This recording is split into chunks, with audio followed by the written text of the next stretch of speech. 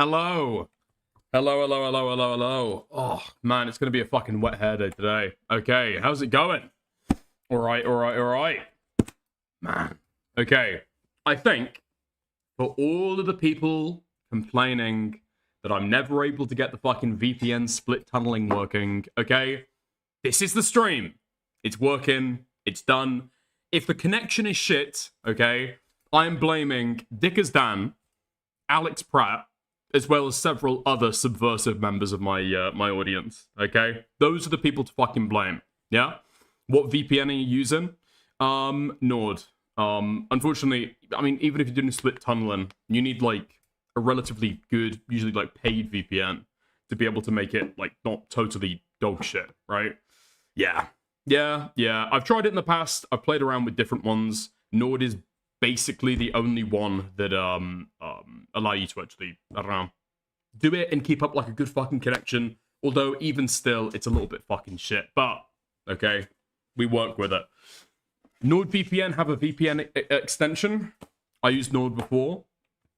Okay, I can imagine them doing it for Chrome. Do they have one for Opera? Do they have one for Opera? Because that would be the important one, I guess. You can run VPN in Docker and route a browser. Yeah, okay. Thankfully for me, NordVPN's just got it already, like, built in. Yeah. Opera is Chrome. Yeah, but I don't think the extensions, like, copy over, do they? Like, the extensions on Opera are, like, different, I thought? It's all Chromium at the end of the day. Yeah, I know, but is there not, like, different compatibility issues? They do? Really? Okay. Never mind. I had no clue. I had no clue. You can just install it straight from the Chrome Web Store. Okay. That's big. That's actually huge. I'll keep that in mind for the future. Fuck. Okay. Because there's been shit that I've used before to be able to, like, increase the volume. I used to love that on Chrome, being able to do that. I've been thinking about getting a similar thing for Opera, but unfortunately I'm just, like, way too lazy to actually go and do it. Okay. Vivaldi's the same way. Oh, for everything being made on Chromium. Yeah, well, it is what it is. It is what it is. Is there really none that aren't built on Chromium? What about Firefox? I thought that was his own thing. Maybe not. Okay. Fair enough. All right. What were we talking about earlier? Hold on. Dickers, do you ever do high tea? Yeah, look at my beard. Of course I do high tea. No, yeah, like the fucking British thing. Yeah, when you've got, like, tea and then, like, sandwiches and, like, different biscuits and stuff. I mean, I've done it before. Yeah, it is what it is. The problem is it's, like, inordinately fucking expensive. Like, for what it is, you'd expect to pay, like, a fucking, I don't know, like, 5 quid, 10 quid. It's usually super fucking expensive just because you call it, like, high tea. Or, like, is there a difference between high tea and afternoon tea? I don't know if there is. Is there? In the UK? Hold on. Is there a difference? Let me actually... I'm just gonna fucking Google it. Between high tea and afternoon tea. Like, there's a part in my brain that just thinks that, like... that thinks that, like, high tea is like afternoon tea, but everyone, like, sits on stools. You know what I mean? Okay. Hold on. Opera. Nice. Okay. Afternoon tea is a light, upper-class social gathering featuring tea, finger sandwiches, and scones. High tea is substantial working-class early evening meal with hot dishes, meat and vegetables served at a high dining table.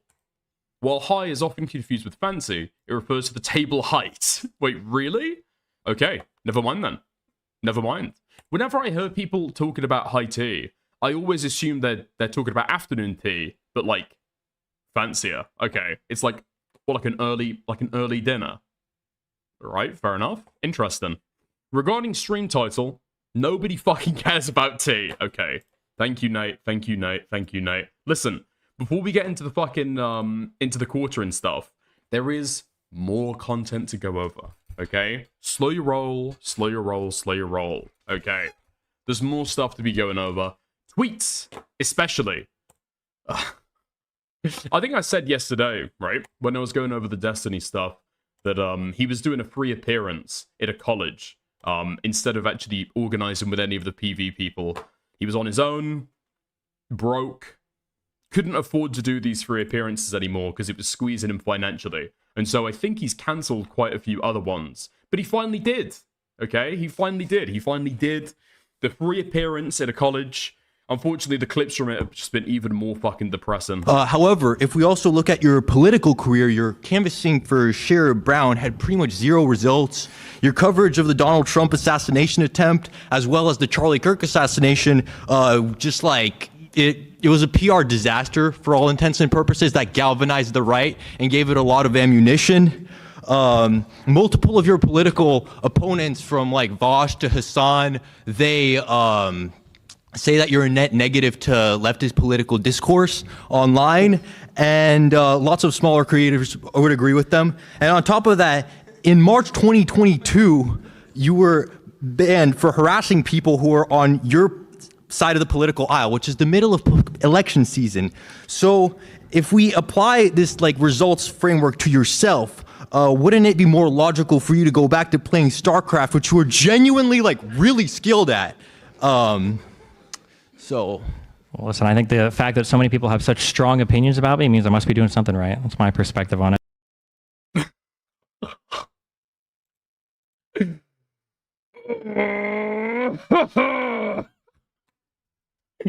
Oh, dude, it's so fucking rough. This has been Destiny for like a year now. I don't know if the fucking Addy prescription has ran out or if he's on SSRIs at the exact same time, but no, it's so fucking retarded. Like, I don't know if I'm like, I don't know, just like totally memory holding it or being like, I don't know, nostalgic or playing up how effective Destiny used to be. But I feel like the answer to a question like that would have been way more fucking punchy. No? If so many people get attention from me, I'm assuming that I'm doing something right.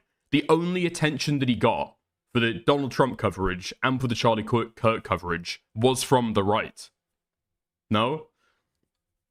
Like, there are shit tons of people that get a lot of fucking attention. Nick Fuentes for a long time got a lot of fucking attention. What does he do positively to help the right? Not an awful lot, right? Not an awful lot. For a long time. Not really so much anymore. But Nick Fuentes just served as like a galvanization point for the other side, which is what Destiny's become. But like without any of the without any of the actual effectiveness. Ugh, man. Broski, fuck OnlyFans. Lyrics and Drewski just gave us fat material for our whole week. Why are they? Sorry, are they the baddest in the fat game right now? If you say no, name who is. Cam Nuggets, every single video. It's got to be Cam Nuggets. 100% of the time. Like, he doesn't produce anything by himself, I don't think. But I think he's doing some pretty good work over there, you know? You watch a Cam Nuggets video when you want to find out the new goon material of the week, you know? He's like a great telegrapher for it. Okay, nice. I was thinking of maybe taking a look. at the Progressive Victory stream. Is there anything actually interesting going on? Or is it literally just like a political rally where several people are like giving speeches and doing like, I don't know, like a stage protest or something? Is there anything actually interesting going on? Progressive Victory. Because so much of the drama recently, well, in the last couple days, yeah, the noteworthy drama has all circulated around PV. I'm just not aware that anything interesting is actually going on. Actually organizing with a lot of those students who you were supporting, and at the Columbia encampments, but elsewhere, and yeah, I'm just really excited about the race that we're building because this is the second poorest congressional district in the country, and our current representative is bought by AIPAC, by the landlords that are pricing us out of the city. Whoa! What? Why would you frame it like that? What do you mean? Why would you frame it like that? Our current candidate is supported by AIPAC, brackets, the landlords pricing us out of the city. Dude, why would you fucking frame it like that? Oh my fucking god. Is this person supposed to be a political candidate? Oh, fuck me. Like a lot of these fucking organizations, I'm sure they actually do like some level of work, right? if they're organizing for like canvassing for different candidates, I'm sure they'd make some kind of difference in highly contested races. But unfortunately, a lot of the candidates that are like attracted to these organizations are just dog shit. You know, they're people who've never been in politics before, and they think that their ride into politics is going to be being, I don't know, like attached to some progressive organization that's going to do live streams and talk about the Jews buying up all the property. By the corporations that are making life harder on all of us. And as a working class person who organizes here, like I have felt these things myself, had to worry about like whether or not I can stay in the city I love because of these corporate landlords, right? And so... Great stuff. Okay. Is there anybody on this panel that I actually fucking know? I can see the top half of Emma Vigland's head, which is not somebody that I'm happy to know. Anybody else? Mr. Beat? Okay, Mr. Beat. I love Mr. Beat. I feel like I know this guy's face, but I've got no clue what his fucking name is. Wow. Crazy. Crazy panel. Crazy content. Jesus Christ. This is the shit that people are actually fucking molding over right now. I don't fucking get it. Legitimately don't fucking get it. Yeah, Mr. Beat is pretty fucking good. Yeah, probably the only person that I can watch make a video about, like, old Supreme Court cases and actually get fucking invested in it. You know what I mean? In terms of educational content about US civics, it's actually pretty fucking good. Not bad at all, you know? Not bad. I like Mr. Beat. Yeah. Unfortunately, he just, like, I think Mr. Beat would be 10 times more successful if he wasn't stuck looking like a fucking, I don't know, like a pimply teenager. You know what I mean? Like, no disrespect to him at all. No disrespect to him at all. But at the same time, I feel like looks, like, that kind of level are relatively important. And he looks like a nerd, you know? He looks like a fucking nerd. Like, we need some of the fucking proletariat on the left in the United States to be able to push some of the stuff forward. Yeah. Yeah. I'll send you someone better than Mr. Beat later. Oh, what, for Supreme Court stuff? Or, like, US civics? Fair enough. I'd be interested for it. Yeah. I think that fits, it fits for his channel, though. I guess that's true. Yeah, I guess his channel name is named after his surname that he used as, like a secondary school teacher. Yeah? Like a high school teacher. So I guess it kind of makes sense. No disrespect, you a fucking nerd. I mean, he is. He is. I don't know. It probably appeals to a certain base, but yeah, it's a shame. Like Legal Eagle, I would say his success has been partly built on the fact that, like, he's Chad. You know? Hassan, his success is partially built on the fact that he's Chad. This is my prediction. Going into, you know, post-2026. The vast majority of YouTubers that you will see rising up on the platform, you won't actually see them. They won't be real, right? They won't be VTubers, though, right? They'll show their face, but it's going to be fake. They're going to use AI to make themselves look fucking gorgeous. They're going to use AI to pretend to be a fucking Giga Chad. And that's what they're going to do for their entire fucking platform, you know? Dickers, what's your thoughts on Moses Italma getting the 5th round win tonight? Well, I'm very, very proud of Moses. Incredibly proud of Moses. I think he really earned that 5th round win tonight. I know he's worked awfully hard for it. Yeah. Big up. Big up Moses. Yeah. Okay. So, like, J-Stalk maxing? That would actually be fucking amazing. If J-Stalk does, like, an actual stream where he shows his fucking face, and then he just does, like, a face swap with the Burganov twins, or whatever the fuck they're called. That would be fucking good. That would be so fucking good. Oversimplified fills a smaller niche to Mr. Beat, albeit for younger audiences used to simplifying history. Yeah, I mean, I don't know. Am I like Unk? I don't know if I'm fucking uncoded. I just don't like oversimplified because it is, like, oversimplified. You know what I mean? Like, I want to get into the fucking nerdy details of it. It sounds way too fucking basic, but there we are. Thoughts on Steve Clark? Hengist, I can't pretend to know who these people are, okay? I'm gonna be real with you. I can't pretend to know who they fucking are. Oh, man. Yeah. I mean, What do I think about the current PV lineup? I feel like they're alright. I don't know. Is Emma Vigeland just somebody who's too big to be able to ignore? I think so, possibly. But she's just such a fucking retard. That's a fucking problem. She's such a fucking moron. Usually, right, if somebody's like involved in politics or political content, and they're doing that political content every single day, that's the fucking water they're swimming up. You'd expect a lot of these people to be able to have like intelligent takes. But I feel like Emma Vigeland's like political takes are just like Gaza and Iranian propaganda. That's like, that's her entire fucking outlook on the Middle East. It's so fucking annoying. I mean, Gaza, yes, it's a fucking crystallizing issue, and yes, it's an important geopolitical issue, and blah, blah, blah, blah, blah, blah. But it's like given rise to this, like, I don't know, whole coterie of morons who can just say Gaza, Gaza, Gaza in every fucking sentence. And people treat them as though they have like a respectable opinion. Like, they don't. They're just like saying the words Gaza again, over and over again. Crystal Ball's a retard too. I get the vague sense that Crystal Ball is a retard, but I'm not entirely sure why. So I'm not going to cast that much judgment. She just looks strange, I think. I think she just looks strange. And that's it slightly puts me off her. Crystal Ball. Her name is fucking hilarious. I hope it's not a stage name. I hope her parents named her that. Okay. Wait, this is what she looks like? I thought she looked stranger. Ah, okay. This is what I'm thinking about. This is what I'm thinking about. Yeah, okay. Hold on. Wait. Okay, why does this say that it's like 1080 by 1080?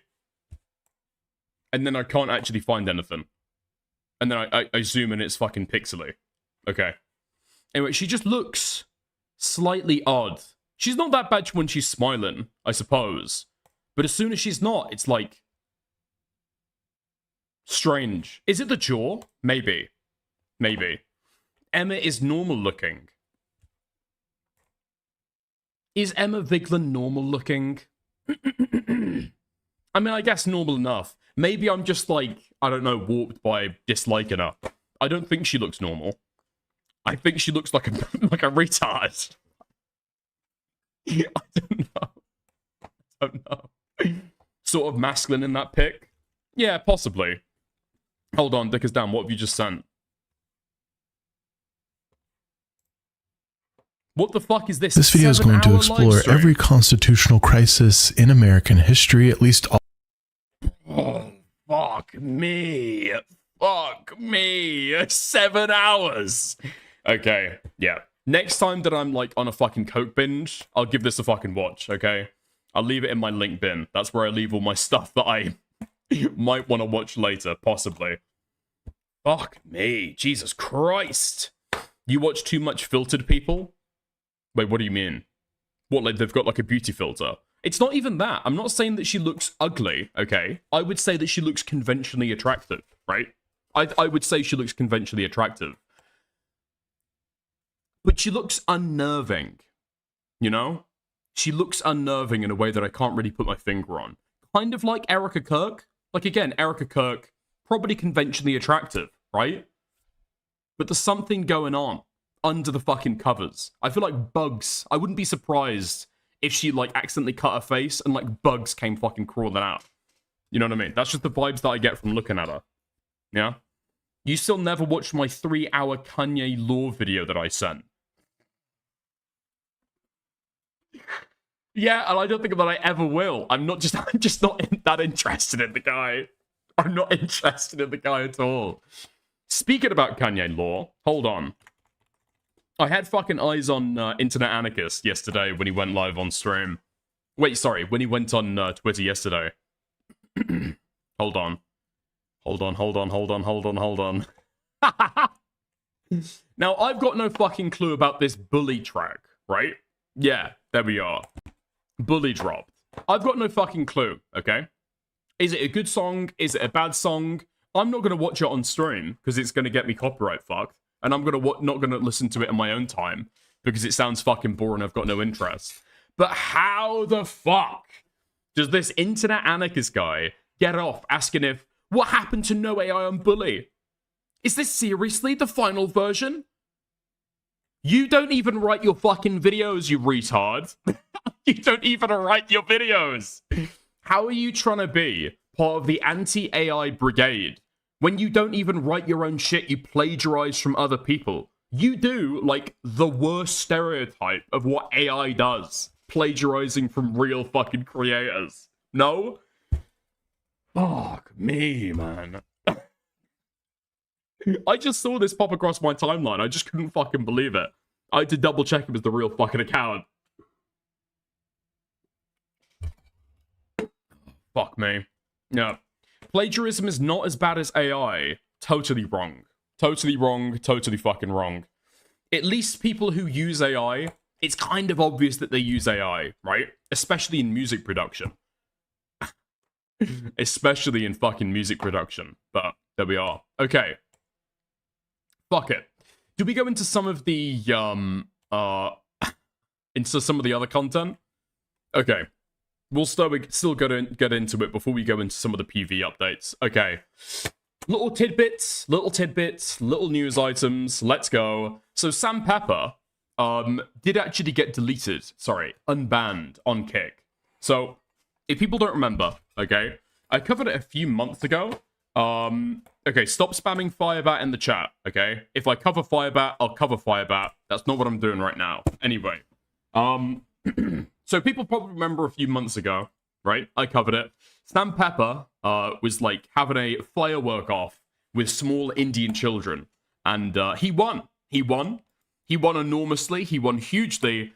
He blinded a child. Total Sam Pepper victory.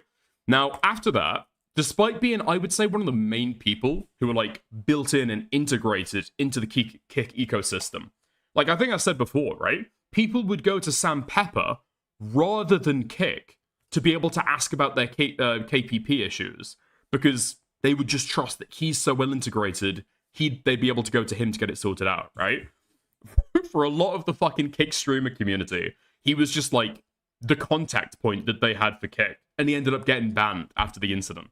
That's how bad it was. Anyway, he posted a lengthy apology, going into detail about what was happening, okay? And then eventually, he got unbanned over it. However, Indians have been on his fucking case, right? Indians have been on his fucking ass over this stuff. And they have pointed out that as soon as he got unbanned, he deleted his fucking apology. Sam Pepper is being called out for deleting his tweet where he offered to pay 100k to the Indian girl he blinded with a firework. Well, he promised 100k to help out the family, after which he was unbanned from Cück. Let's just read the actual fucking thing, yeah? Monica? Yeah, okay. Okay. Monica? Are we sure? I think I've spoken to a few Monicas in my time. Anyway. Remember British blogger Sam Pepper, who had blinded an Indian girl during his Diwali trip by bursting cracker near her eyes?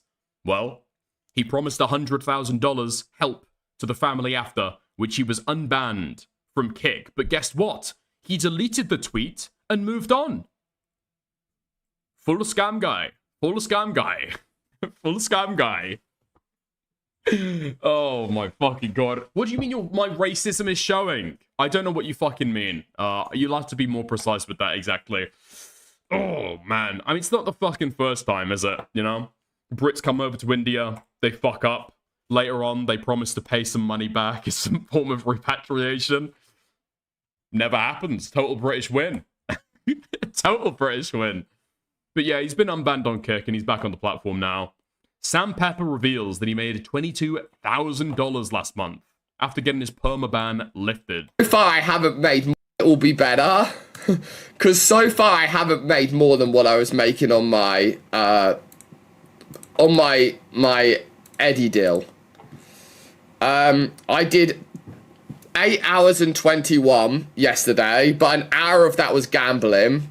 So 7 hours and 11 minutes, and I got paid $983. So let's say $983 divided by 7. $140 an hour. But we had like a lot of viewers and a really good chat. It will be better. Oh, fuck me. I mean, dude, I don't want to do the typical fucking thing about big streamer complains they're only making $250,000 a fucking year. But I mean, this shit got reported all over the fucking press, right? Like, this shit went into international news, and he's complaining that he's only making $250,000 a year after snatching a kid's fucking eye. I think he claimed that, oh, actually, no, they weren't blinded. The family is lying to be able to try and get money out of me. And then it seems like, in this post here, he did actually accept. Yeah, okay. Yeah, that kid lost their fucking eye. That kid lost their fucking eye. Later, some influencers went to the family's house to film content about the girl's injury for their channels. During this, it turned out the family had only received about 1,200 of the 3,600 I'd sent, which suggested Deepak hadn't given them the full amount. But I don't know. When I confronted him on the phone, he couldn't explain where the money went. So, definitely true. Absolutely true. I've found a way to borrow 100,000 to give to them. If I can promise, I have the income to repay it. Sorry, if I can prove that I have the income to repay it. However, I'm currently banned on Cück, despite serving the original 30-day ban. I understand why, but I'm asking Cück to overturn this decision, so I can fix things for the family. And then I'll be able to take out the loan and hand it directly to the family.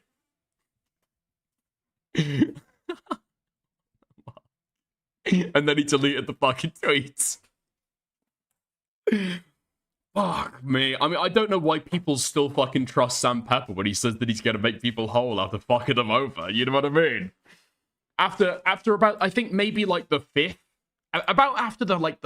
crypto scam, I feel like people should have learned the lesson that, yeah, okay, probably shouldn't trust this guy, you know? And he's got away with it again. Again. Oh, fuck me. Okay. There we are. That's that. That's the Sam Pepper update. It is what it is. Yeah. Dickers, you should do gambling streams. Should I? I don't know. I've never gambled in my fucking life. So, the closest that I've got to gambling is paying on the fucking, like, 10p or 2p machines. Where you, like, slide it down the fucking, you know, thing. And try and whoop, whoop, whoop. I don't know what they're fucking called. What are they called? Like the dropper machines? Where there's like a base that moves like that. And you're trying to get out, like, all, like, more coins. And then sometimes they put notes and stuff on, you know? No, gambling is bad and boring to watch. It is bad and boring to watch, but there is, like, a reason why a bunch of streamers do it, right? It's gonna be crazy fucking financial on the back end, surely. You're gonna get insane amounts of fucking money. What a dumb suggestion. Dickers is a devout Muslim. Why would he participate in haram activities? That's also a good point. Yeah. I mean, how much would you have to be paid to make it, like, kosher? Well, sorry, haram. If you do, like, a gambling deal as a devout Muslim, but you pay half of it back to the imam, is that okay? Like, charity is a pillar of Islam, you know? Little bit for me, little bit for Allah. It is what it is. It all comes out in the fucking end, yeah? Okay. They're evil people. What, Muslims? Nah, we're fine. We're fine. Because they get paid a ton. Oh, you're talking about the gamblers? Yeah. I mean, that's it, right? They get paid a ton. I don't know. I mean, what is my fucking audience demographic? I think it skews, like, significantly higher. The median person, I think, watching my channel is in their late 20s. You know? I feel like I would probably... I would feel fine if I did a fucking Gamba sponsorship. I wouldn't really give a fuck. Yeah. I mean, the thing at my size is just, like, I don't really have that much of an audience to be able to actually leverage in any fucking deal, you know? Maybe some Woo Bucks, actually. Maybe some Woo Bucks. Possibly. Oh, fucking hell. Speaking about the Woo Bucks stuff, like, they were giving money, hand over fucking fist, to anybody that would fucking take it. It's insane. It's totally fucking insane. I was looking under Stardust's tweet yesterday, talking about progressive victory, Tipster got offered a place in PV to be able to fucking work with them. Now, I don't know, I guess, if they intended to actually pay him, or if they wanted to just, like, invite him to one of the events. But nevertheless, they're just like, Brianna Wu is just reaching out to whoever she's got in her network, you know? I think Brianna Wu eventually was, like, friends with Keffels and an enemy of Zanderhall. Tipster was a friend of Keffels and also kind of defended her over the Zanderhall stuff. And so, I guess he got on her radar. And then she was trying to ask him and invite him into doing PV. Now, he said that publicly, right? He said that publicly. I reached out to him in private to be like, wait, hold on. Are you lying? Is this a joke? Is this a joke or is this actually true? And no. It's actually legit. I won't give any other fucking details, but yeah. If he wants to share them on his own time, you know, it is what it is, but... Ugh, man. Yeah. I'm pretty sure that's the reason why Brianna Wu got fired as well. Yeah? Like, the reason she was involved originally didn't Wu separate from PV. From what I've heard, PV separated from Wu. Quite the opposite, actually. Quite the other way. I do not think that it was a mutual departure. No. But yeah, Brianna Wu got invited on PV because she was the person in the content creator sphere who could be able to, like, get streamers on board. And rather than trying to get on big streamers, she just, like, fill it with quantity. No disrespect to anybody involved, right? I fucking like Tipster, but is he going to be a mover and shaker who's going to be able to, like, possibly sway an election or mobilize, like, a big audience? No. So it just creates, it just ended up being a, I don't know, like a networking event for Brianna Wu to, like, spread her fucking tentacles. You know what I mean? Yeah. Anyway, speaking about PV, I said yesterday, Hutch has not been invited to be involved with PV because of his relentless Hassan hate.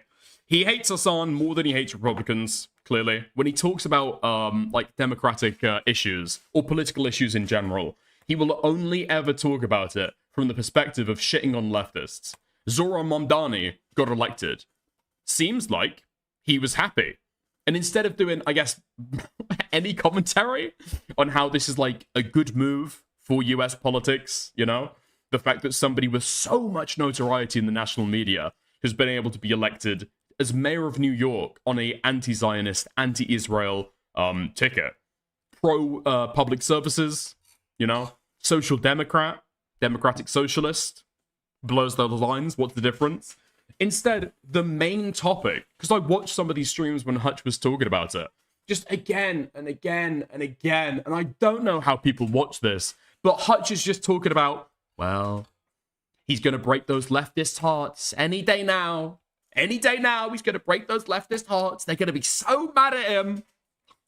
Bro, what? It is his only political impulse is to talk about the far left or what he perceives about the far left. And here we go again. Instead of learning from his fucking lessons, okay? Hutch just doubles down on it.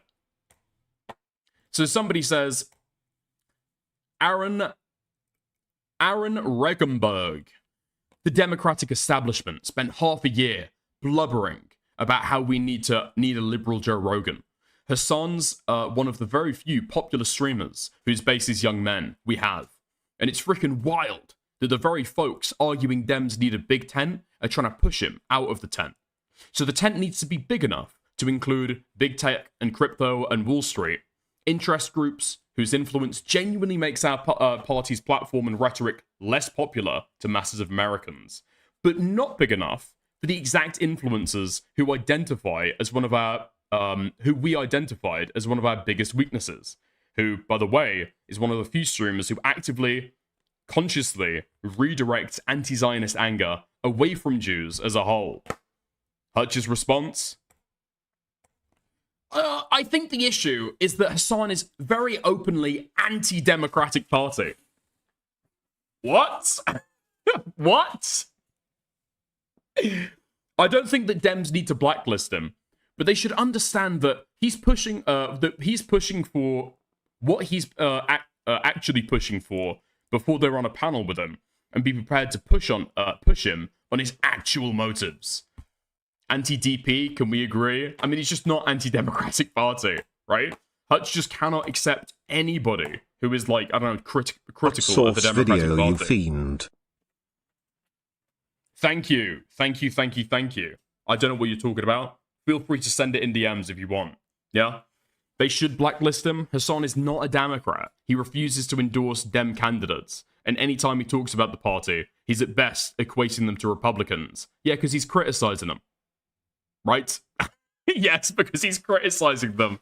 He obviously fucking supports Democrats. Why do you think that he's trying to get Gavin Newsom on his fucking stream? Right? Why do you think he's trying to get Gavin Newsom on his stream? And why do you think that he, like, harshly criticized XQC for having Trump on his stream? Right? Read between the fucking lines. Because he's a Democrat who will vote for Democrats or support Democrats. Right? That just is what it is. And the idea that Democrats don't need to blacklist him, but when they're on a panel with him, they should push back on his actual motives. So Hutch's idea of appropriately platforming Hassan is that you can have him on, and you can talk to him, and you can be allied with him, but the entire time you need to, like, what, do fucking mind reads on him to push back on his actual motives? Yeah, that sounds like a fucking retarded conversation. Okay, nice. Like, I don't know what Hutch is imagining. You've got a Democratic panel, or a panel full of Democrats, where everybody is saying the exact same things, and they're all agreeing with each other, but you need to call out Hassan for why he's agreeing with us, and why he's saying the things that he's saying. It's totally fucking retarded. It's not even like, I'm not even disagreeing with it on, like, a moral level. It's just retarded. Yeah? Seems like a walk back. I mean, that's another fucking aspect to it as well. Hutch is absolutely doing a fucking walk back here. I think he has said that Hassan should not be platformed by Democrats. They do need to blacklist him. He doesn't support the party or our causes. He's not a Democrat. No? Am I wrong on that? It's a huge fucking walk back. That's totally retarded. You cannot be allied with somebody who shows no support whatsoever. What do you mean, no support whatsoever? What do you mean, no support whatsoever? Why is Hassan showing up at the Democratic Party conference and not showing up at the Republican Party conference? Because he's a Democrat and he supports Democratic causes. Holy fuck. He's not the guy who will support the Dem ticket in 2026 and beyond. He does not believe in coalition building with people outside of his bubble. He, and folks like him, think they can replace every politician that they don't with leftists. And they're just wrong. Except for the fact that the most notable thing that Assad has done recently is being allied with PV, you know? With Soy Pill, Hutch's podcast host, Dylan Burns, Hutch's friend. He clearly does believe in coalition building, much more than Hutch does. I mean, who would Hutch have a fucking coalition with, unironically? In the current fucking age or era, you got dick. You actually can't. Okay, bro, you're getting too big for your boots. That you're fucking in favor of a big tent. Discord for the hot sauce video angel. And then excluding people like Hassan. Discord for the hot sauce video angel. Thank you, Janky Johnny, for the 2. Dickers, you realise he explicitly said that he wouldn't even vote Gavin Newsom if he was the candidate. I'd need to see a clip on that. I'd be interested. He explicitly said that he wouldn't even vote Gavin Newsom if he was the candidate. What do you mean? He voted for Kamala Harris. Huh? No?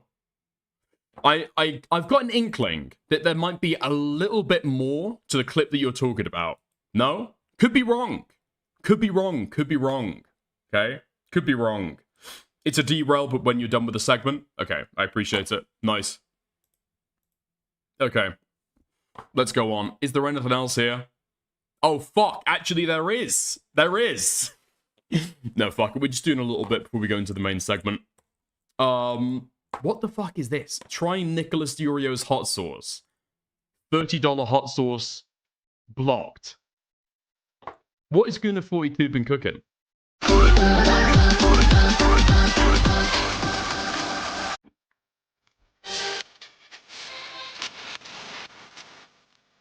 going on, guys? Gunnar42 here. Today I have something a little special. We have the Nicholas Deorio special edition Ricky's hot sauce. I'm going to do an unboxing and a taste test. So starting off, you know, pretty nice packaging. It's got a little hinge here. Look at that. So we pull right here.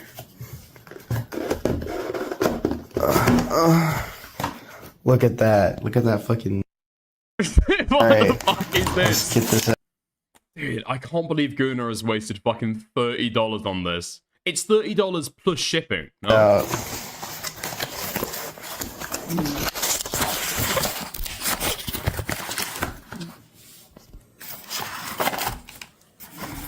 So we got the Billy Mitchell signature and the, I guess, Nicholas Deorio signature there. So let's. Okay, let's get on with the taste test. What's it tasting like?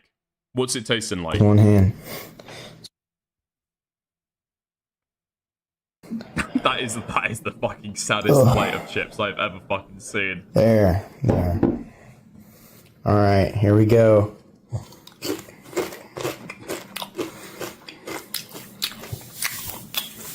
Extremely vinegary. What? What the fuck?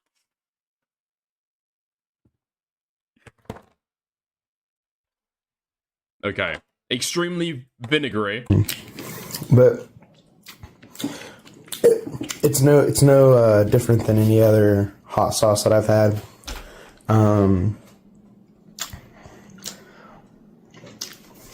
It's titillating my taste buds. The spice just isn't there.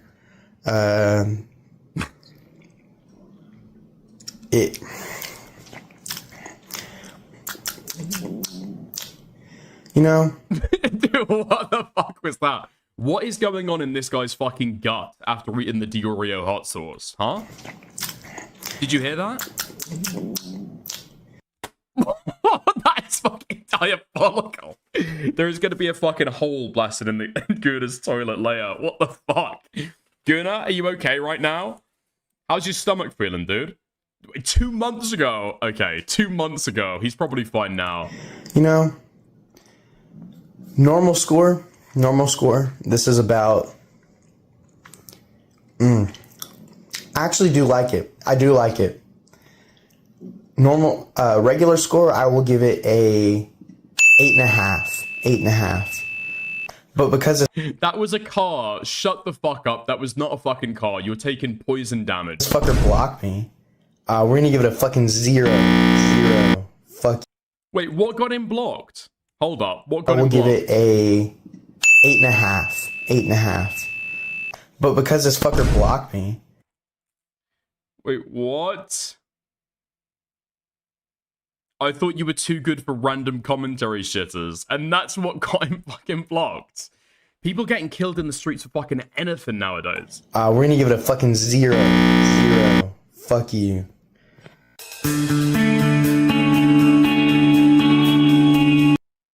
Thank you. Like and subscribe and share for more gangster vids, or also hit the bell for notifications. Okay. We're liking, we're subscribing. Nice. You said I deserved my blog. Some people do. Some people don't. I think that Gunnar is the only innocent person that I've ever seen. Except for myself, obviously. The only innocent person that I've ever seen. Oh. Look, I can't remember why you got fucking blocked. I actually can't. I can't remember. Why did you get fucking blocked, Hengist? I might actually change my position. I might have just been feeling very Scotophobic that day. Oh, hold on. Dude. Isaac, in the Discord. Sweep for this, dickers. Okay, I'm getting ready to sweep. Janky Johnny, thank you for the big gifted membership. Okay. Vance or Gavin Newsom? Well, I'd have to vote for Gavin Newsom. Me of course, too. 100%. I wouldn't blink. No What doubt. about you? Okay.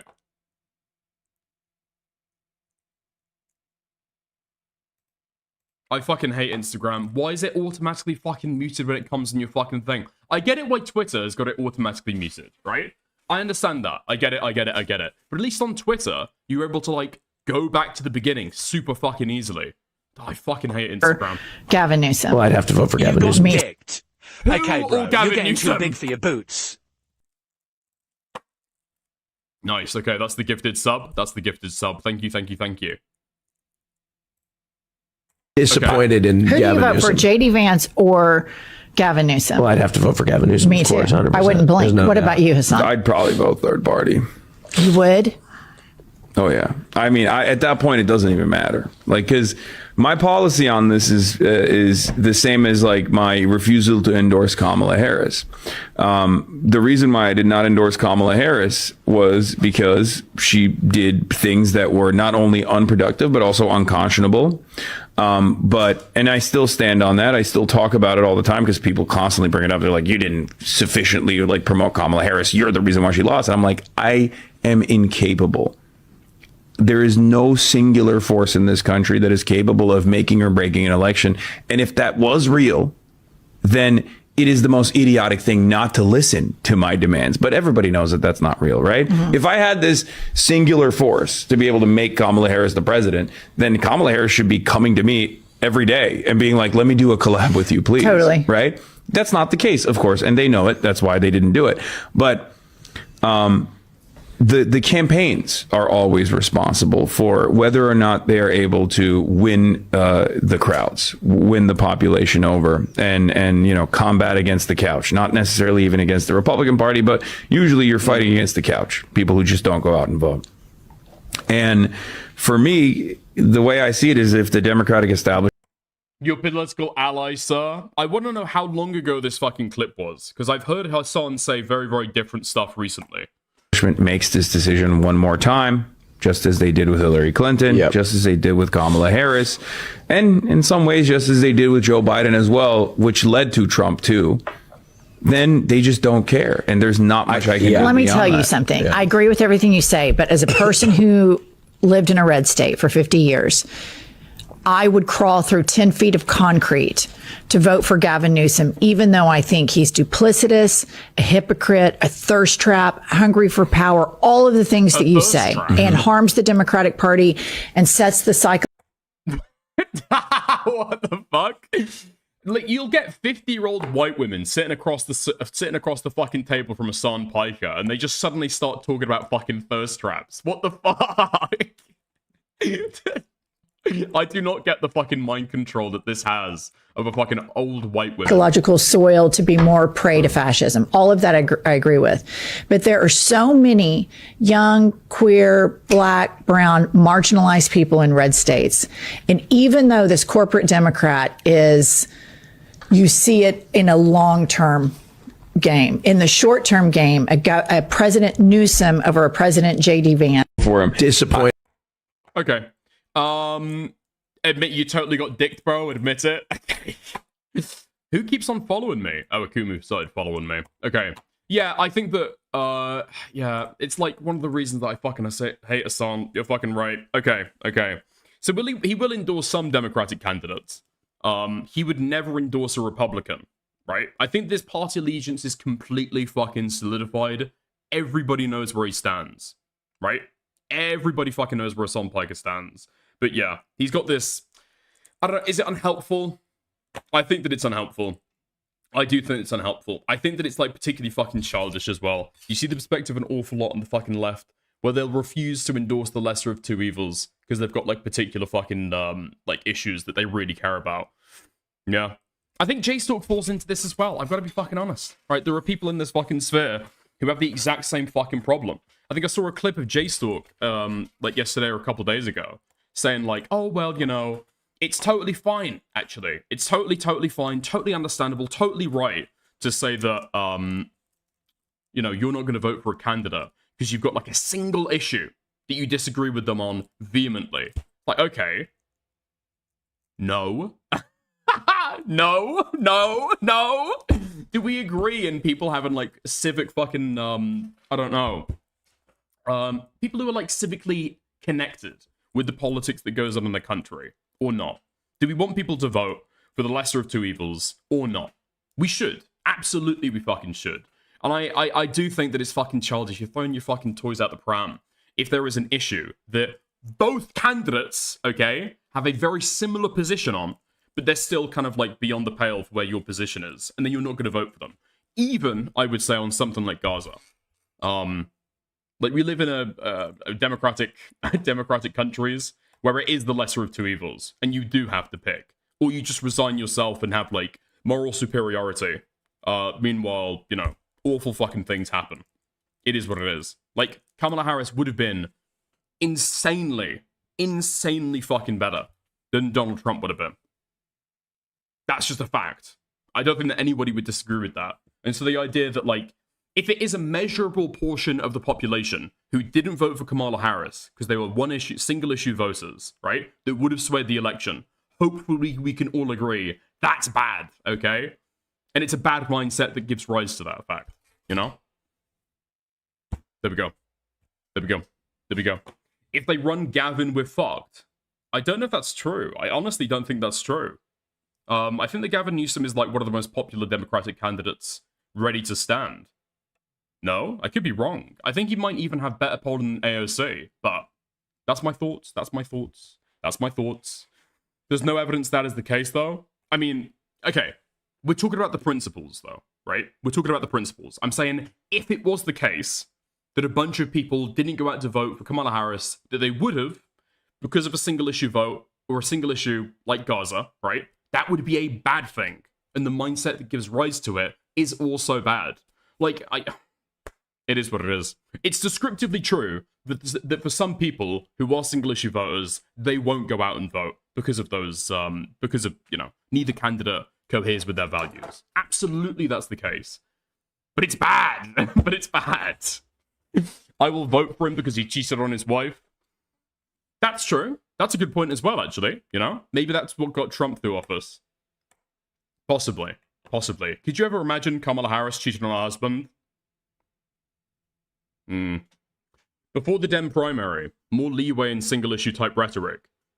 I mean, yeah, when you've got like an internal fucking party struggle where you want to decide who your candidate is, absolutely, that's the time for infighting, right? When it comes to the ballot box, at the actual fucking election, it's the time to decide. Are you going to go for the lesser of two evils? Or are you going to go with, like, I don't know, self-righteous pleasure of not voting at all and feeling as though you've got no part of it? You do. Every citizen has a part in their democratic process. And abstaining from it is just accepting the fucking result of whatever happens. You have a small chance, a small amount of power to be able to intervene and slightly sway the election. And if you don't engage at all, you accept the fucking results. I do fucking believe that, okay? I don't think that anyone would ever be able to, like, convince me otherwise. I've had this argument with even Republicans, okay? I've said this even with Nate. It's not a fucking partisan issue for me. It comes down to how you engage with politics. If Nate was going to fucking go and vote Trump, I would say, go and vote Trump. Actively engage. But being completely fucking disconnected, I don't know. You just think it's fucking weak. I'm going to crash out? Okay, we'll move on. We'll move on. Oh, fuck me. Don't get me started on the Iran nuclear threat, okay?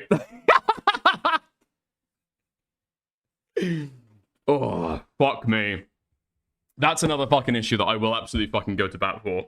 I think the rhetoric around that right now is fucking retarded. Snark. Stardust snarks are. Okay.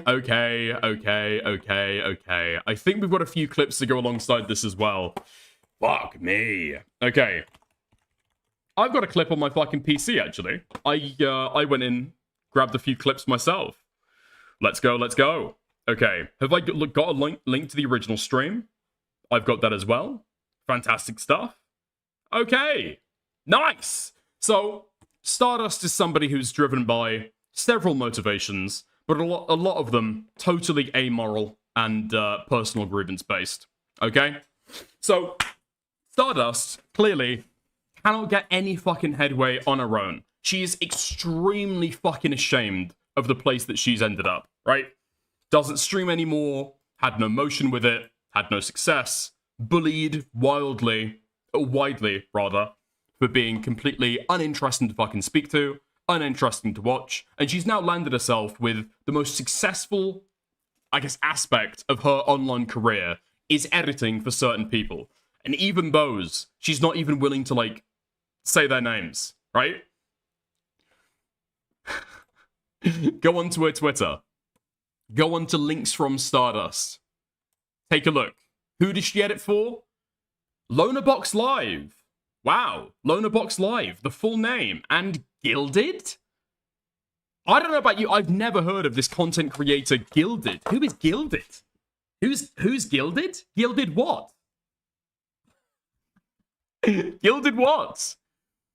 Let's click on. Let's see. Hold on. Oh, okay. Gilded Poo. Right. Gilded Poo. The Indian woman is ashamed of editing for Gilded Poo. Anyway, she won't even give the full fucking name of the people that she's actually standing with, right? That she actually works for. Clearly, extremely ashamed of the life that she currently fucking leads, okay? But, because of that, she's committed herself to being doggedly pro-Destiny, because that is the only large person that she's actually got something of a connection with, right? She moved away from him for a while, wouldn't really speak too heavily on it, has been completely disconnected because of it, doesn't actually know what Destiny's been saying over the past year, as we'll talk about later, right? But she's back, okay? She's back. And without a second thought, she's decided that she's going to throw all the fucking weight behind Destiny. He's got no support around him, right? Dan is occasionally popping in and out. Some people have said he's been more active recently. Hutch has recently gone back onto the Destiny plantation. And now, Stardust, it looks as though she's hopping back on there as well. Yeah? But Stardust will just, like, throat the cock of the biggest people that she's got half a fucking connection with, right? And use them to be able to go after people she doesn't like. So you'll see this with the way she talks about Destiny. You'll see it with the way that she talks about Deorio. It is truly fucking pathetic at every fucking turn. But anyway, so Stardust recently weighed in on the progressive victory discourse that we did yesterday, okay? Now, this tweet must have been posted in some, like, DGG spheres, because it's got a disproportionate amount of support compared to any of the other tweets. I didn't see this originally when I was doing the PV stuff, right? But apparently it's fucking popped off in DGG circles. So, Destiny, to give the context of this clip, okay? Destiny goes on live, lonely, broke, talking shit about other people. Somebody brings up PV and the fact that he's not been invited. What does he say? He goes on, Vosh and Mike Rimpey are working with the Soy Pill and Mr. Beat at a PV event. Yeah, I thought Progressive Victory was dark money. Kind of crazy that I guess they changed their mind on that. That event looks like it's going to be god-awful. Holy shit, so many horrible people there. Jesus. What do you think invited Vosh, Dylan, and Soy Pill, but not you? Isn't it also controversial?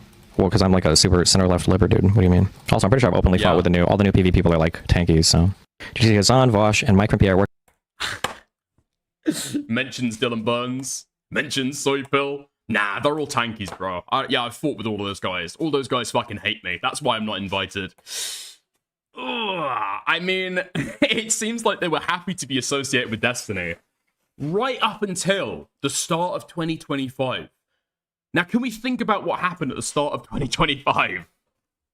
That's right, Stardust's ex-boyfriend happened at the start of 2025. Beckett, President Sunday, released their videos exposing what Destiny had done. That is what happened then. Right? And that's why there's been such a cataclysmic change over the last year. But Stardust weighs in, okay? So again, nothing to do with herself. Nothing to do with herself before. She gets so heated over Destiny being disrespected. Destiny got your event's publicity. Mobilized his audience to put in massive effort for your events. And you act like this? What is this signaling to potential creator partners in the future? If they rape and then shit talk you, but they will also get fucking, like, dogged on. I mean,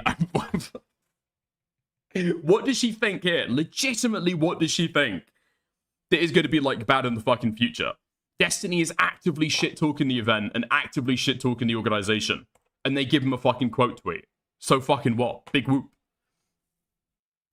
Why would anybody want to work with you? Who the hell is running this account? I mean, maybe people in the future will want to work with them because they've got, like, access to politicians, you know, Rokana, most notably, all the way throughout. They've got access to big influencers, Vosh, Hassan, Soypill, Dylan Burns, Mike from PA. It's a big fucking tent, right? Most people are included, except for pedophiles of the soul, except for digital rapists, okay? Dude, it's such a fucking wide tent, they're even allowing Vosh there. Yes. Horsefucker himself is allowed at this event, and Destiny's been cast out. Why? I don't know, Vosh's only crimes, okay, are to fictional children. That's why. Anyway. She goes down. First, the petty tweets about Brianna Wu. Now Destiny. Even if I didn't like either of them, why the fuck would I trust you if you turn on people who worked hard for you? There's a level of professionalism you hold, even when you fall out with people, when you're on an organization. This isn't it, okay? We've got the huge content creator, the huge political mover and shaker, Stardust, to tell Progressive Victory how to do this. She's absolutely not just fucking cock-gobbling for Destiny. Absolutely not. No. Way to sink your reputation as an organization. Really. Disgusting. Sink your reputation. Dude, Destiny is in the fucking dirt right now. Who wants to fucking associate with this guy? The only organizations that still want to associate with Destiny are Unfuck America. The people whose only raison d'etre, the only reason they existed, was to hound and dog Charlie Cück every fucking when. And then he got killed. Destiny's the only person associated with their event still who is, like, a big notable voice, right? He's the only figure that they have that's, like, a big permanent fixture, right? Some people occasionally fucking associate, but yeah. I wonder if Stardust actually thinking about Unfuck America. Would Stardust have any of this heat for Z Tyler Cohen when she goes at Taylor Lorenz and when she makes videos dogging on other fucking leftist influencers in the space? Or is it just for PV when they go against Destiny? I wonder if we'll see that in the future. But in any case, wait, hold on. I saw Hellbent get involved here, and I think she eventually got blocked. Wait, hold on. Can't believe they would devalue a sex pest contributions like this. Bro, you can't keep quiet. Like half of the people you sweep for DM'd minors or did worse. Uninterested in your opinion. Are you okay? Didn't even deny what she said. Holy. I suspected that she hated my ass for a while. Then saw this and clicked on her profile. Oh, blocked. You actively harass people you dislike, including sending pictures of dead animals to Indian women. Your boos mean nothing to me. I've seen what makes you cheer. This you? The most base thing ever, type beat. Now, fuck. Okay. After this happened, or while this was happening, I think Hellbent had a little bit of a conversation with Stardust in the DMs. Am I allowed to fucking share these? Hold on. Am I allowed to share these? Give me 2 seconds. Where did she share them? Give me a moment. Where did she share them? Okay, give me a second. I'm going to go and ask the relevant party if I'm allowed to go and talk about it.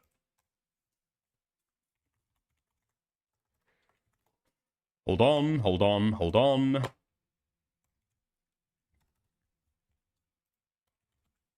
Can I leak this on stream? Okay, nice. We'll go down there, okay? Because if you don't know what this is referencing, it sounds crazy, right? Actively harass people you don't like. Sending pictures of dead animals to Indian women. Plural? That's crazy. Okay, let's get into it. What actually happened? Hold on, she quote tweets it. She quote tweets it here. Okay. I think when I initially did my coverage when this blew up, okay? I was a little bit antsy about what was going on. People were describing this as gore. People were describing this as a death threat. People were describing it in a lot of fucking ways, okay? I mean, this is just like a picture of an animal carcass at a cow market, right? There's no blood, there's no gore. It's just a butcher stand. It is what it is, okay? Now, to be clear, this is not something that you should be sending to people of Indian heritage. It's bad, it's bad, it's bad. In fact, after this, which is often left out of the fucking retelling of events, Substance deleted it and then wrote, like, a paragraph of an apology to Stardust over this stuff. She still rejected it, and has been trying to get him fucking banned and blocked everywhere that she can. Yeah, okay? I mean, it's genuinely fucking, really fucking pathetic. Somebody gives you what seems to be, I mean, if you even see, like, Substance talk about this now, or if somebody else references it, the guy will be the first one to say that he feels actually fucking bad. Even in private conversations, he clearly feels fucking torn up about it. But nobody cares. In my opinion, okay? This wouldn't have been like such a big drama for him if he never apologized, right? In which case, I would say, I don't know, what kind of incentive structure you leaving, right? Okay. I've just got permission to leak the DMs. Okay. So, Stardust beefing back and forth with Hellbent, okay? She goes in the DMs, and despite the front that she's playing up when she's replying back to her, she apologizes. She bends the knee. She concedes. Oh, I'm sorry. I shouldn't have blocked you. That was uncalled for. That was truly uncalled for. I'm just irritated. The PV account is being run into the ground, in my opinion, and I'd never want to work with them as a creator myself. Would they want to work with you? Who the fuck are you? The fuck are you? It's just so fucking gay to see this. So she didn't block her, okay? Stardust lied on the timeline. Yeah?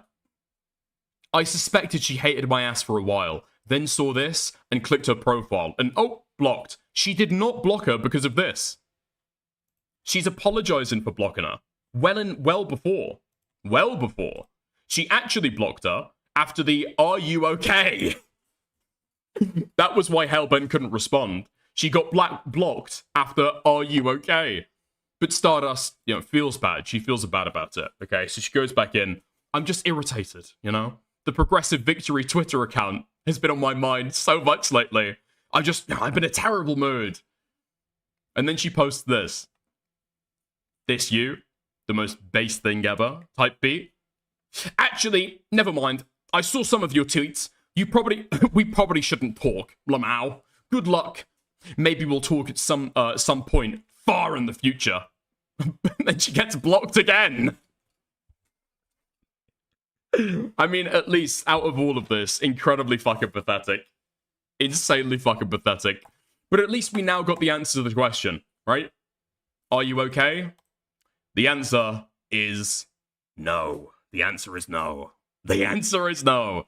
Despite the fact that Stardust is not a white woman, she clearly acts like one, is equally as neurotic as one. And can't handle the fucking bants, I guess. Can't handle the fucking bants at all. It's fucking insane just how aggressive and combative she is online with on Twitter with people.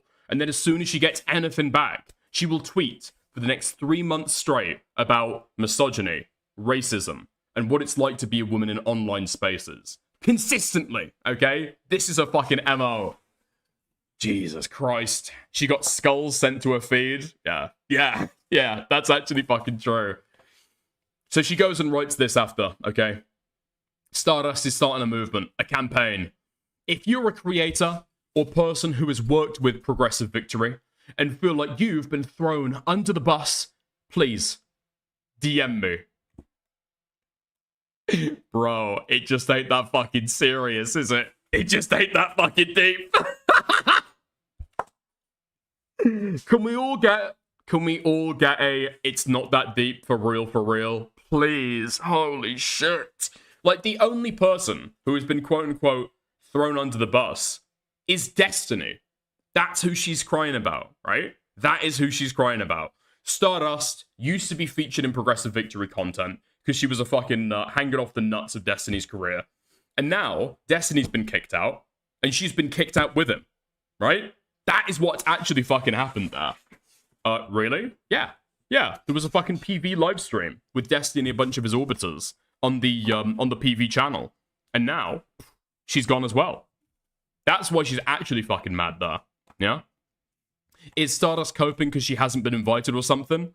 I don't think as an independent creator, Stardust would have ever been invited. Probably because she doesn't create content, right? That's it. Now she's trying to cling to Nick. She's trying to cling to fucking anybody. That's the fucking truth of it. It's really fucking sad. Yeah. Tips to mention. I mean, the crazy thing as well is, like, thrown under the fucking bus. All that's happened is that people have been disassociated and they've no longer been invited to the events. That's all that's fucking happened. Do we go on? Okay. So I guess the question that would arise in everybody's mind is if she's going to frame it in such hysterical ways as being thrown under the bus, what is the actual reason why Destiny got blocked? I wonder, why has Destiny been blacklisted from PV? J-Stalk coming in, the Lawmaster has entered the chat. Perhaps they're frustrated that Destiny lied about one of their employees being a sexual predator before being corrected by Not So Erudite publicly, and provably spreading revenge pornography of another former employee without that employee's consent. So obviously, right, J-Stalk is talking about Wicked Supreme, who did used to work for PV, right? The only reason that he got in there was because of Destiny's community, and then Pixie later on, right? So spread around Pixie's revenge porn, and then trying to smear Wicked Supreme as somehow, sexually predating on Pixie later. Exactly what J-Stalk says. Where is her response? Okay, here we go. Let's just go back. Okay, nice. So, Stardust will later concede. Where is it? Where is it? Stardust will later concede that she's got absolutely no fucking clue what J-Stalk is talking about at all, right? And so, because she's got no fucking clue what J-Stalk is talking about, she fires back with, perhaps you should shut the fuck up, since you justified people sending me dead, severed animal heads just a few weeks ago, knowing it was racially targeted. Did he? That's crazy. You have no leg to stand on, you sick fuck. Encouraging people to say it was me? Encouraging people to threaten me? Encouraging people to threaten me? It is so histrionic, it's actually fucking insane. And it is just because, you know why it's because, right? Stardust has got a good fucking tweet, getting a lot of fucking traction, you know, crying on behalf of Destiny's fucking ego. And so she's got a lot of DGG support right now. And so going back at J-Stalk, maybe spreading some of these fucking smears further, okay? Getting a little bit of drama motion, yeah? But that's 100% why it is. She does not believe that any of this is true, because she did the live stream going over it, and she's already said that it's not true, right? We'll get to that later. Last fucking person I should be hearing about. Last fucking person anybody should hear from is J-Stalk. The guy who tried to fiend after any female associated with men he doesn't like, and who purposefully manipulated people. Okay, but you disagree? Okay, but do you disagree that this is likely why PV doesn't like Destiny? Because the runner of the social media account says otherwise. Oh no! Oh no! Oh no! The social media intern says otherwise. What the fuck is the social media intern said? Oh my fucking god. Is this really how you decide, like, the thought process of the executives of a company? Yeah? When the social media intern that they've hired to, like, shitpost on Twitter, like, goes off on the fucking mouth, right? Is that how you fucking measure it out? It's so fucking retarded. It's unbelievable. Okay. So Jacob comes in, okay? Used to work for Progressive Victory. I publicly refuted Steven's comments about Supreme, Wicked Supreme, and directly asked for a public retraction, because it was stupid, and Supreme was a co-worker who I still hold in exceptionally high regard. So Destiny goes out and says that Wicked Supreme is trying to have, like, I don't know, he's like a sexual predator trying to have illicit relationships with women who could be young enough to be his daughter, right? That's what he said publicly on stream. And he leveraged the fact that Wicked Supreme worked for PV at the same time that Pixie did to try and, like, drum up some kind of, like, bogus sexual harassment in the workplace complaint, right? So if you're Progressive Victory, what are you thinking? Do you want to associate with this guy? Because every time that you associate with anybody else in Destiny's sphere, and he's pissed off at them, he will throw aspersions at your organization as though you facilitate sexual harassment in the workplace, right? That is what will happen every time. Hold.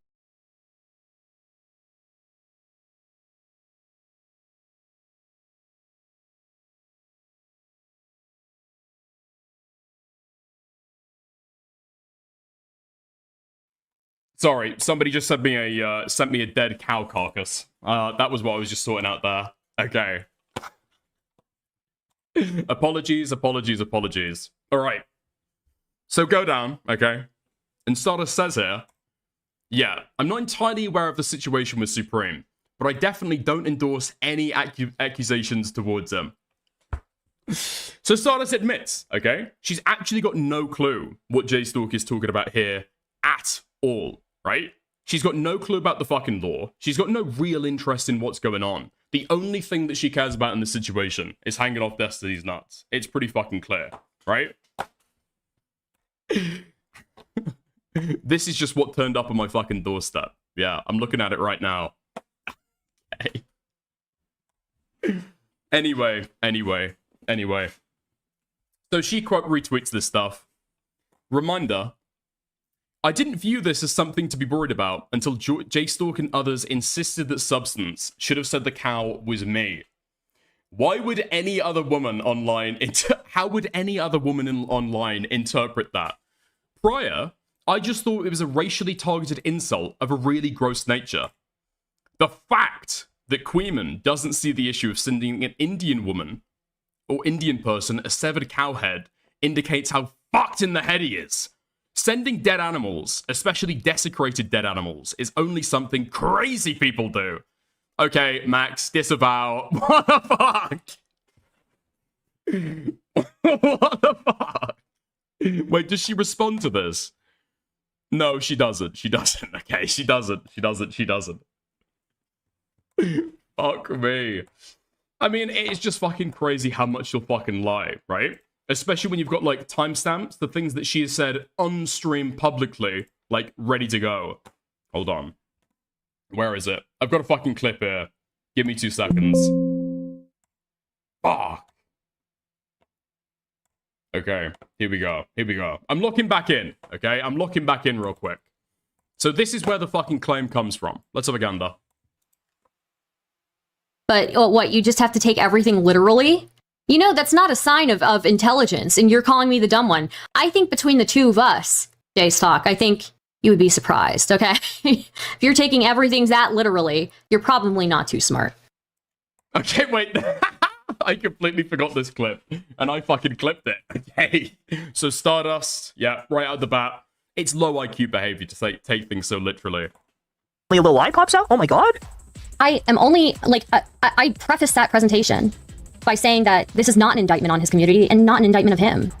I very much said that. So I think that... Okay. Well, I wish Substance would have had the foresight that when he posted that tweet to go, actually, this is because I think you're a cow and I'm threatening you physically. It's not racist at all. I wish he'd had the foresight to make it clear it wasn't racist. You can pretend, Jesus again, Christ, man. Like, you can't just say, well, this isn't racist and it's now not racist, right? You can... We can pretend. Wait, what is this argument that he's making here? Is he actually trying to say it wasn't racist, that it was, he sent me the cow because he thinks I'm a cow? Is that really what he's trying to say here? That when he posted that tweet to go... Oh, man. It's rough, okay? Because Stardust is just, like, way too fucking zonked out of a person to actually make anything, like, interesting. Complains that taking jokes literally is low IQ behavior. Plays the most obvious fucking joke ever. scrambles to be able to pause the clip and then takes the joke literally. It really is fucking great stuff. Hold on, have we got that again? Oh, I think that... Okay. Well, I wish Substance would have had the foresight that when he posted that tweet to go, actually, this is because I think you're a cow and I'm threatening you physically is not racist at all. I wish he'd had the foresight to make it clear it wasn't racist. you can But pretend Jesus again. Christ, man! Like you can't just say, "Well, this isn't racist," and it's now not racist, right? You could. We can pretend. We can pretend. Wait, what is this argument that he's making here? Is he actually trying to say it wasn't racist? That it was he sent me the cow because he thinks I'm a cow? Fuck me. Actually, it's fucking thick as a pile of sticks. It's so fucking retarded. It's like beyond parody. Now, I don't know if Stardust is like actually this stupid, or if Stardust is just, I don't know, like pretending to be this stupid, to be like actively malicious, right? I would probably say, given what she's been tweeting here, she is just like openly fucking malicious. She's happy, she doesn't like certain people in this sphere, and so she's more than happy to like spread fucking smears about them. She is stupid? No, she's not stupid. She's not stupid. She is not this stupid, okay? You don't do a live stream talking about it, right? And then memory hole it so hard you actually twist it to this fucking extent, right? These are like lies. These are lies. Is she smart enough to be manipulative? Do minorities have to be smart in order to like what? Cry about racism? I don't think so. Do they? You don't have to be smart in order to tell a fucking lie, Alex. This is like fucking basic shit. What did she say about J-Stalk here? Okay. J-Stalk justified people sending her dead, severed animal heads, knowing that it was racially targeted. Encouraging people to say it was me, encouraging people to threaten me. No, she knows what she's fucking doing. She's an obvious fucking malicious retard. Huh? You can go back to the original stream, just if you need any more fucking evidence. I don't actually wish that. I'm just aiming along. But Jesus Christ, man! Whoa! Sorry. What was that, Stardust? Hold on. Wait. Did I fucking timestamp this? Or is this a fucking timestamp that somebody else put? Denying that there's a racial undertone to this. To make it clear it wasn't racist. I don't actually wish that. I'm just aiming along. But Jesus Christ, man! What? What did he say? What did he say? I don't actually mean that. I'm just memeing along. And she hears that, presumably acknowledges that, and then switches up, like, what? 2 months Like, later? you can't just say, well, this isn't racist, and it's now not racist, right? You couldn't do that. You couldn't do it. You can't say, well, actually, this isn't racist, and then post something that's racist intentionally, and then be saved. What you say is disconnected from your actions. What your actions are doing is irrelevant. Like, it makes... Sorry. What you say is irrelevant when your actions, like, follow through and do put him on the spot, and do get him in trouble. Obviously. But they didn't get Pisco into trouble that I know of. Like, I didn't see him get into trouble. Maybe I haven't been paying attention, but it was all about, you know, putting Substance on blast, which I did successfully. It was only about putting him on blast. Yeah, I forgot the context of this. So, hold on. It's somewhere around here. Dude, she's been tweeting about this shit so fucking much. It's actually quite hard to be able to follow all of it.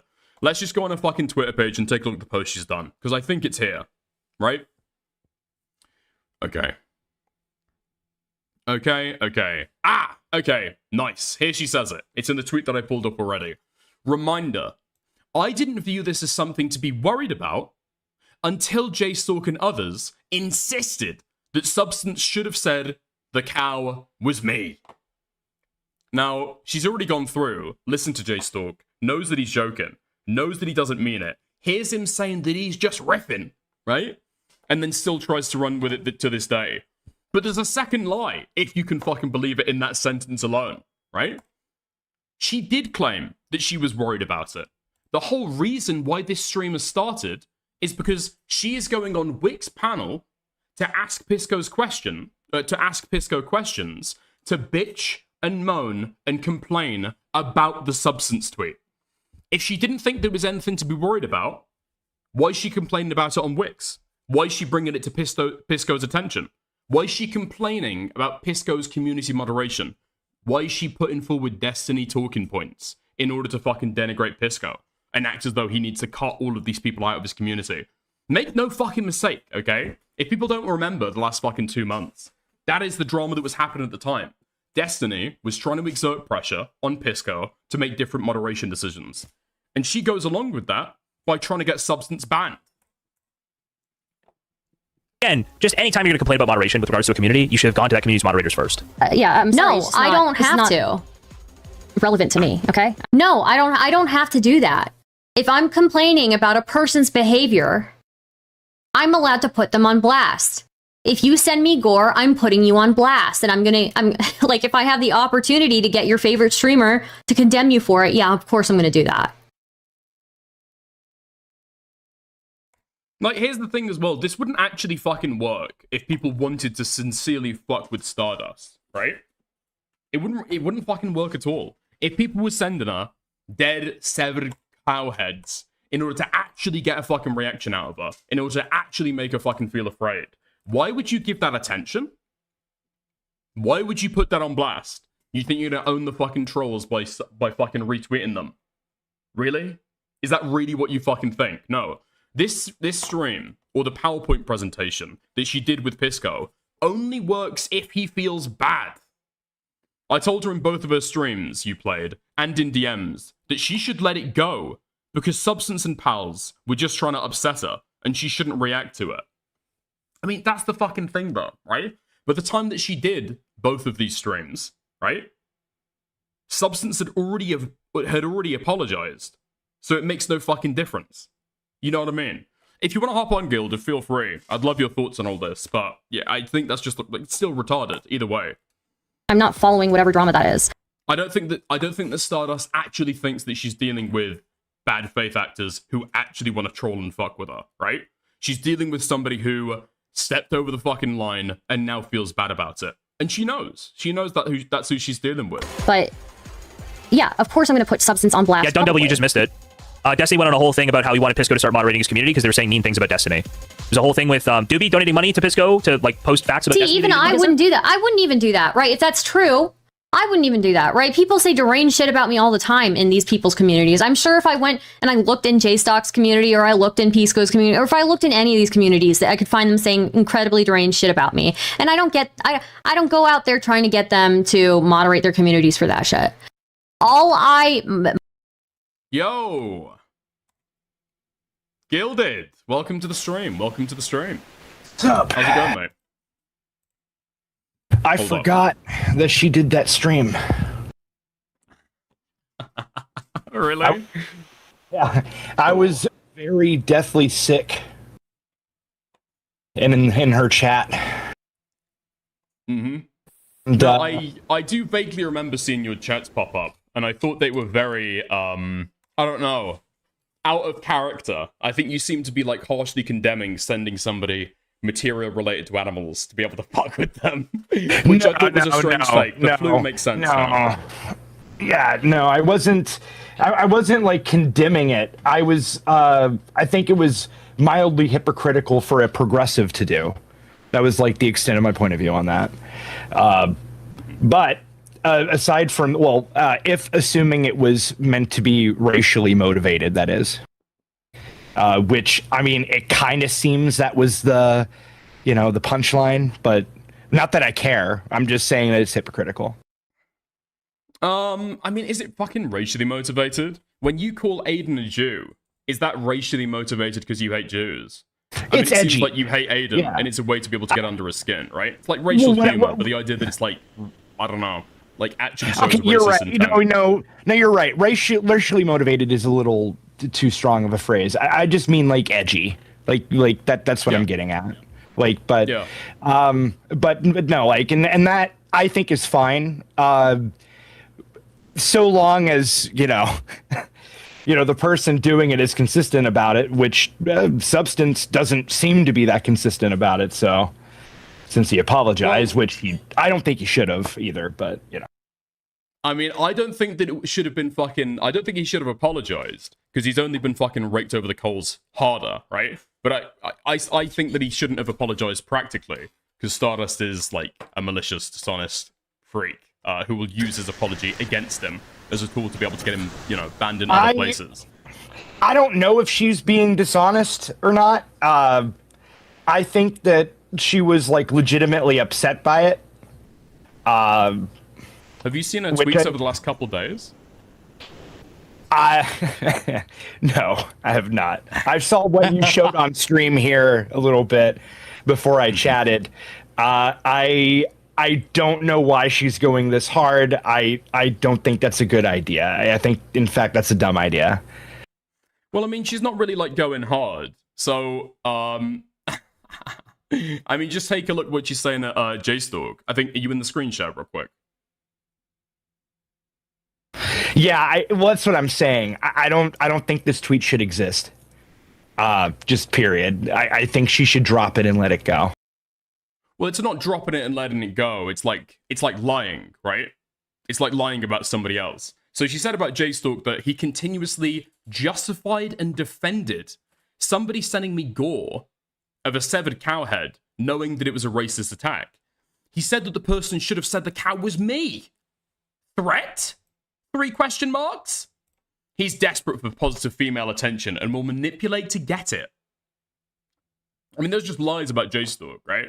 So, like from the stream that she did, she knows that these are lies. Hold on, go back to the other tweet real quick. So, Sure. Yeah, so the gore, I would not call it gore. I believe this was, I think Queeman actually already debunked that this was gore. I believe it was Queeman, showcasing that it was just some typical thing that butchers do in some Middle Eastern country somewhere. Yeah, it's like an animal carcass, right? Yeah, it's not, I wouldn't call it gore. So I don't know why she's still saying that. I thought this was actually debunked on her stream. I thought this was like something she acknowledged and then said, yeah, well, it's still disturbing to send an Indian or something like that. So I'm a little surprised she's still going with the gore angle. And as far as him justifying it. I mean, let me give you my opinion on that, and I'll see if you agree. I think the reason why she's calling it gore is the same reason why she's calling it, like, what? A racist attack. She's playing it up as much as possible to be able to smear people that she doesn't like. Right? Yeah, this is so she wouldn't be so objectively interested in the overdramatic, Substance tweet if Substance wasn't, I don't know, a clipper of Queeman and JStalk. But it's a way to be able to get to them. And so she'll smear Substance and she'll smear JStalk and Queeman in order to, like, I don't know, serve a vendetta. But she's just objectively lying. She's got to know she's lying. She's either lying or exaggerating to the point of absurdity. I don't, but yeah, this is definitely what I mean to say is it's either she's maliciously lying or she's just being excessively hyperbolic out of emotion, I guess. I could see what you mean. I could see what you mean about like excessive like hyperbole, like calling it a racist attack. If you get down to the nitty gritty. Probably not, but I get where she gets that from, right? But for example, saying that JStalk continuously justified and defended it. He didn't. Substance got banned during the stream that she was watching. I can't remember. Didn't he ban Substance like for a temporary period? And then say, like, if you talk to me, I'll ban him permanent. I can't remember what exactly happened. I forgot. Yeah, but JStalk said that it was bad, right? No, he did, yeah. Although, like, he did and then laughed about it. I think he's kind of, like... How do I put this? His actual opinion seemed muddied. Because part of him just also wanted to make fun of Stardust, so I don't know what his real opinion was. Also had a fever, so I'm probably misremembering wildly. So okay, but he wanted to debate me on this, by the way, in the stream. From my chats, I'm like, bro, there's nothing here to debate. If you came to me and you just said, I don't think this was bad of Substance to do. In fact, it's funny. I would just say, okay. Like I don't know what I was supposed to debate him on. Debate who won? Sorry, JStalk. JStalk, yeah, he was trying to invite me on his stream, and as I said, I had a 102-degree fever. Then Beckett was trying to set it up, and yeah, it was dumb. But yeah, I'm not entirely sure what JStalk's position is. From memory, his position was very. Like, he was trying to be serious while also entertain. I mean, I can give you a clip if you want. Hold on. Give me 2 seconds.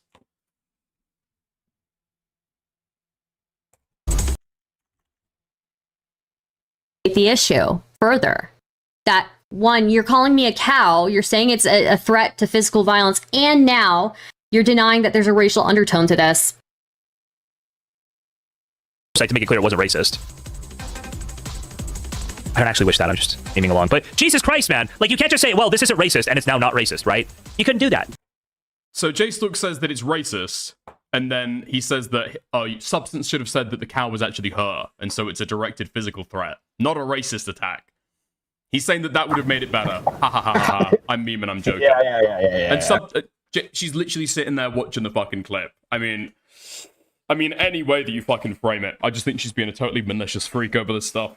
And it's just because she doesn't know about the PV stuff. And so as soon as J-Stalk weighs in to be able to disagree with her, she's just like smearing the guy. That's all that's happening there. I mean, fuck progressive victory. But either way, and everybody involved, including the people banned, I don't care. But no, like, as I said, it could be that she's lying, I guess. It's also possibly the case that she's so emotionally invested in all of this that she's just saying shit. I feel like the only explanation here is that she's lying. I think the difference is she's either in the heat of the moment lying, or she's like coolly, maliciously trying to fuck with J-Stalk by lying. But I feel like lying is the only answer here now. I read it as a crash out. Personally. People say like really insane shit when they're crashing out. But yeah, if she's knowingly saying false information, basically what I'm saying is either I kind of agree that like she's in either way she's being dishonest. It's just a matter of is it what's the word I'm looking for here? Is it something that she's planning, or is she just crashing out? But I agree that in either case, this is a pretty dishonest tweet. I think she could possibly. I mean, I don't think she'll like to hear it, but I feel like she could probably learn from Substance example. You know, you crash out, you say something on Twitter that maybe you shouldn't have done. You realize later that was bad, and then you apologize. I think that could be a good resolution here. No. She could, or she could, at minimum, just delete all the fucking tweets and stop talking about it, dude. Like I'm gonna be honest with you, and I told her this too. I said I don't care about the cow carcass thing. I don't understand. I can't understand why it upsets her. I just can't relate. I even say this in I think the chat that I've been on the internet way too long. So like I don't know if she's just not been subjected to that, as she like hid herself from the internet for most of her life. I'm just really confused on why this is an issue. Like when she was a creator, she spent like an awful lot of time intentionally going into like alt-right racist spaces where people would just like give her racial harassment 24/7, right? That was what she fucking lived and breathed for a very, very long time. So she clearly doesn't really care that much. It doesn't get to her that much. Like, there's clips of Stardust on fucking streams where people are calling her the peace slur, which I'll get arrested if I say, So she clearly doesn't really give a fuck that much. Like, the tweets that she puts out are intentional fucking race bait to rage bait people. I did ask her about this, actually. Specifically this. I did actually ask her this. Her issue isn't racism itself. It's racism from people that claim to be progressives. That was her issue. So she doesn't care about racism. The worst part of the racism is the hypocrisy for her. Is that what we're saying? That's what seems to be the case from, yeah. I think she even says this on that stream as well. Yeah, no, she does say that. She does say that. It's very funny when she says that, yeah. Yeah, she said something like, I expect alt-righters to be like that, but progressives are supposed to be above it, or something like that. Yeah, I'm sure. I mean, to be fair, I don't give a shit about racism either, but I'll just say that. No, I do to a certain degree, which is why I'm glad that Substance apologized for it, because it was a fucked up thing to do. But my interpretation about why Stardust cares about it is because it's like an ego hit. It's not necessarily that somebody's been like, I don't know, targeting you racially. It's then you've been like disrespected. And I mean, being fucking honest, right? It is an amazing 1-2 when she says, "Boo-hoo, I hurt your sensitive feelings," and then she gets quote retweeted by a cowhead. It's bad, it's bad, it's bad. But I mean, as a 1-2, it is a bit of a masterstroke. You know, again, you can't come back from that. She could have literally just said "lol, good one" and then moved on. Yeah, she could have, but that's what I'm saying, right? That's the reason why she's crashing out. Is it's like a personal disrespect that she's taken from it. I don't think she gives a fuck about any of the actual fucking racism. If she just said that, if she just said it was personal disrespect, right? I think that would be relatively fair, though. No, because she's trying to smear people, and she's trying to get people banned from other spaces, and nobody's going to care about personal disrespect, right? You've got to say they're racist. Yeah, that's true. I did not like the Pisco thing. Actually, I was not a fan of that either.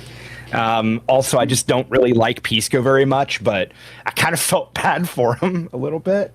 So, because I just felt this was all unnecessary. The guy's just a shitter. Who cares? Yeah.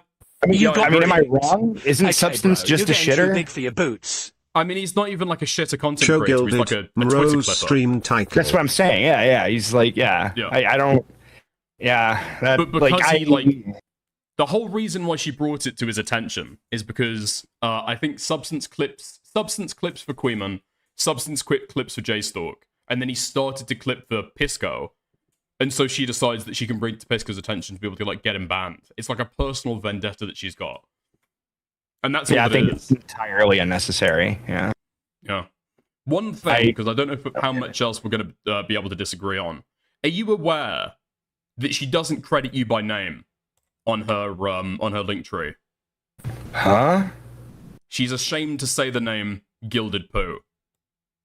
Why would I be linked in her link? Wait. It's editing clients. Oh, I didn't know that was. Well, now, me personally, I would be quite offended if I was paying somebody to do editing work for me, and they wouldn't even quote my full name when they were talking about editing credits. But I can kind of understand why. Poo. Like India. Yeah, okay, I could possibly get that. Yeah. Do you not find that like a significant point of disrespect? Like, I'm basically saying, are you prepared to dock like half of the wages going on? Nah, it's including half of your name there. Yeah, no, I don't have an issue with that. I don't care. Like, to be fair, also, it's probably my fault because I did literally, after she made the video, after she finished one of my videos, I said something to the effect of, well, this is a match made in heaven, an Indian editing a video for a poo, or something like that. I don't remember what I said. And I think she got annoyed. I think she got annoyed by that. Abused. She's getting racist attacks even in the DMs of the client that she's working for. No, this wasn't in DMs. You've got to be paying her fucking crazy amounts. Like, no, this was in the chat of some stream. Fucking market rate, surely. No, this was just in the chat of a stream. This was not in DMs. It was worse. Okay, so you're publicly attacking her. You're racially attacking her publicly. Well, it's different when I do it because I'm actually being, I'm being silly, right? So it's different. Okay, I'm not actually, legitimately going out there, I don't know, sending her weird, screwed up stuff.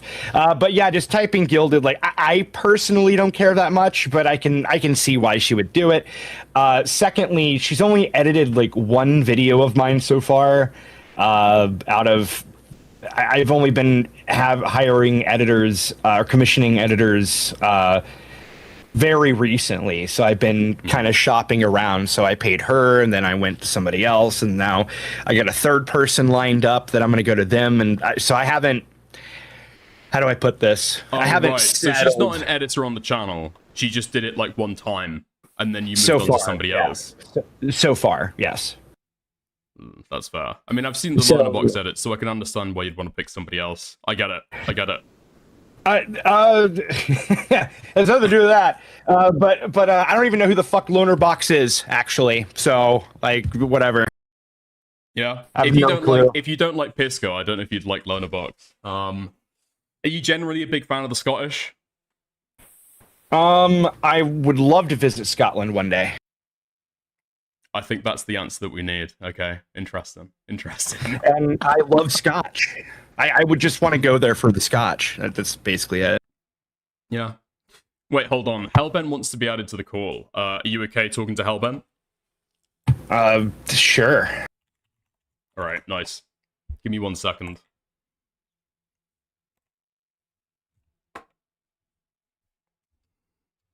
Hello, Hellbent, former friend of Stardust. Welcome to the stream. How's it going?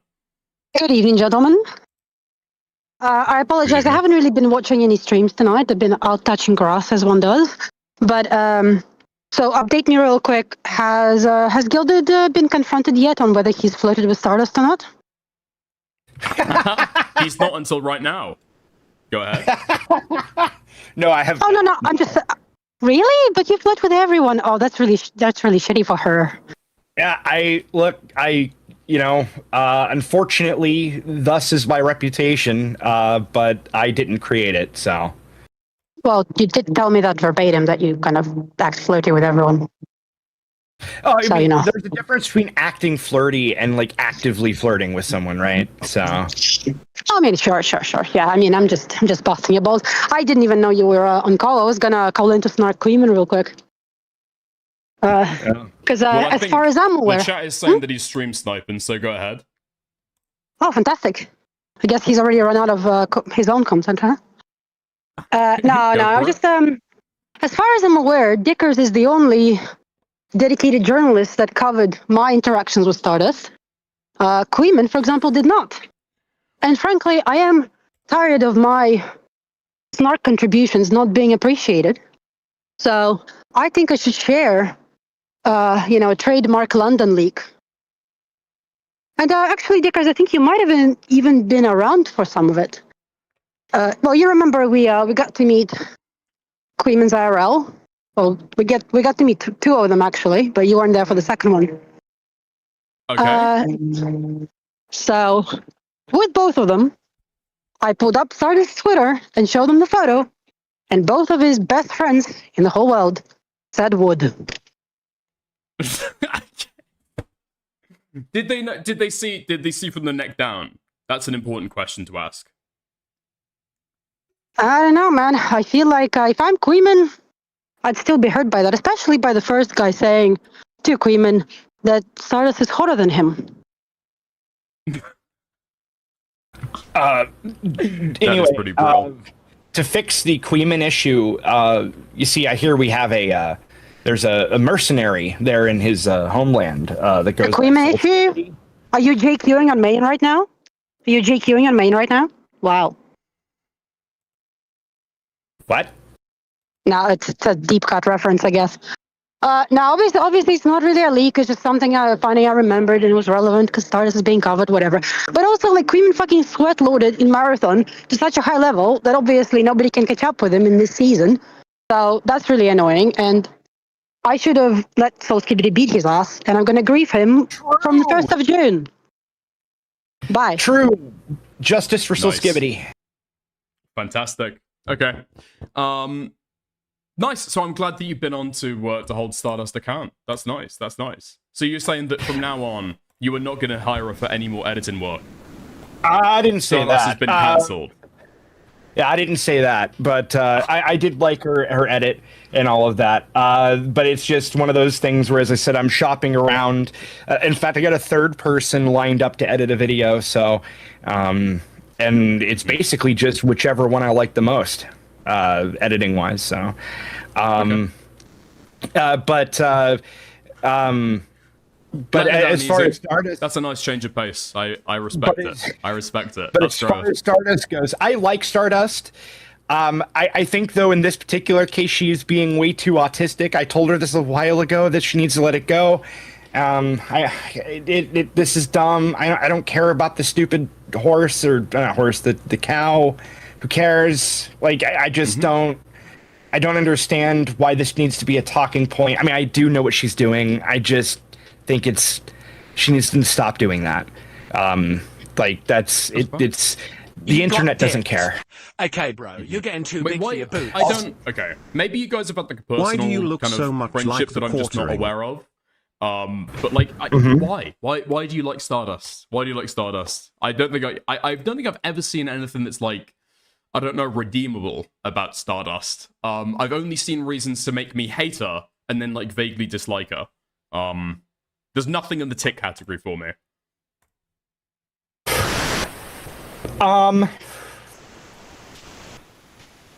Well, I guess the immediate the thing that comes to mind is she, at least to me so far, is pretty loyal. So, you know, that means a lot to me. And she, so far anyway, hasn't had like a psychotic meltdown and leaked all my DMs onto lolcow farms, which also means something to me. So I guess judging by your track record, that's like a new thing for you. That's a new level of trustworthiness. Well, okay. I've also talked to Stardust like off and on for a while. You know, like we have some mutuals, so like it's like, you know, it's whatever, and we have interesting debates behind the scenes. You know, like, you know, the normal kind of stuff. You know, I disagree with her politically on fucking probably half of the stuff she says, along with everyone else. So, like, you know, whatever. But no, I think that one of her biggest issues online is she needs to understand that this isn't Normieville. And she's trying to dredge this normie crap into the internet, and no one cares. Like, that's really the fundamental issue.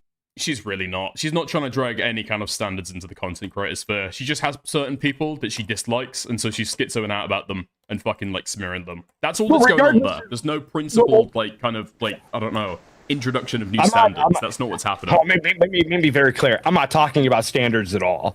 I'm just saying like normie arguments, regardless of whether or not they're rooted in any kind of moral standard, right? Like complaining about gore, I would make the argument is a normie fucking argument. Okay, like I could not give a fuck less about gore. I think gore is boring. Okay, if it like, and the reason why I think it's boring, like, just go watch a fucking modern horror movie for like 20 seconds and then look at this severed cow head. Okay, and then tell me which one's worse. I would argue the simulated gore is probably worse. So I just, in terms of it being graphic. Yeah, I've got a question to put to you. Okay. So apparently, you've said before that Mutahar can't talk about pedophiles because he's a Muslim, and all Muslims follow Muhammad, who is a pedo. Was Stardust offended by that comment? Did she care about anti-Muslim hatred? Hold on. To be a couple things. Number one, that isn't exactly what I said, but I said that it's kind of contradicting to talk about you know, pedophiles on the internet whilst being a practicing Muslim who venerates Muhammad, and which per the Quran you're supposed to venerate Muhammad to a higher degree than your own family. So it feels kind of odd that you would venerate Muhammad, a literal pedophile, and then also bitch about pedophiles. But to answer the second, Do you think that Stardust has the right to be able to bitch about pedophiles?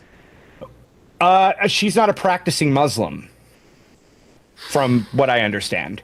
So, okay. But you don't think that any of the religious edicts like dribble down into the culture? Because if she's like, she calls herself an agnostic atheist Muslim, but I don't know, if somebody's culturally Muslim, are they not a cultural pedophile defender? I mean, if they're, I could see how the taint of the religion could seep into the culture. and possibly cause that. But I would counter that by saying that the majority of the Middle East right now is going through a westernization, for which a lot of cultural Muslims are not just forsaking their religion, but are trying to rewrite Muhammad and the lore therein to get away from the whole pedo shit. So, I think that I'll give grace to people that aren't a practicing Muslim versus people like in Stardust's case, who, by the way, yes, was upset by this. To answer that other question, we had like a VC over it, and she said it was Islamophobic or something, and it turned into a whole discussion and blah blah blah blah blah. But so we did have a discussion over it because she was. It doesn't sound like you've taken it back. It sounds like you're standing 10 feet down on Muslims can't complain about pedophiles. I think if you venerate greater than that of you venerate Muhammad more so than your own family, a guy who married a 6-year-old and waited until the ripe old age of 9 to consummate the marriage. Yeah, like you're either a pedo yourself or you're defending one. It's one of the two, because you're definitely venerating one in either case. So I'm gonna die on that hill. Don't care. That's interesting. I just find it really, really bizarre that like Stardust is openly, fine having friends who she legitimately considers like Islamophobic, but then she's not okay with other people who'll like say something and then apologize for it later on. That is apparently too far. I don't think that's Islamophobic. I think it's American. I think some people might not see much of a difference between those, but I mean, look, okay, America didn't do 9/11 allegedly, so we got that. But no, the point is that she said that the argument was Islamophobic. Went through the whole discussion, and by the end of it, she was conceding that I wasn't being Islamophobic. So there's that. To be very clear, I don't have I just, how do I put it? In the case of Mudahar, he can be Muslim if he wants to be, but my issue is if he wants to be a practicing Muslim, people say he's not, but the motherfucker went to Mecca, okay? So, yeah. But he claims to be like a devout Muslim, that's true. Wait, I just want to pick you up on that. So, Stardust was eventually conceded that it's not Islamophobic to say that Muslims can't complain about pedophilia. She said that was not an Islamophobic thing to say in the end. Well, it was more specifically that Mudahar could not complain about pedophilia, yes. Okay, interesting. Yeah. Hold on. I think Aiko wants to be added in. Apparently she's got she's got parasocial law. That's what I'm being told right now. What the fuck? I didn't do it.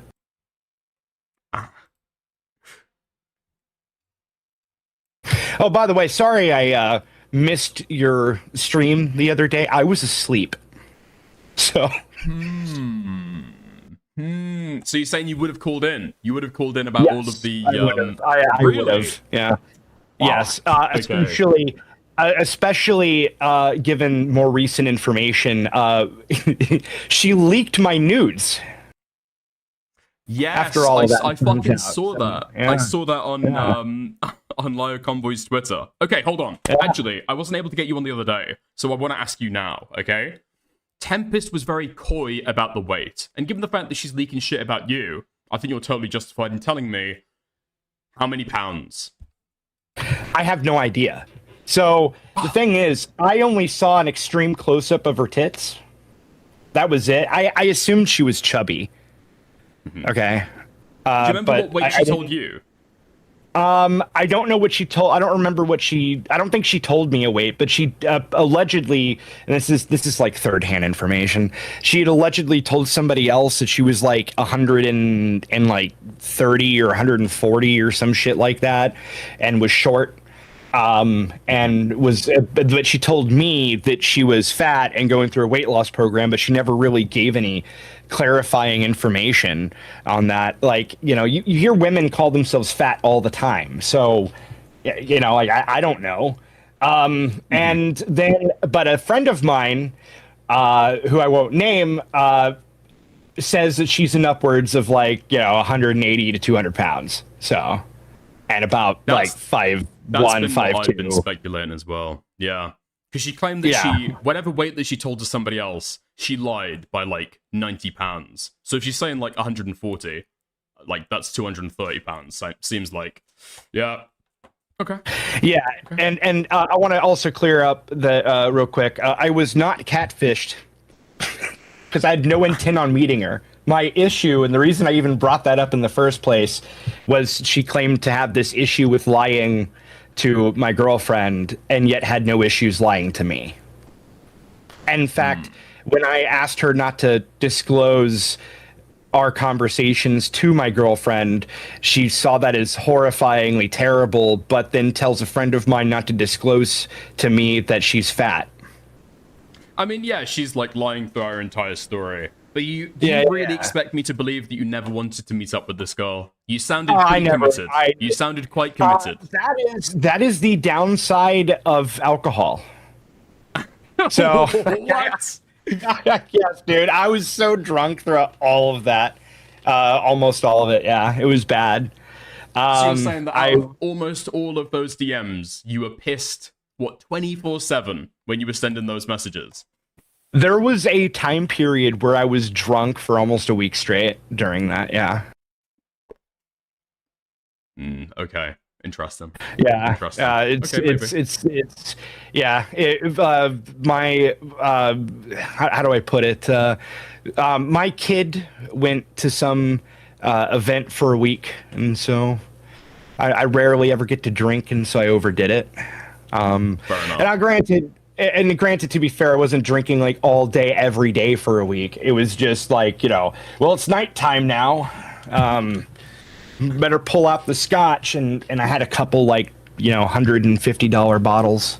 It's great. I mean, she seemed to, at least in her mind, the plans to be able to meet up seemed to be real. No, and that was like during the fucking middle of the day, and you just said, "Oh, you're overthinking it."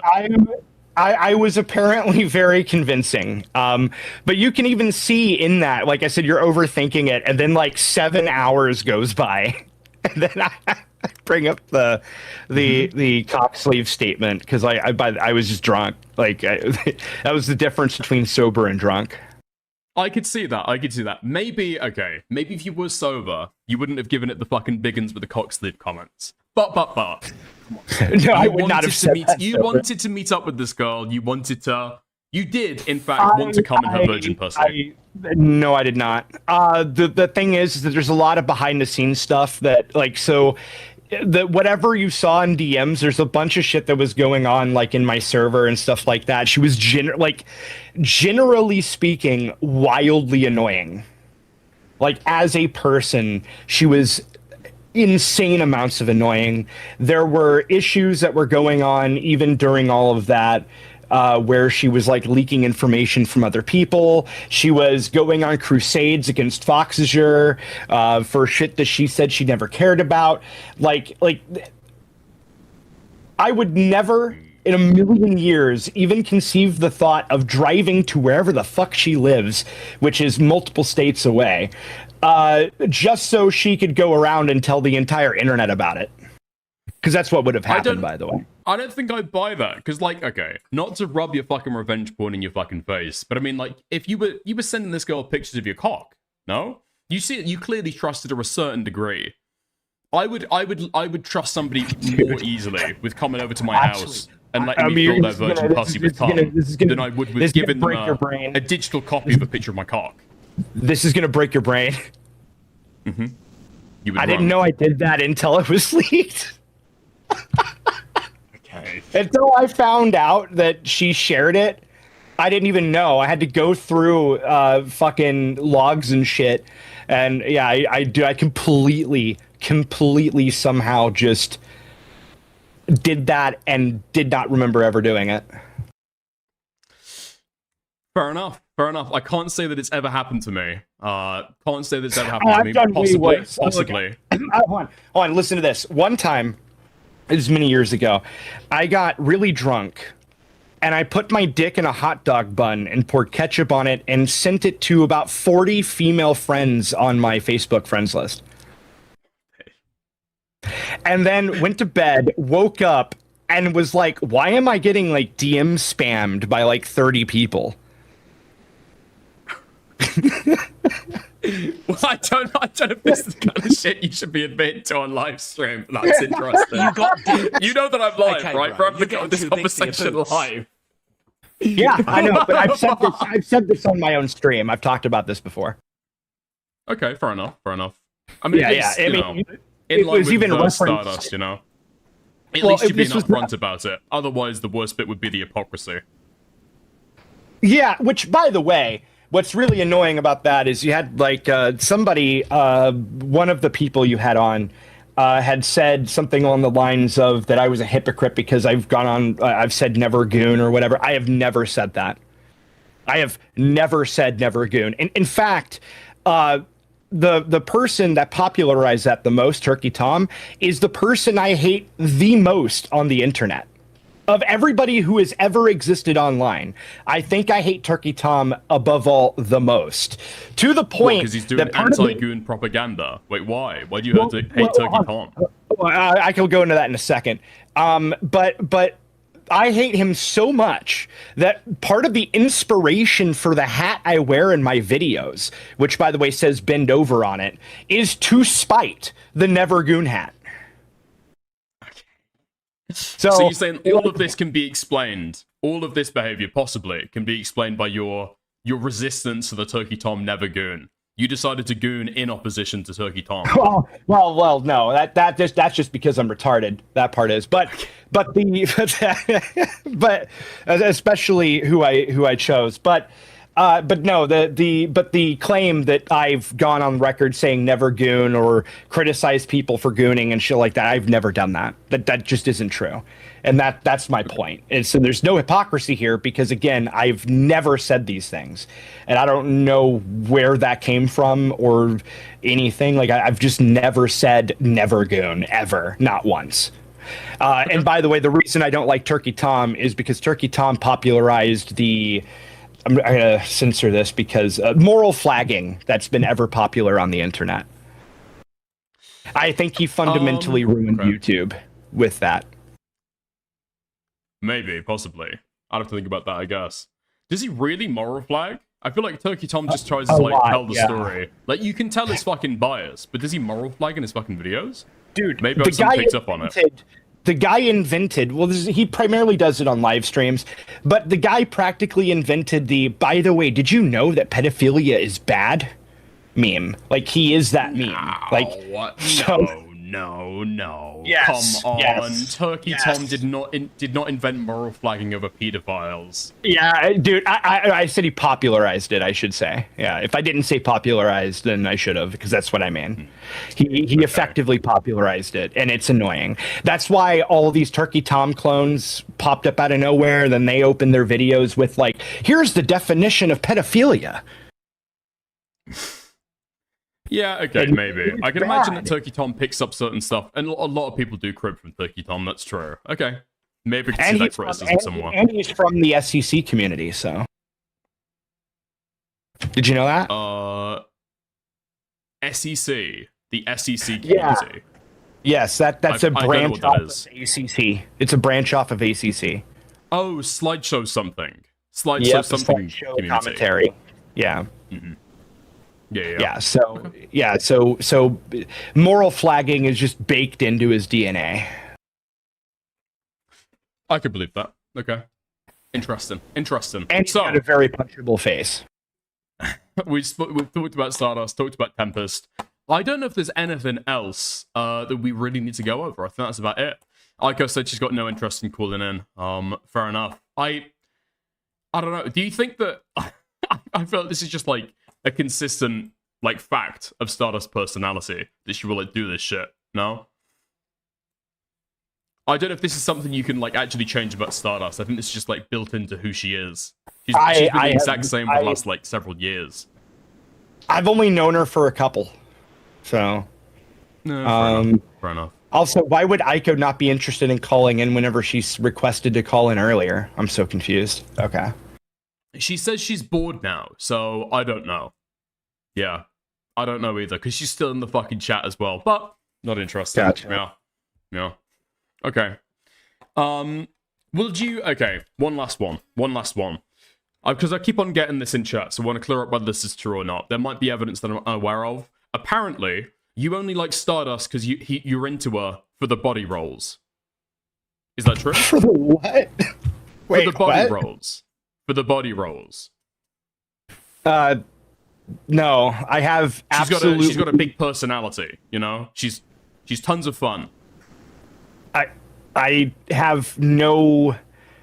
I'm assuming that no, I have absolutely zero sexual interest in Stardust whatsoever. Okay. None. Like I can't possibly explain how platonic that is. I can believe you. And also she's from DC. Rule of thumb, never date anyone from DC.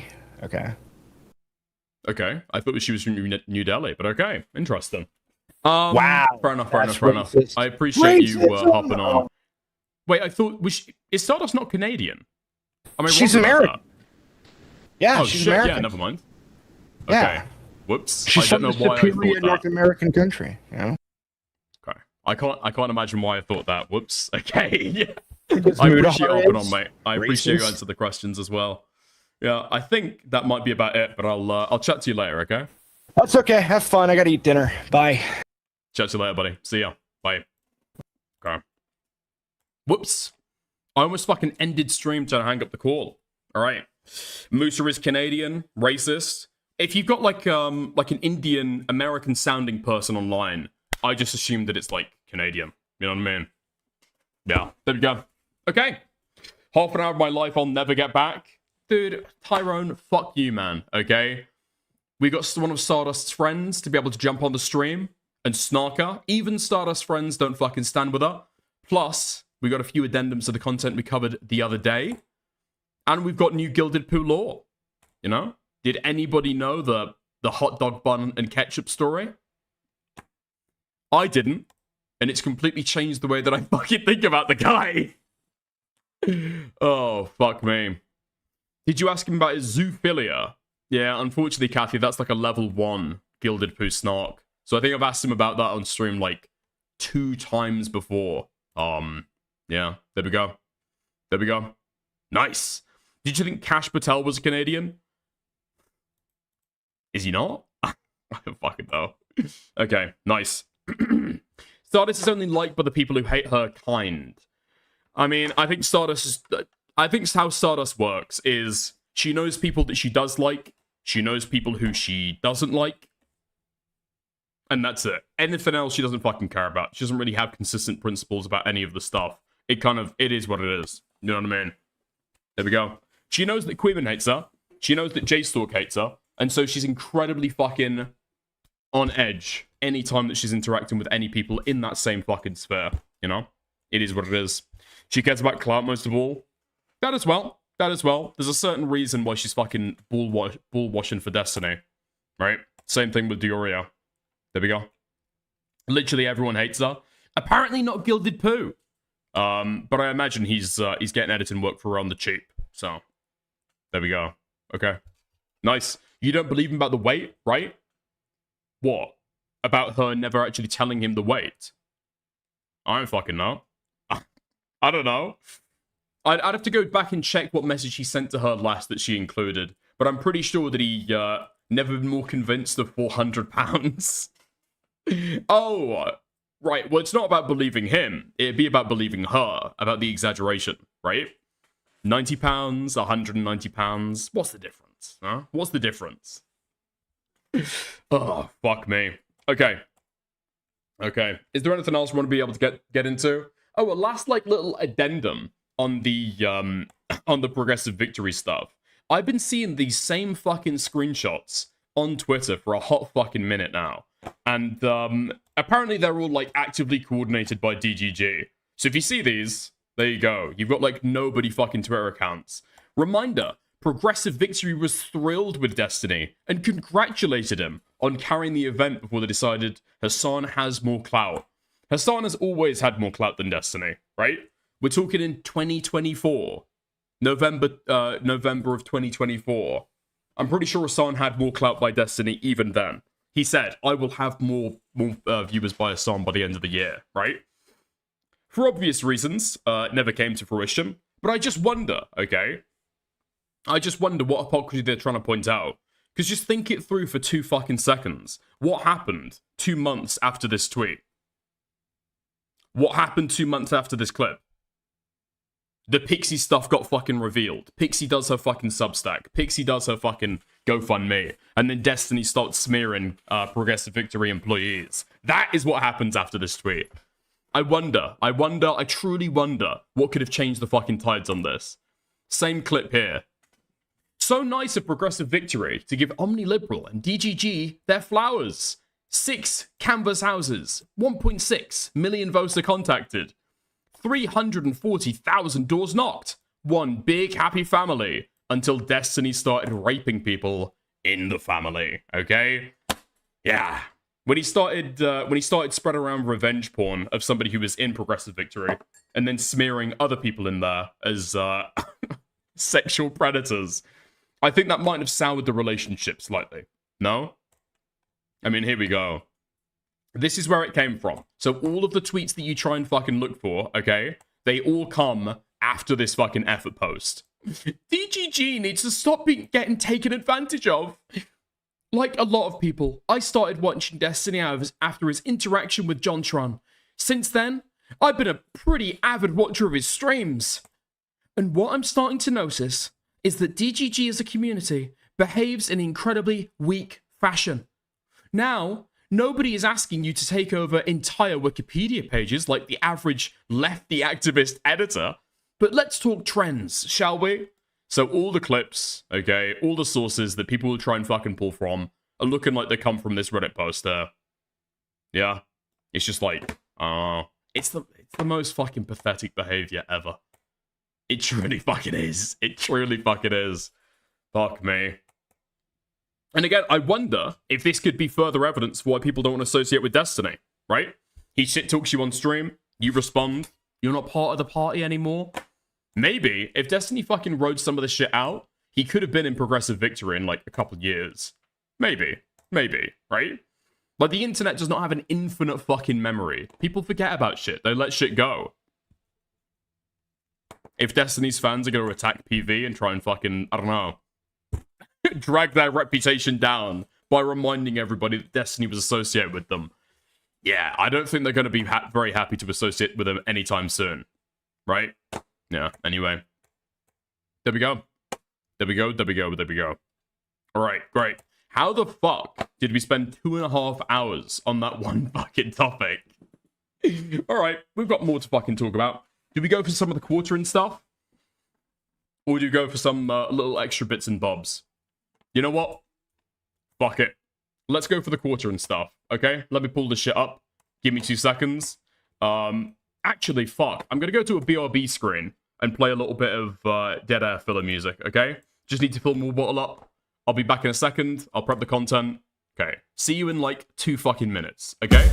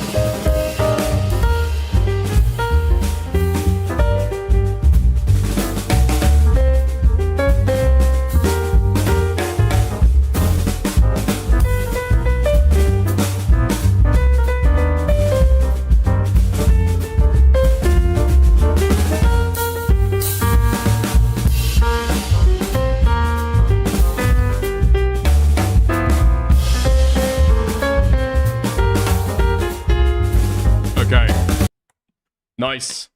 We're back. We're back. We're back. We're back. Oh my fucking god, dude. I lost so much fucking momentum during that during that Stardust segment. Oh, fuck me. I left the door to my stream room open. And so suddenly, as I'm talking about Stardust, Destiny, J-Stalk, Gilded Poo, and Dickers, I've suddenly got, like, the eyes of the other looking at me, judging me for what I'm saying. You know what I mean? Ugh, man. Nothing will ever be as fucking shameful as somebody else watching you talk about retarded fucking internet drama. Never mind the fact that I'm called Dickers, you know? That's shameful enough on its own. Okay. Kathy, what the fuck is this, man? Guam selling vibrators on TikTok before she was bought by Israel. Okay, let's have a look then. Who asked if his girlfriend broke up with him yet? Soon enough, okay? Any day now. Any day now. I think, didn't I? We'll see how she feels about it later. I don't know how she likes, that I tried to play it off as a as a dead cow head being dropped on my doorstep. I don't think she'll be best pleased. We'll see. Okay, what's this? Guam selling vibrators on TikTok before she was bought by Israel. Okay, nice. Let's talk about the orgasm gap. According to a recent study, 95% of straight guys say they usually or always finish when they're getting down, while straight women say they only finish 65% of the time. That's 30% fewer happies for women, and I'm not happy about it. This gap is due to a lot of different factors, but one surefire way to close that gap, take pleasure into your own hands. See what I did there? I'm doing a giveaway with Balesa. Every single person who signs up using the thing in my profile that I'm not allowed to say either wins a free toy or a gift card for a toy. Everybody wins! Balesa is a woman-run company, so you know they know what they're doing. Head on over to Fucking hell, like, who sees this as an advert and actually thinks that, I don't know, they're getting, like, quality... like, quality fucking toys for women, you know what I mean? Aiko says she wants a dildo sponsorship. Okay, that might... my profile for your free toy or gift card from Balesa. Fucking hell. Why does literally fucking everybody do this? She's the last person I want selling an adult toy. Yeah, it's the fucking smile. It's the smile. It's the face. It's the corny fucking microphone. And it's the fucking face as she's trying to sell it to me. You know what I mean? Would you trust this person to sell you a sex toy? Really? You think you're gonna have a good time? Really? Yeah. I don't know. Wait, what? Opera just crashed for me. Dude, Guam is so fucking big that closing a clip just started a fucking crash. Wait, hold on. Does KF still work for me? Okay, it does. Nice. Okay. Fantastic stuff. Now, I'm slightly late to this, okay? I can't lie. I'm slightly late. And over some of this stuff, I'm gonna have to, I'm gonna have to add a blur on stream because the censoring is just insufficient, all right?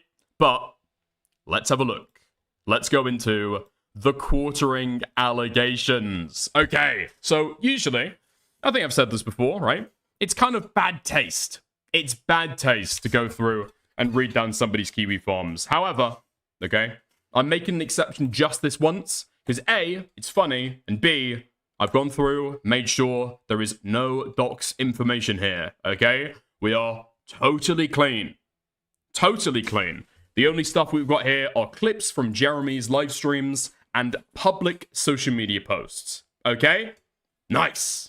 All right. Opera GX is Goy slop. I don't think that it is. I think that Opera GX is actually quite good. Thank you very much. Okay. Let's go into it. Dude. The quartering has had a dramatic downfall. There have been some fucking breadcrumbs down the road, right? People were suspected for a long while. Possibly, he's been into Black New World Order porn. Which, if for people who don't know, okay, Black New World Order is about white women getting dominated by black women, okay? And not just the woman, but also the men that love them, okay? It is a definitive cuck porn interest. The only people who are interested in a black New World Order are white men that want to see their women get blacked. How do you know this? Because like I said, okay, I've prepared for the segment. I've looked into it. Anyway, off the back of that, some people have done a little bit of digging into Jeremy's history. And unfortunately, the rabbit hole is a lot deeper than anybody previously suspected. Let me introduce to you the case for Jeremy being a cuck. Okay? Let's go for it. Did I close the door? I closed the door this time. Okay. Fuck me. Okay. Nice. That's the wrong one. Wait. What the fuck is this? Okay. Nice. Here we go. Fantastic stuff. Okay. Let's have a look.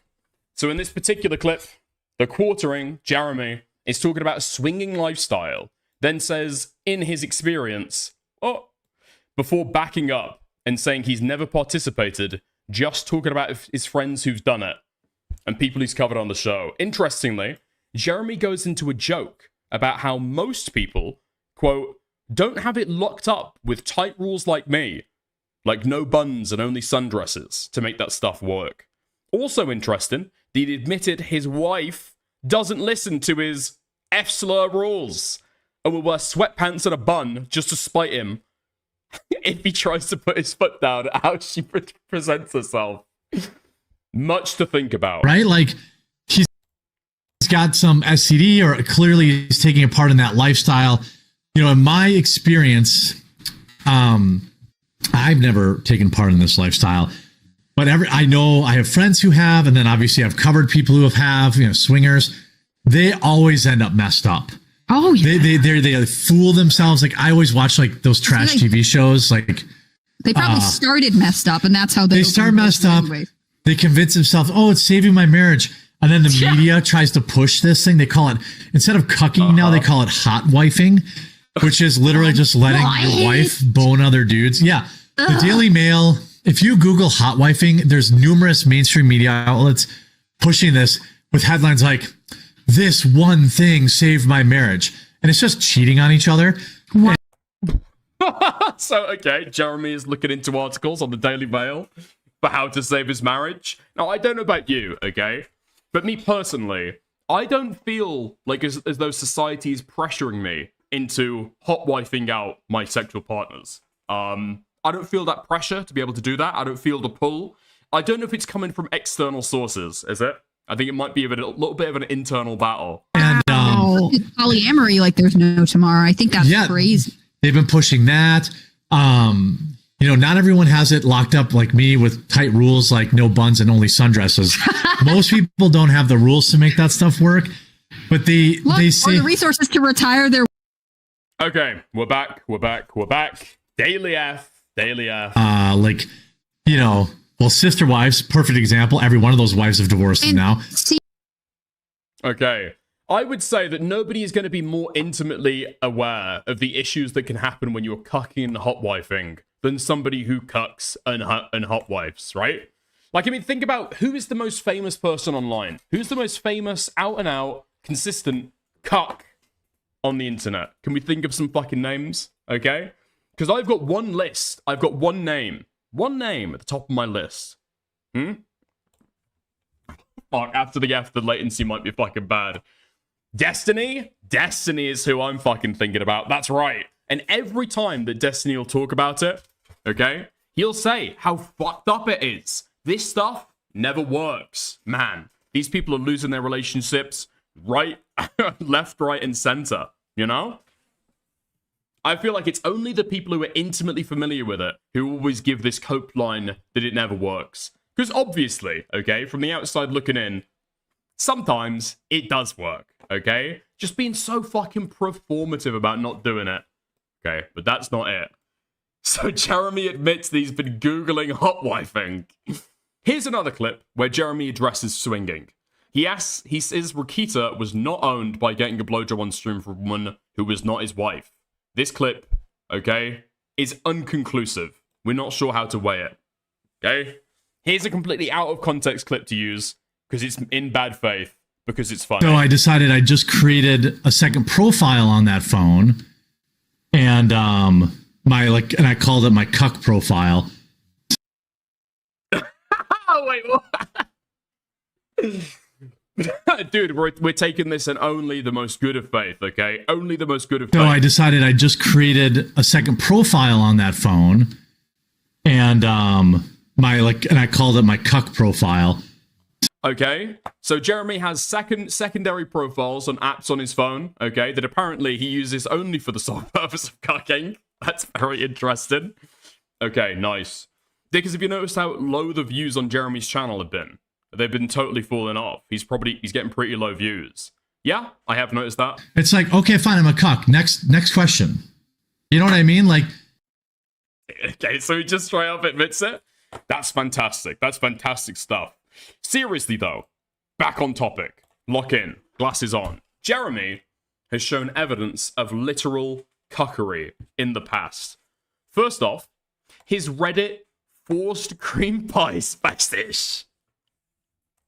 While not cucking, this is 100% dominant, female submissive, male fetish, which lines up perfectly with the cuckold beta submissive in the bedroom personality that goes hand in hand with cuckoldry. Dude, it's so fucking stupid. Okay, what's this then? So we typed in R, restream.io, Ruby Rose, Reddit forced cream pie. I kind of disagree, okay? Okay? So I don't think that the quartering being into, well, I don't think that somebody being into forced cream pie is a slam dunk case to make that they are a cuck, right? I'm sure that a lot of people are into that. A lot of people are into that. And they're right. It's like a dominant male fetish. The question to ask is Jeremy the kind of person who would imagine themselves doing the forced cream pie? Right? What amounts necessarily to like some form of like low-level rape, right? Some form of low-level rape. Do you think that Jeremy seems to be the kind of person who would do that? Do you think Jeremy even sees himself as the kind of person to do that? Or is he thinking about somebody else? Is he watching somebody else do a forced cream pie and he's getting off to that thought? That's the question to ask yourself there, okay? I don't think that Jeremy is the type of person who could give strong, powerful, dominating thrusts. I don't think so. You misunderstand, Dickers? Wait, what do you mean? What do I misunderstand? In his case, he likes the woman forcing the cream pie. I don't think that's true. I don't think that's true. Wait, what? What? Would you think it's base if it's a woman being forced to take it? Real Jack Denmo shit. Okay, great. Then there's Jeremy's repeated encounters with cuckold or cuck-adjacent pornography on Twitter. Of course, a couple months ago, he famously showed cuck porn from Twitter on stream. But that was not his only Twitter cuck porn adventure. Several years ago, while very drunk, he posted a Black and New World Order porn. Here's a summary that you should read before deciding if you want to watch this poorly censored tweet. According to Google, this fetish goes hand in hand with humiliation/cuckoldry of white men. Now, before I pull this up, it's extremely important that I'm going to do a heavy blur. An extremely heavy blur on the fucking page. Okay? Hold on. Warning. Very gross. So, you can probably... you can't... Okay, so you can't see anything explicit there, okay? You probably can't see anything explicit there. But the quartering posts this out, and he says, I feel like this should be my last post ever. And it's a woman, seems to be pregnant, sitting on what can only be described as a, not horse, but elephant-sized black dildo. And the caption is, the best way for a mom to kill their pathetic white waste of space is to suffocate him with a big black cock. Now, to read from the outside, okay, that is objectively fucking hilarious. Objectively fucking hilarious, okay? But the thing is, you need to get in the mind, okay? You need to get in the mind. Why would Jeremy post this on Twitter? Why would this be on his phone? Why would this be on Jeremy's fucking phone? Why would you even feel the need to post this out? Unless it's to signal a certain licentious interest. Oh my god, Alex, okay. I understand that you've watched the Kino Casino clip, okay? Stop backseating the entire fucking segment, dude. Jesus Christ. If you want to go watch somebody else cover it, go and watch somebody else cover it. Holy fuck. Okay. Moving on. Alright?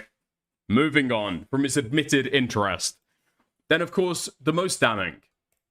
If you've been here for a while, you know the clip I posted, where Quartering admits drunk words as sober thoughts. Well, let's once again review his Gina Carino cuckold fantasy, where he literally wants to be cucked by her, and she fucks a bunch of muscled up MMA dudes while he mopes around sad and simps for her, while she snail trail. That's not true. There's no way this caption is correct.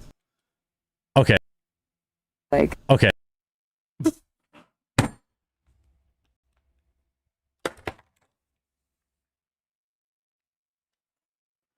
What the fuck? The most definitive, the most hard-hitting, the most important fucking clip of the entire thing, and it's not even there. What? Hold on. Okay, let me download this shit and see if we can play it. It might be better. Okay. Okay. Nice. I'm not going to be looking in the inbox, Alex. Thank you, though. Okay. So, we've established Adam Sellers is IRL friends with Jer. Okay. I'm going to do this in a slightly different order to how the KF post does, okay? This is going to be way more fucking hard-hitting.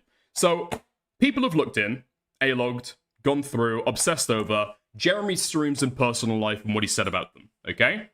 And what he's noticed, what people have noticed, is that Jeremy has a friend called Adam Sellers. Now, this is not docs information, okay? We'll go through it later, but this is not docs information. But Jeremy's relationship with this Adam person's wife is very fucking odd. Adam, bro, bring your fucking wife's big old boobs and bring her over to our house. I want you to meet my German Shepherds. Adam knows. Adam has my number. He's super chatted. That's why he's a real G. Peanut Princess, I'm up in Oshkosh. We're all about beer and Delta 8. Yeah. Adam Sellers, it's 9:20. I think you could be to my house by 10. I want to see your wife's big old boobs at my house in the hot tub. Hot tub's toasty, ready for you, bud. And someone has to feed my German Shepherds. Okay.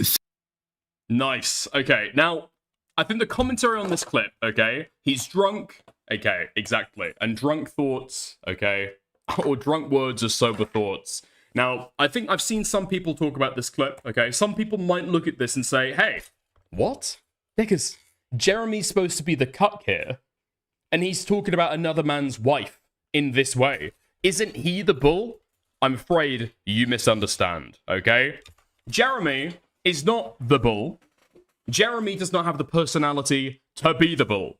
Jeremy, at the very fucking best, gets to look at Adam Sellers' wife's big old titties, in his own opinion, while Adam Sellers comes over and fucks his wife. That's what's going on here. Okay? That is 100% what is going on here. I don't think that Jeremy has got the balls to be able to be the bull. He's not got the personality. That's completely excluded, okay? We're piecing the puzzle together and trying to figure out what's going on behind the scenes just with what we see on appearance, okay? And I feel as though we can hardcore reject the bull hypothesis. Yeah, I love that. Grape Jelly, how's your chili? Yes. Grape Jelly's wife delivered me some delicious chili yesterday. I didn't have it because I already had plans of cooking a steak, so I'm going to have it tonight for dinner. Like, I'm going to have it with my steak. Very good. Yeah, shout out Jess, wonderful woman. And to Adam, who voted today. Oh, fuck. Okay. Are we back? My stream's lagging. Yeah, okay, I can see that. Give me 2 seconds, okay? Fuck! Okay. Are we still lagging?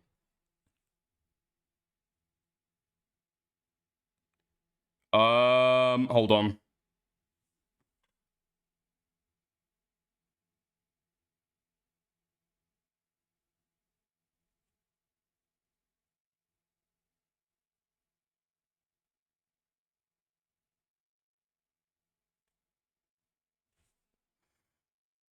Okay.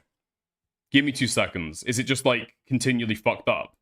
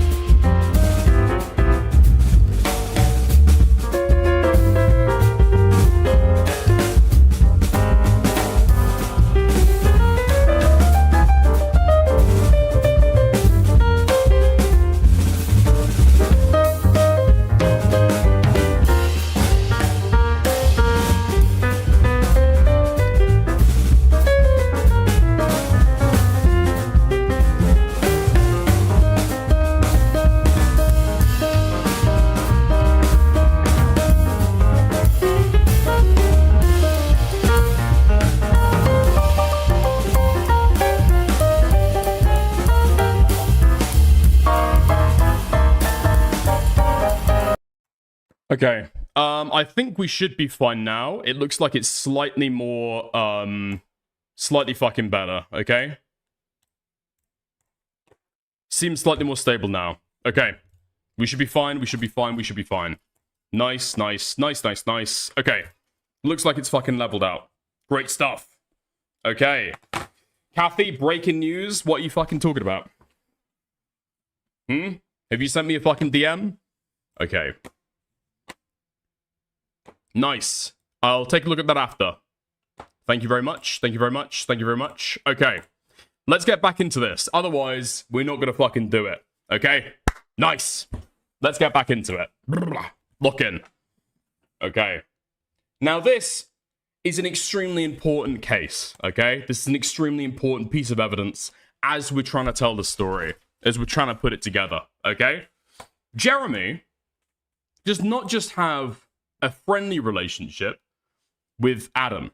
What it seems like is happening is Adam's wife is spending frequent time over at Jeremy's house under the guise of doing work for him.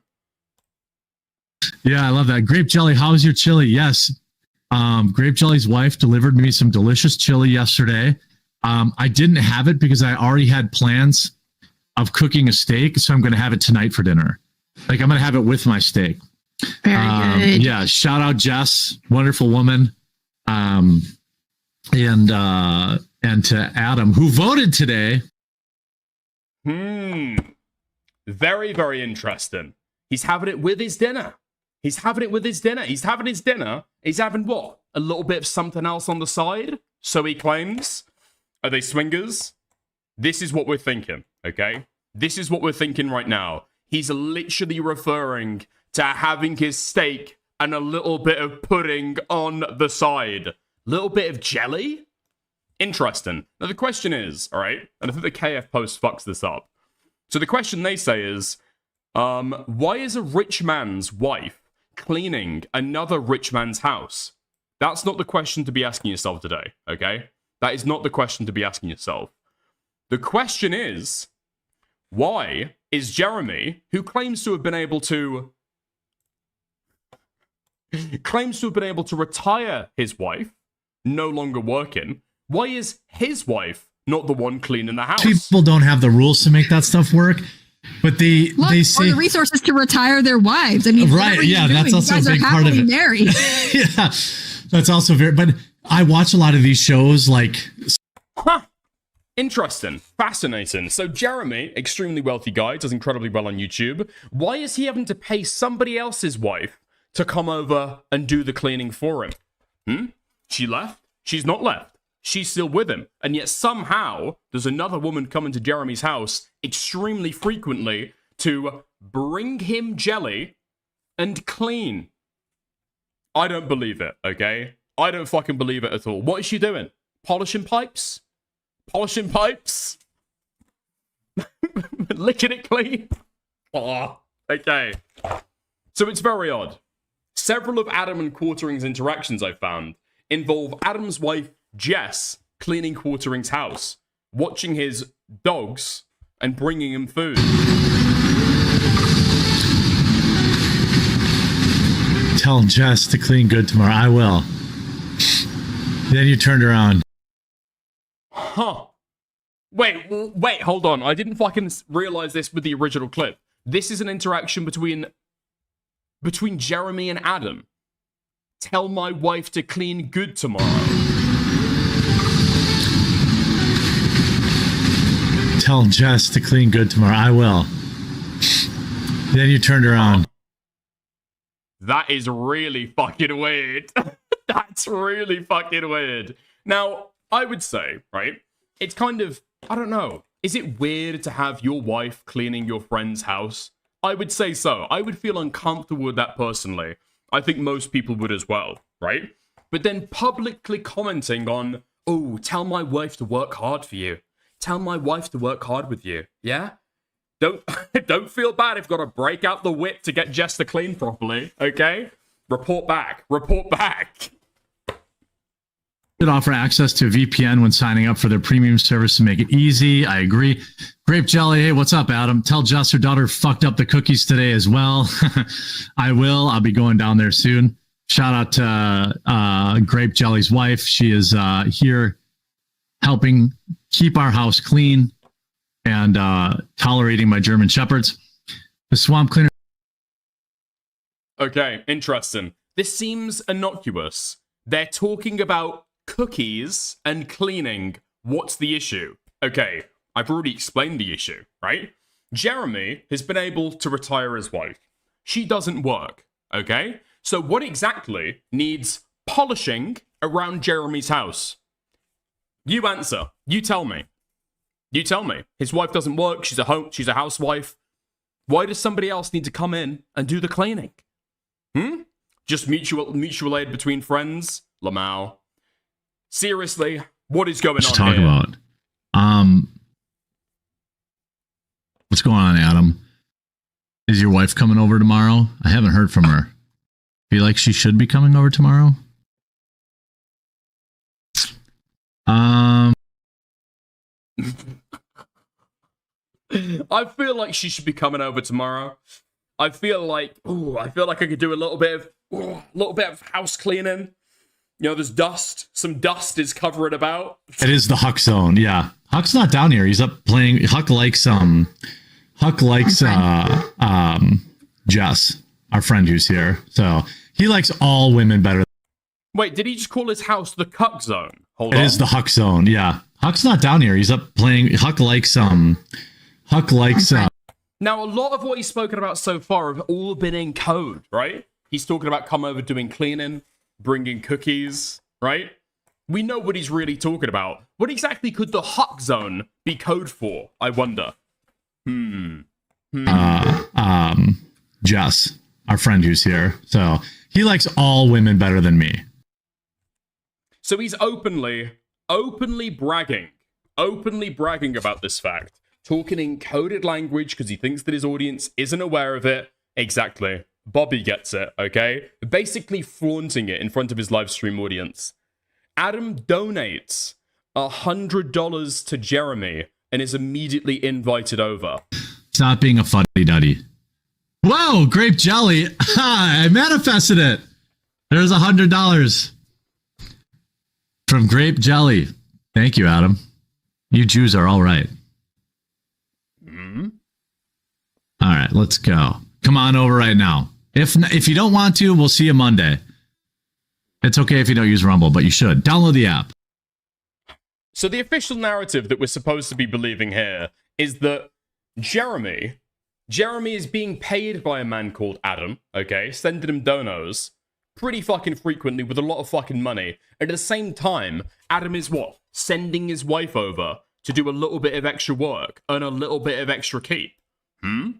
Sounds like he's pimping his wife? No. Okay? Because here's the question. If the wife needed extra money, would he not just give it to her? Why is she going out and having to do cleaning? He can obviously afford $100 in fucking super chats. This guy's got crazy amounts of dispendable income, okay? So the question is, as he's sending his wife over to Jeremy's, what is he paying for? What is this Adam guy getting in return? I want you to answer that question, because I think that we all know, right? Jeremy is getting his house cleaned, polished, getting cookies on the side, okay? What is Adam getting in return? It should be so alternate. Okay. It's been a while. The dogs are going to bark.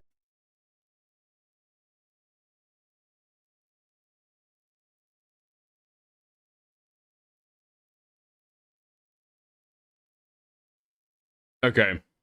Is it fucked? Really? It's not even 2:45. Well, a little bits and pieces are still coming through, so I don't know if something else is going on with the fucking internet. I'm not even doing Wi-Fi. I'm using fucking Ethernet. So fucking annoying. Okay, we're back. Is it just the audio quality, or are you dropping frames? Is it just the audio quality, or are we dropping frames? Huh? Fuck me, man. Okay. We're just dropping frames and audio is still okay, right? Audio is still fine. Yeah? Okay. Good. Okay. We'll fucking go back into it. I'll probably just go back and cut this bits from stream, okay? Nice. Fuck me. Okay. We'll just push through it and I'll cut out the fucking lagging bits from stream. Nice. So, throw back to this clip of Jeremy talking to Adam on stream. Because first, Jeremy is bragging about one of his many ladies coming over. Just in a little bit. When he talks to Adam about shooting darts later in the week.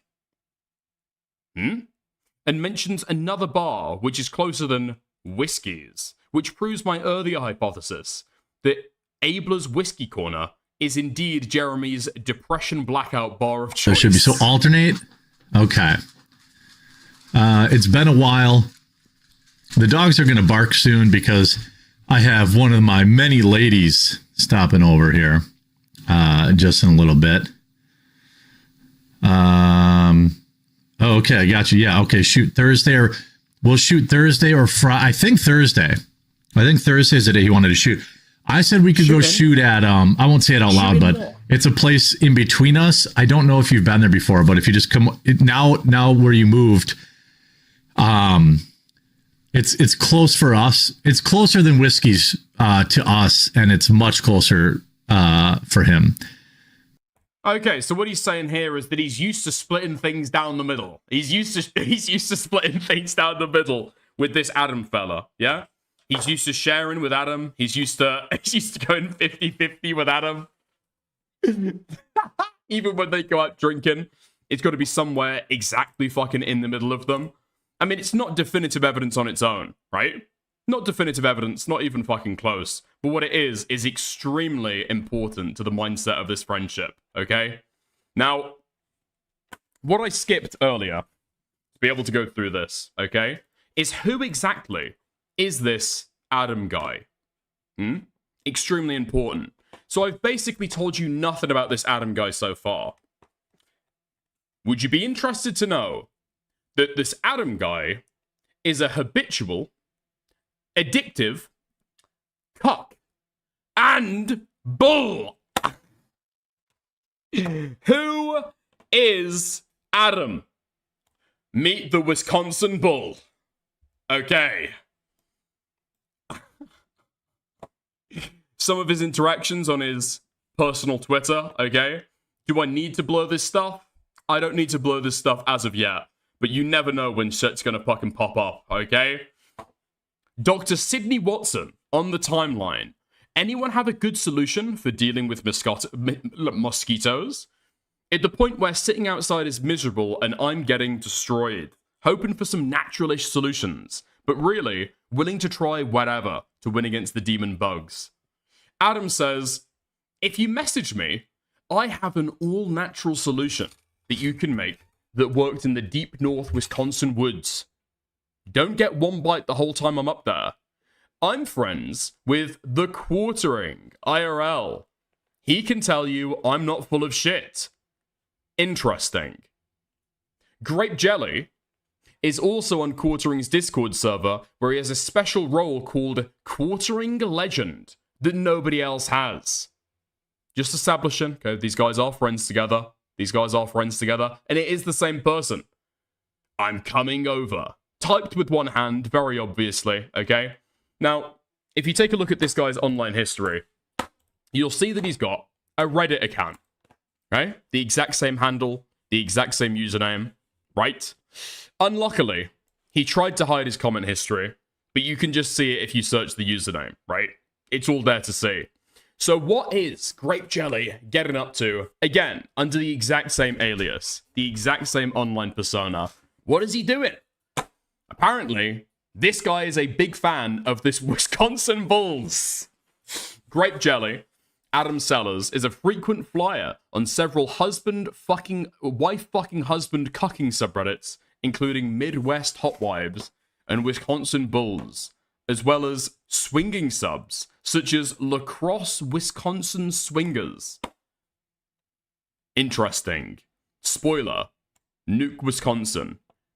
Okay, and what? Shit! And that's why we had the blur. Okay. Fucking hell. Okay. I think we might need to turn the blur up just a little bit, okay? Give me a fucking second. Jesus Christ. Okay. Is the rest of this safe? The rest of this is safe. Okay. Fuck me. Yep, another reason I'm going to have to go back on stream and fucking nuke this shit. Okay. Okay, the blur didn't help a lot, did it? The blur didn't help an awful lot at all. Holy shit. Okay.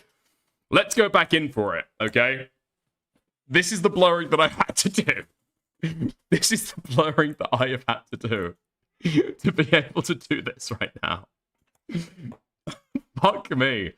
You know what? Fuck it. This is what we're fucking turning it up to, okay?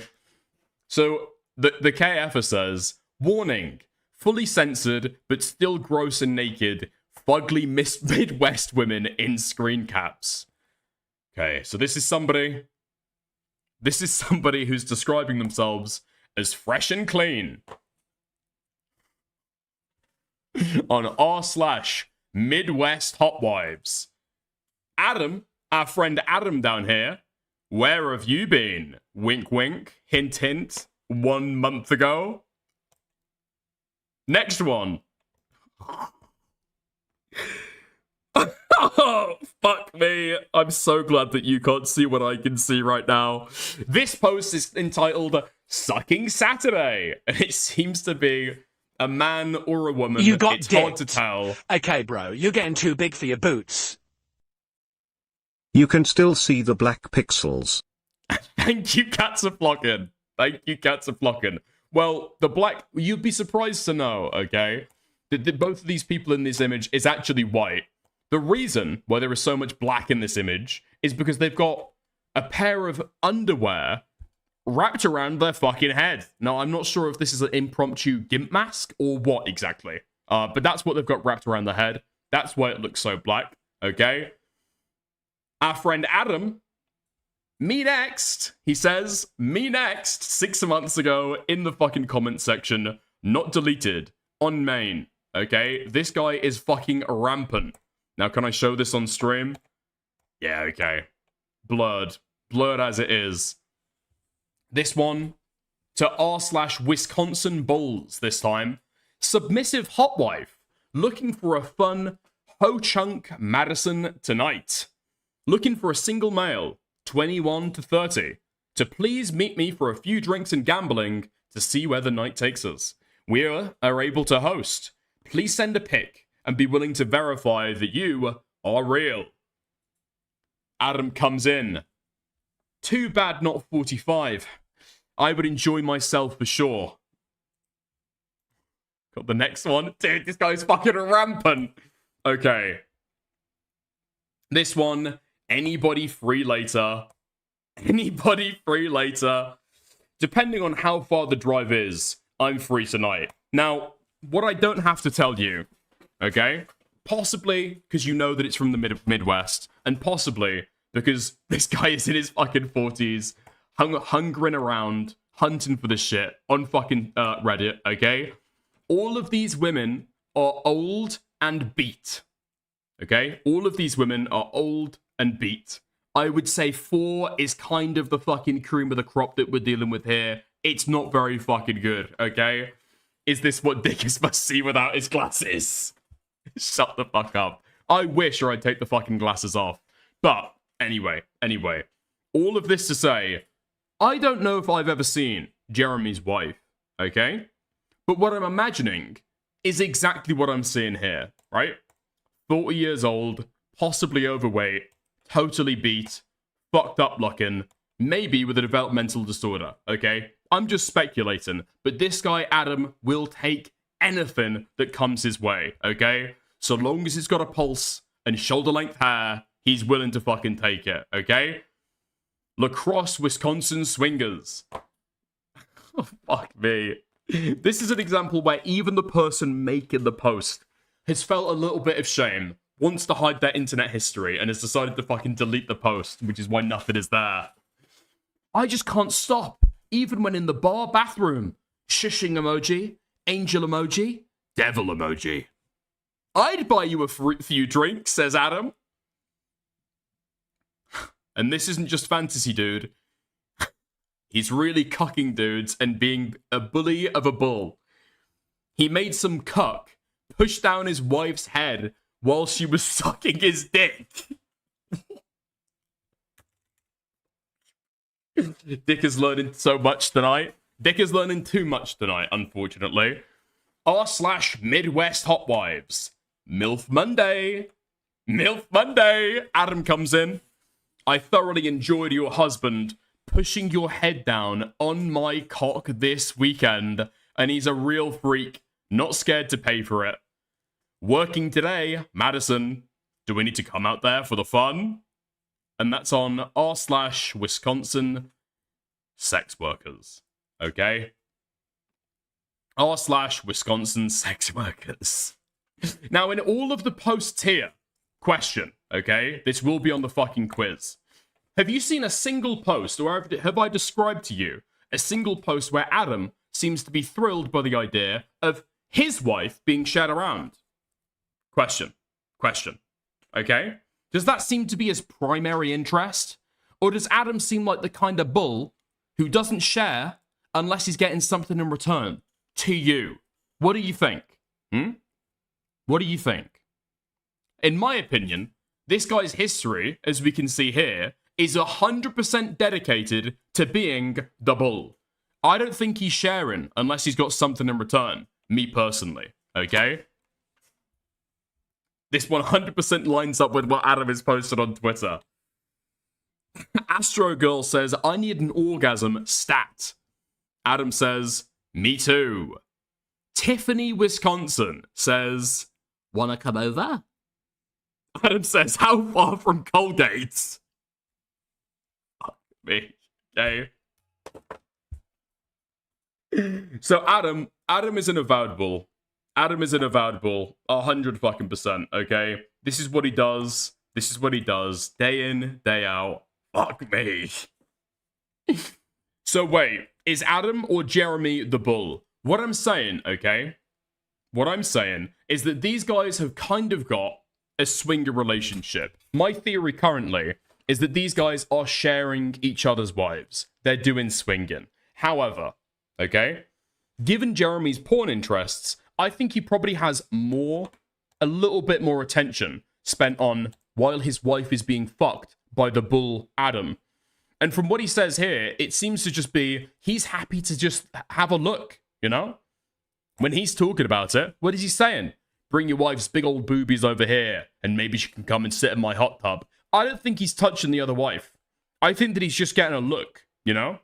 I think that he's getting teased by the wife. He's being put down like a submissive baby boy, okay? And he's being told, you can't have this. You can't have this. And that's what Jeremy's getting in return, right? Because again, the fucking vibes that I get from this guy, I just don't imagine that a woman would actually give out sex to him. I think that he's being dominated, okay? That's what I'm imagining. I think that Adam's wife comes over to Jeremy's house and tells him about how much she lusts after black men, okay? And how she'd never be with a beta cuck cracker like him. But again, that's just my theory. That's my opinion. I'm not 100% sure, okay? I'm open to other people's perspectives. So the poster goes on to say, I don't know, man. You tell me. It's only speculative that something is going on here between Jeremy and Adam and their wives, but the interactions seem odd to me, like the subtext between the lines that the audience are not meant to pick up on. There's another thing, though.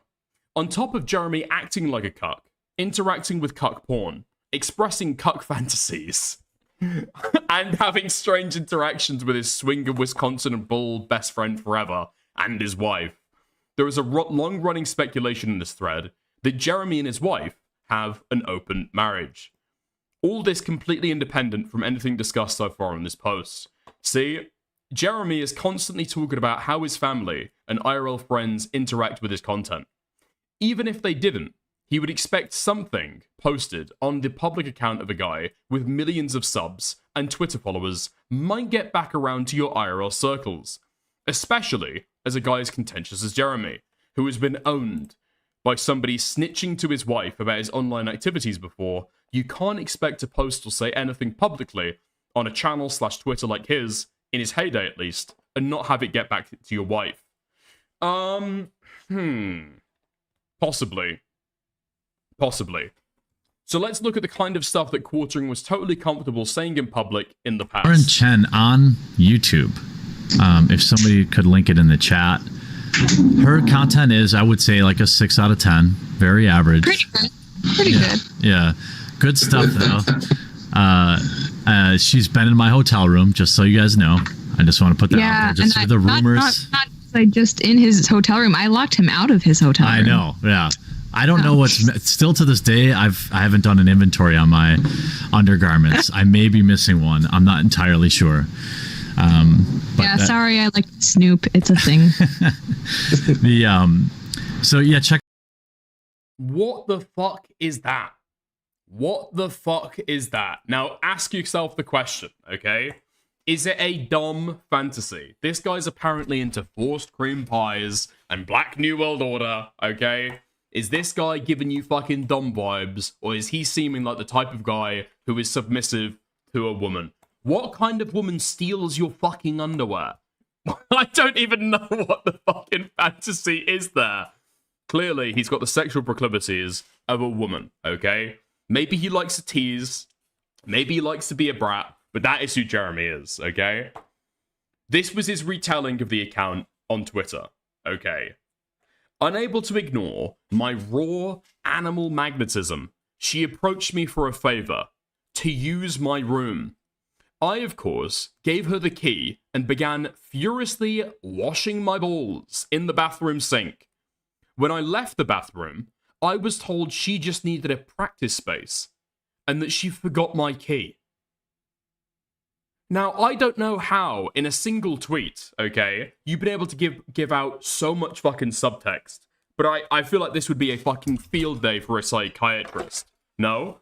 First off, okay, first question that I'm asking is, you think that you're going to have some kind of sexual encounter and you're not the one to make a proposition? Huh? Like a woman, you go off into the bathroom and start cleaning yourself up, ready for, what, her to make the proposition? Incredibly fucking strange. Incredibly fucking strange, okay? Second of all, why would you go in there and only wash the balls? Are you hoping they're going to be tramped on? Are you hoping they're going to be beaten up? Squeezed? Why are you so fixated on the testicles unless they're going to be the primary object of her attention? Okay? I think he's anticipating her to come into the bedroom, okay, and probably beat up his balls. A little bit of cock and ball torture. I don't think he's expecting to proposition her for sex, okay? And that's pretty clear from what he says there. But he was pretty proud of this and repeatedly mentioned it on Twitter or talked about Lauren Chen coming into his hotel room during live streams back in the day. Lauren Chen says, "I'm so happy to announce that I'll be speaking in Milwaukee again on immigration this July. Purchase your tickets down at the link below." The quartering says,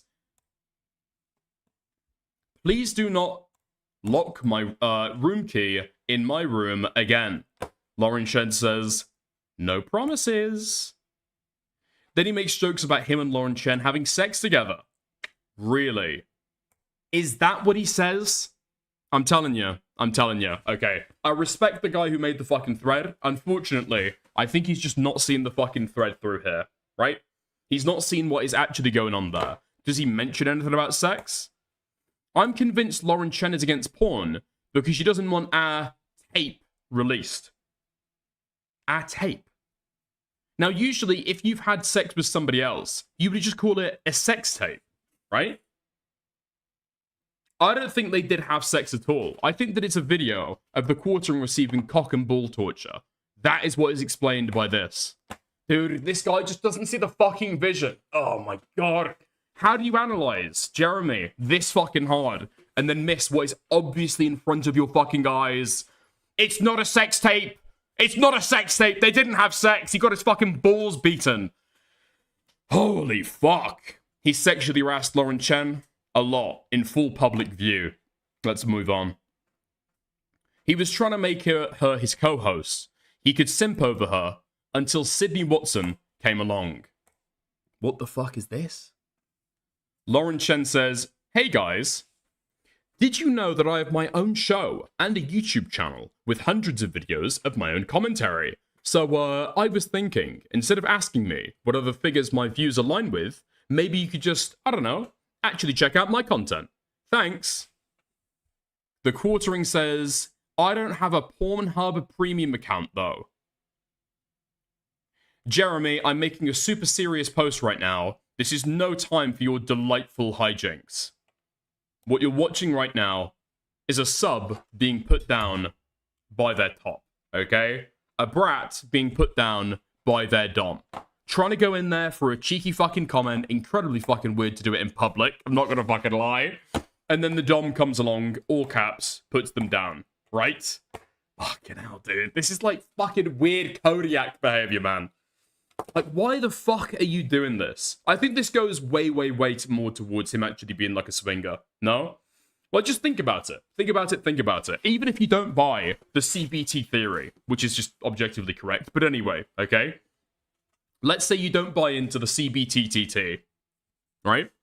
Why would you be speaking about other women online when your wife knows that you're a YouTuber, presumably is well connected with your content, you talk about stuff in your content with her? Would this not get back to her? You're talking about other men's wives and their wives' big boobs, right?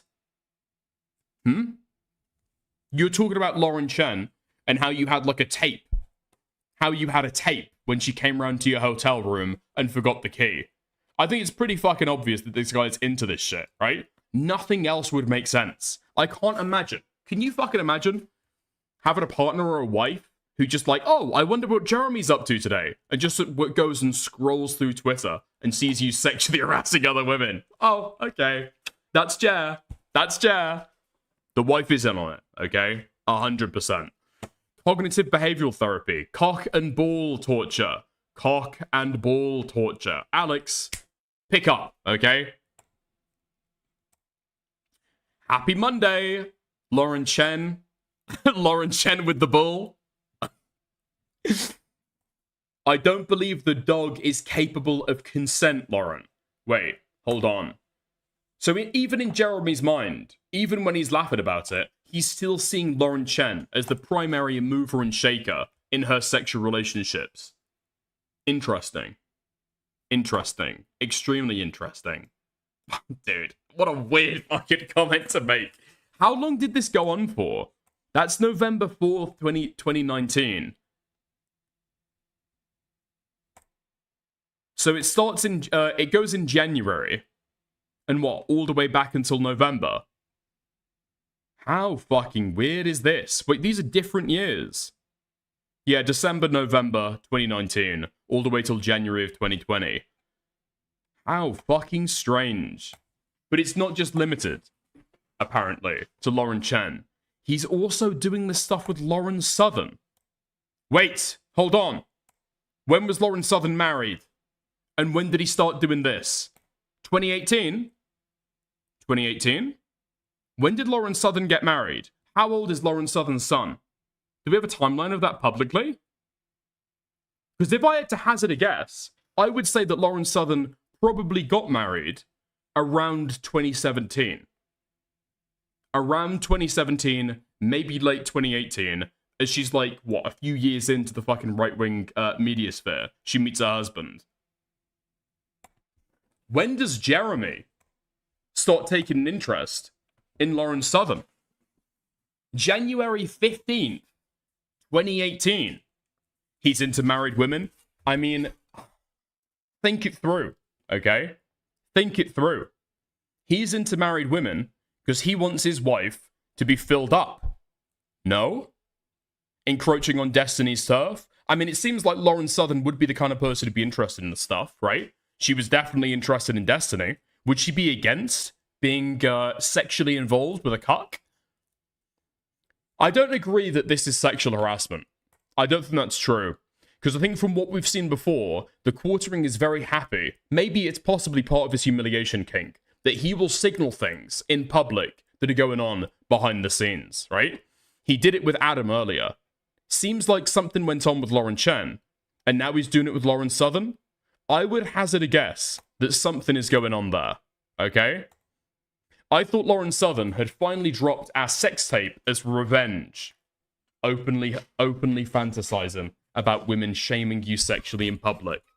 Okay? I've been trying to get people to believe me for years. Disappointed.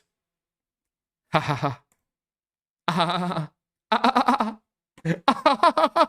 It's not a fetish. It's not a fetish. Fucking hell. Here's Jeremy casually saying he would fuck another man's wife on stream after some chatter had been to his house and met his wife. Yes, can't confirm Miss Quartering is hot as fuck. Oh, Jeremy Guest has seen my wife. He's been to my home. Devil's Triangle? No, Jeremy Guest is... I don't know what the Devil's Triangle... What is that? It's basically you having a threesome with another man and your wife. Yeah. Oh, no other man. No. I'll fuck... It's too late. You just said yeah, and it sounds fun. That makes you gay. Yeah, I'll fuck another guy's wife. But... That means you are a gay boy. Now, I don't think he's even lying in this fucking clip, right? He's asked pretty directly, would you have a threesome with another man involved as well? And he says, I think, honestly, no. Because he wants to be dominated by a woman. I don't think that he actually wants to have sex with them. I think he wants to keep it as far away as possible. No? I don't think that he's lying at all. Yes, can't... I think he's being honest there. How startling, though. Because that's an inconsistency from earlier, isn't it? Earlier on, he's talking about open relationships, and he's saying that he would never have one. He would never even consider having one. And now, speaking to Count Dankula, he would fuck another woman's wife, or another man's wife. It is all starting to fucking act up, you know? A little bit of truth, possibly. A little bit of truth breaking through. And don't even get me started on his very public simping for Sydney Watson, as that deserved a post much longer than this on its own. What the fuck is this guy doing?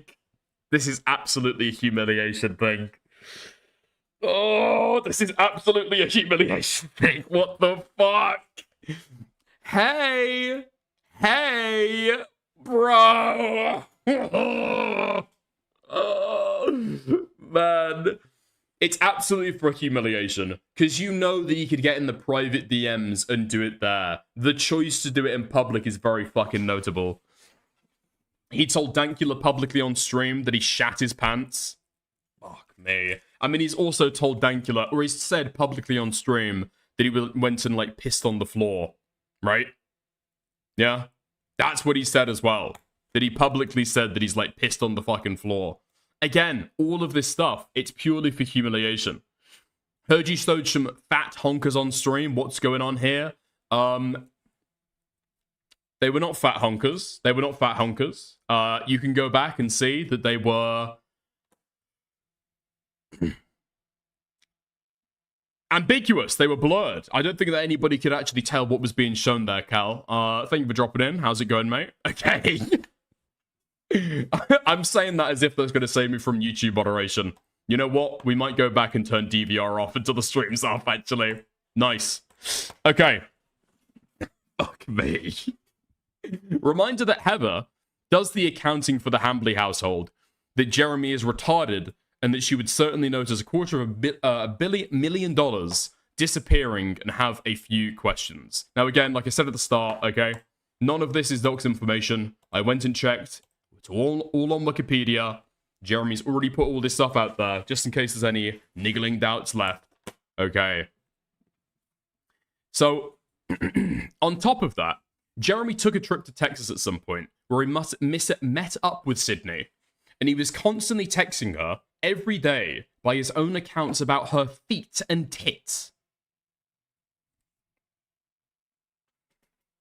which he then talked about on stream constantly, and said things like he loved Sydney, and she was the first thing he thought about when he woke up. What? Do we not have a fucking clip about this? I'm guessing the guy's going to make a fucking thread about that as well. We might have a part 2 to all of this, okay? We might have to do a fucking part 2 to all of this. Jesus Christ. Dicker sees feet and put his glasses on. Okay. I will be following this. I will be watching it. I'll be looking for the fucking updates. And I'm looking forward to seeing that thread as well. Fuck me. This is a total fucking rabbit hole. Okay. So in summary, after we've gone through all of this, I mean, I think the guy who made the Reddit post is, like, good enough, okay? Collecting the information, I'm going to give him a 10, okay? 10 out of 10 for information collection. In terms of presentation, I'm going to give it a 6. And then in terms of analysis, unfortunately, it gets a 2. Like, this is an obvious instance of cock and ball torture addiction that I just think he doesn't see through, okay? So he says, obviously, in conclusion, nothing here is stone cold proof. True. But perhaps there is something to the long-term speculation in this thread. Let's just focus on the objective facts. Okay, only the objective facts. Jeremy is a pervert and a creep. Okay? Pervert, yes. Creep, I think he's just a brat. Jeremy's best friend is a bull and a swinger. That is true.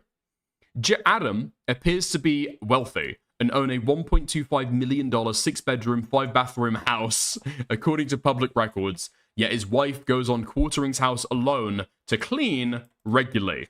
Yes. Jeremy makes comments about Adam's wife's fat tits and how bad he wants her in his hot tub while drunk on stream. True. Jeremy has cuckold and cuckold adjacent fetishes, which he has exposed publicly. True. Jeremy openly talks about having sex with women who are not his wife, or simps for women and spends massive amounts of money on them, with seemingly no fear of being exposed, despite having many enemies online, and admitting his family and friends follow his online presence. True. Well, presumably because his wife knows what's going on, you know? Until recently, Jeremy and his wife were admitted atheists, and Jeremy's very obviously hedonic lifestyle of constant drug and alcohol addiction was tolerated. You tell me, what's going on here? Polyamory? Cuckoldry? Swinging? The least likely, of course, is nothing at all. But it's certainly very suspect at least, and raises a lot of questions that have come up hundreds of times over the course of this thread about the true nature of the Quartering's life behind the scenes, especially regarding his situation with his wife. Okay. Wait, no fucking way, that's not fucking true. What? What's even worse is that Jeremy has pulled the Wisconsin Bull into his Christian grift and takes credit for the ethnic Jew converting and joining Jeremy in church, becoming a practicing Christian while being fully aware of Adam's continued ungodly and hedonistic lifestyle. That comment Adam left on Reddit about being about making some cuck face fuck his wife on his dick was from after this supposed conversion. Yeah. Nathan says, speaking of church, I've converted from Judaism and I'm getting baptized on Sunday. If I get some good vibes, I'd appreciate it. Hell yeah, dude. Oh, that's amazing. Yeah, congratulations. Yeah, good vibes. A friend of mine is, I don't know what you call him, an ethnic Jew. And he has started coming to our church. And, I love that. Yeah, like I don't care that he's converting. I just noticed that, you know, he's recently come back to the church. Right. And he So that would has make not been him practicing. A Messianic Jew in that case. Yeah. But yeah, shout out to my boy Adam. He's been going back to church ever since the Charlie Kirk stuff too. Yeah. Okay. Interesting. I don't know. At the end of the day, okay, I'm going to maintain speculation. A lot of this, basically all of this, okay, is speculation. However, I personally choose to believe a lot of it because it's insanely fucking funny to think that Jeremy is openly signaling fucking intent on his live stream, okay? There we go. His life is an NTR hentai. Yeah. And unfortunately, he's the ugly bastard, and he's still not getting any. It is very brutal. It is very fucking rough. Okay. There we are. Was that a baby voice that girl had? I love it, yeah. Something like that. I think that it's very interesting, the kind of girl that Jeremy surrounds himself with. I think that he is in the harem, okay? I don't think he's surrounding himself with a harem of women. I think there's probably some, like, black bull pulling the scenes of his channel, and he's in that harem. Yeah? Yeah. Okay. I'm glad we can all agree. Nice. How's the internet issues been? Right? Because I'm looking at my dropped frames right now, and over this stream, I've had 6,000 dropped frames, which is not great. That's not good at all, actually. Fucking hell, how many is that? If I'm doing 30 frames per second, what's that, like 200 seconds? No fucking way. Dickers, your ref is inbound. It's fucking ever inbound, dude. It's fucking rough. Okay. Nice. Nice. Okay. Wait, so you're saying Jeremy gets around with the bull, not his wife? No. But I think, like, it's going to be an essential component of a bull for, like, the cuck to be there. You know what I mean? So he's in the harem, but not to be fucked. But he's like an essential component. You know? He's like an essential component. You've got, when the bull goes in, okay, to have sex with a new bride, Jeremy is there, okay, condoms are there, and whips are there, you know? He's just part of the furniture. That's what I think. Okay. He's a watcher. And I think he's a watcher with the other guy's wife as well. You know? There seems to be an obvious visual fixation that he's got there. Okay. He's not allowed around his kids alone, a chatter said. I would disregard that. I don't think that's true. I think that might have been a joke, Romeo. Okay. Wait, did I talk about the fucking Salvo stuff yet? I don't think I did. Okay. Give me 2 seconds. I'm gonna swap over to something else real quick. What the fuck? Okay. Is Salvo in New York City right now? Is Salvo in New York City? Holy fuck. Who's got the news report? Hold on. Has somebody got the news report?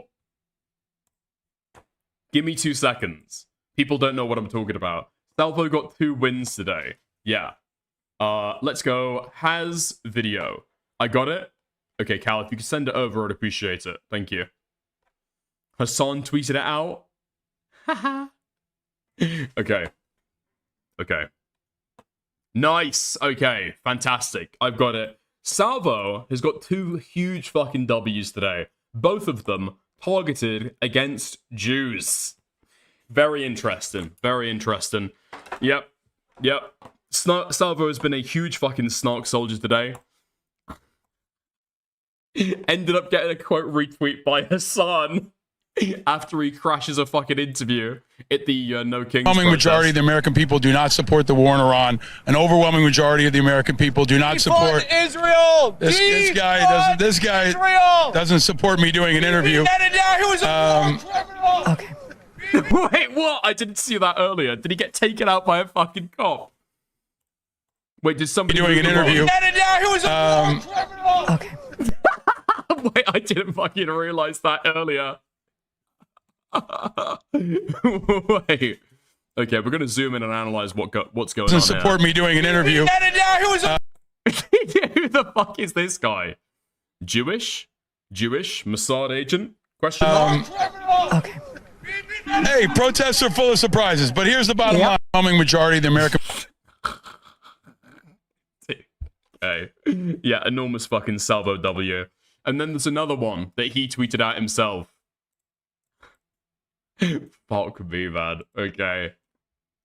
Hi, Piggy. Rabbi Shmuley. Rabbi Shmuley is a Zionist fucking pig. Get this. Here he is, right on camera. Hi, everybody. I have no problem saying it. Rabbi Shmuley. Say your name. I'm Salvo, baby. I have no problem saying What's your phone number? Say it Why all. would I give a Zionist? Say it all. Say it all. Say it all. Zionist pig, relax. Why would I give a Excuse me. Why would I give? Excuse me, officer.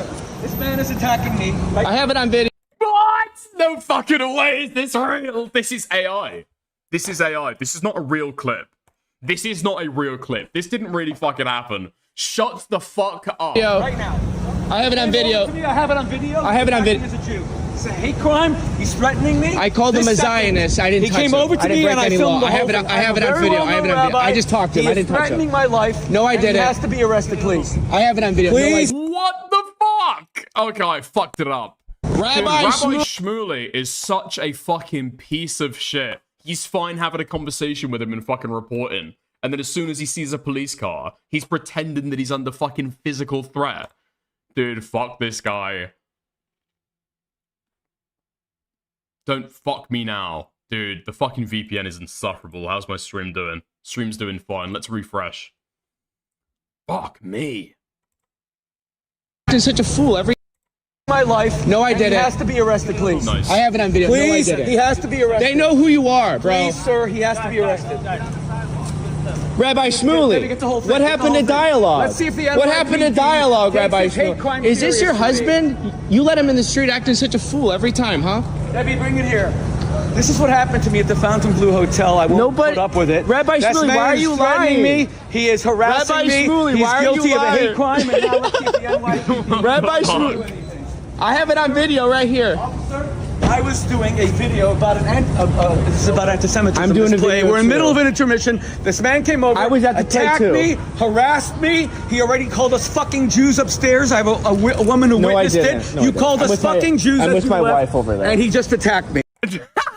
The fuck? Wait, is Salvo been getting up to some fucking hijinks off camera? My name is Rabbi Shmuley Boteras. He will tell you. They know who you are, Rabbi Shmuley. They know who you are, Rabbi Shmuley. You're making He attacked me, and this is a hate crime. You're making a scene, Rabbi He Shmuley. attacked me, and this is a hate crime.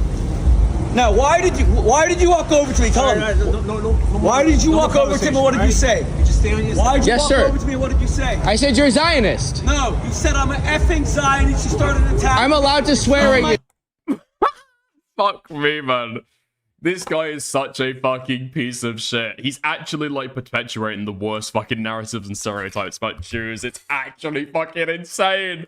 You didn't call me a Zionist. You called me a fucking Zionist. My safety. No, I you are didn't. threatening my safety. No, I didn't. You invaded my personal space to harm me. I'm allowed to say that. I'm allowed to say he's a Zionist pig. I'm allowed to say he's a Zionist pig. My identity, but I want him to separate. Why do you escalate, Rabbi Shmuley? Why do you escalate? Why do you escalate, Rabbi Shmuley? Officer, Jews have to be safe in New York City. Sir, I have freedom. Oh my fucking god. Jews have to be safe in New York City. He's not fucking doing anything. It's fucking insane. I can't believe that Salvo got this all on camera. Speech. Sir. Jews cannot be attacked because they weren't Jews. If someone's black and they're attacked, that's racist. Rabbi Shmuley completely losing his mind. It's freedom of speech. It's freedom of speech. I can call him a Zionist. It's freedom of speech. We're not in Israel. What happened? I got it all on video if you want to see it. What happened? I know him. I was at the play too with my wife. You were at that? Yeah. Yeah. I know who he is. He's a Zionist. I saw he was filming a video saying, in my opinion, a bunch of hateful things, right? Oh, so where was that video being taken? Just right here. To you or like? No, his wife was filming. Okay. Yeah. Freedom of speech. Freedom of speech. Salvo was trying to fucking speak to them in their language before realizing he doesn't actually speak any Yiddish. And I just went up and filmed him and called him a Zionist, and that's when he ran to you guys right away. And I can show it to you. Yeah, let's see what you got. Okay. And that's the end. Is there anything else? They got the fucking... Excuse me? Why would I give... Excuse me, officer. Oh my god, the fucking gay hand signal. Excuse me? Why would I give... Excuse me, officer. Oh my fucking god. Why would I give... Excuse me, officer. This man is attacking me. Excuse me? Why would I give... Officer, this man is attacking me. That's actually Excuse me? fucking Why would I golden. give... Oh my fucking god. Okay, maybe not. Maybe not. Maybe not. Fuck me, man. That's actually fucking amazing. That's actually incredible. Salvo's killing it today. Okay. When's this guy actually gonna fucking stream? He pranced to the police car. It's like the guy's in a fucking musical. Going to see a fucking play as well. This guy's got a wife?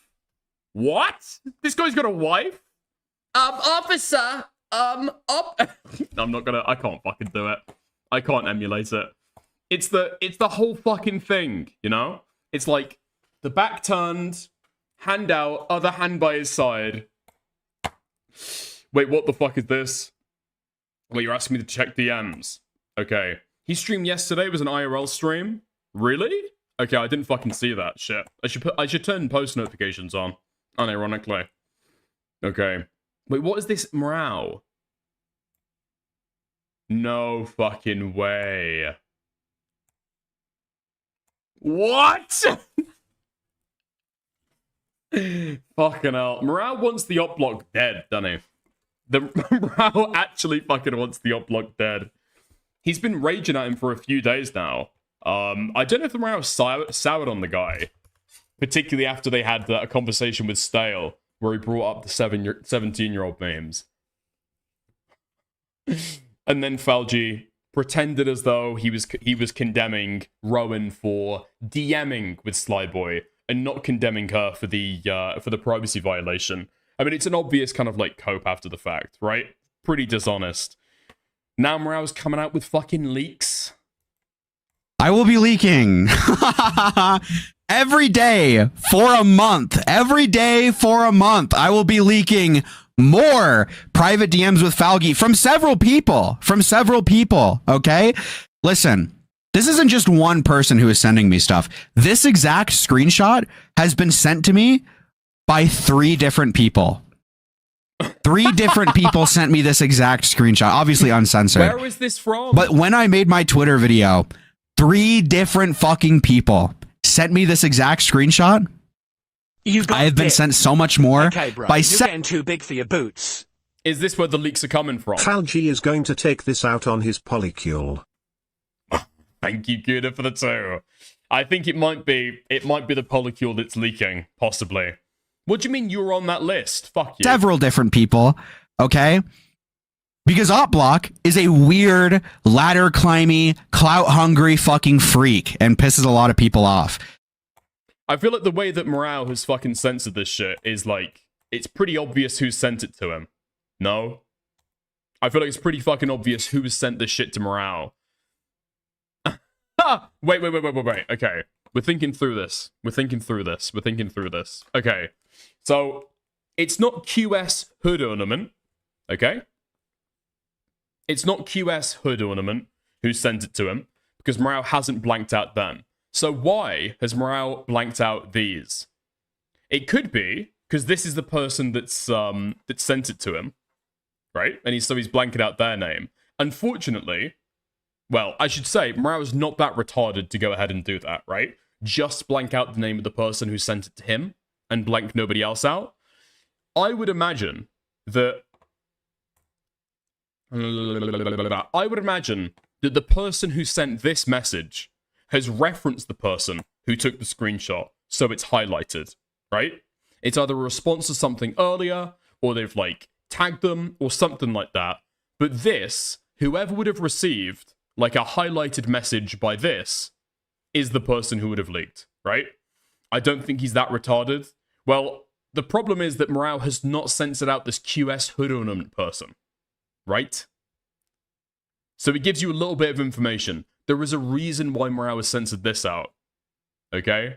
And it takes you directly to the person who's leaked. So Morale fucked up a bit there. So every day for a month until Falgi responds to my Twitter video and apologizes for lying in his tweets, I will continue to leak his private messages, to leak everything.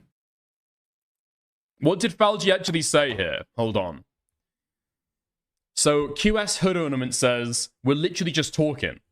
Falgi says, I know, but y'all have brought up Morale on stream once when I said no. So, wait, what?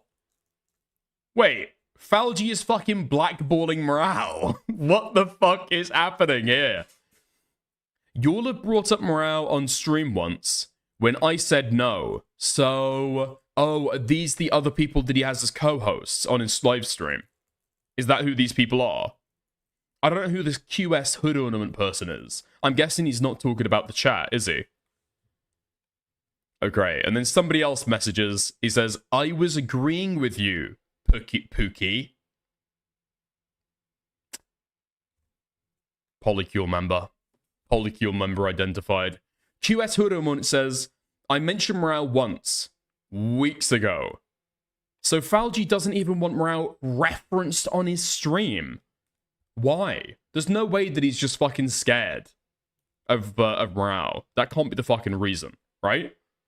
Because Morale hasn't been openly beefing with Falgi until extremely recently. And these screenshots are from back in January. From several people.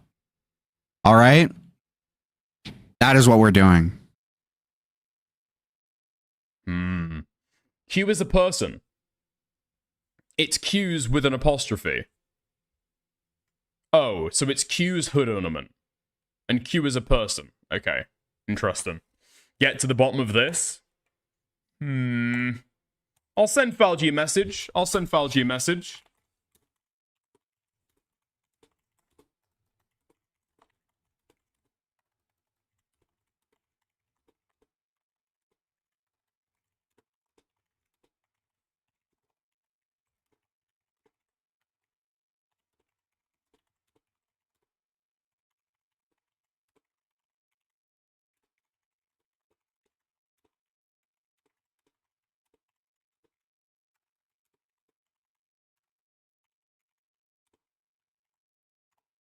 Okay.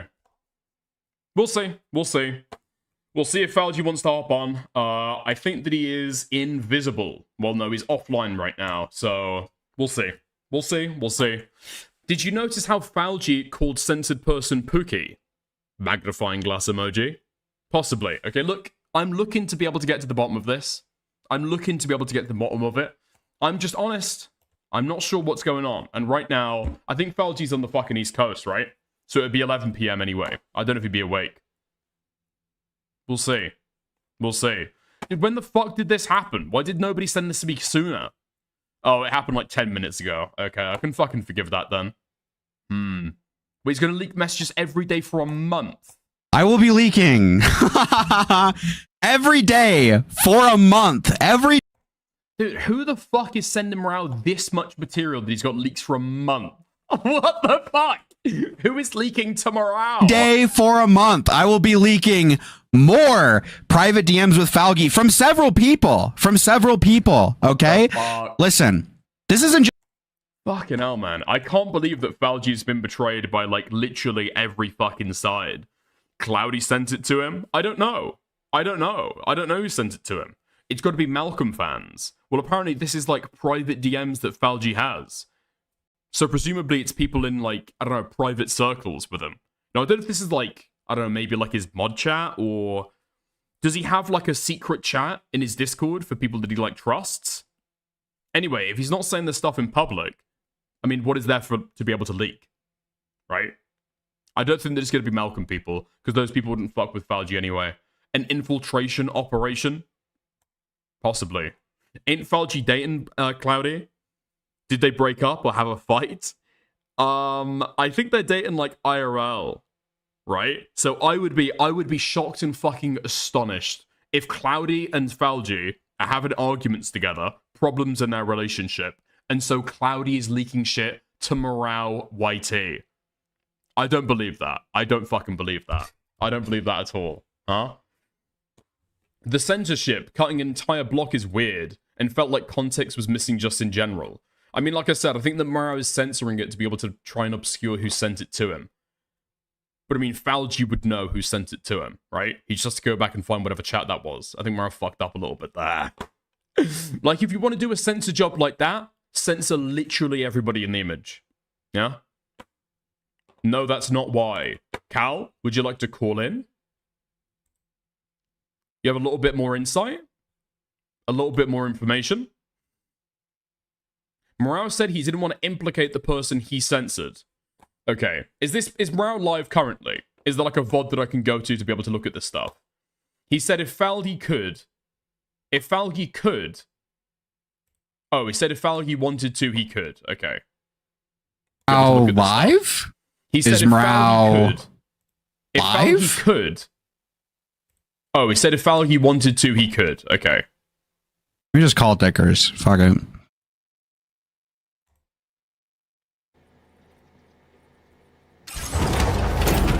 Let's see. Calling him. Hello, Morale. How's it going, mate? You're right. Yeah. Okay. I don't know why. I don't know if Cal, I guess, is maybe like retarded or autistic or something. Okay, that's a joke. That's a joke. That's a joke. That's a joke. That's a joke. That's a joke. What? That's a joke. That's a joke. I'm sorry. I'm sorry. I'm sorry. That's my bad. You're trying to get all the fucking allies you can to be able to do your fight against Falgi. Is it? That is true. That is true. Now? Okay, the reason is because, or the reason I censored that block, it's just a person who has nothing to do with it. And they were having like two conversations at once with someone else, right? So that person was not talking about me, and they weren't talking about the stream. They were talking about like something else. So I didn't want people to read their message and see who it was and think, oh, this person has something to do with like Morale and Falgi and a black ball, if there is one or whatever. I don't want people to like misunderstand what was going on. Okay. So like, it's not that person like sent it to me. Like if Falgi can find the messages, he can search the messages and, find that person in that chat, because he'll probably know what it is. But he'll be able to like it's obvious that person, like if you saw the message, it's just like completely unrelated. There's no, I didn't want to confuse people, I guess, into thinking that this person had something to do with any of the thing I wanted to highlight. Does that make sense? Yeah, I guess since you just like figured that you want to call in and clarify that. I mean, can I see the original unedited?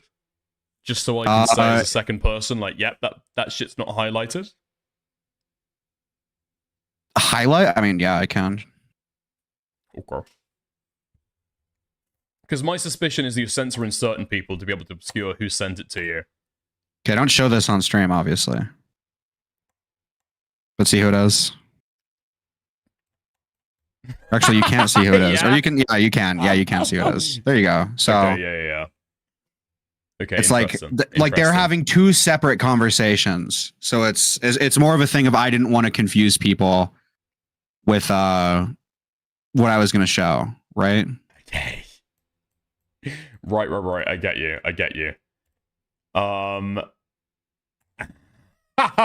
Okay. Nice. Okay, so it's not that person. I can say it's not that person. That person is innocent, it seems. How many people have access to this group chat? Because I don't know if you've just like identified. I don't know. I got three different people sent me that same screenshot. Obviously not like the same picture, but like three different people sent me that same encounter, that same conversation. Because they're like, "Wow, look at this! Like you're gonna want to see this." Why? But I don't know. Why is Falgi not wanting to mention you on stream? I didn't realize that Falgi was like trying to fucking black. So I know the reason, but it's like I don't want to do like a gay hypocrisy hunt thing, right? So he wants his streams to be like professional, right? He wants his streams to be professional and kosher and stuff like that. Now, obviously, this doesn't make sense to me because he's friends with people like Gilded, and we'll have Gilded on stream and stuff like that. But you know, whatever. But yeah, that's the reasoning that I understand is that he wants to be like a professional streamer, right?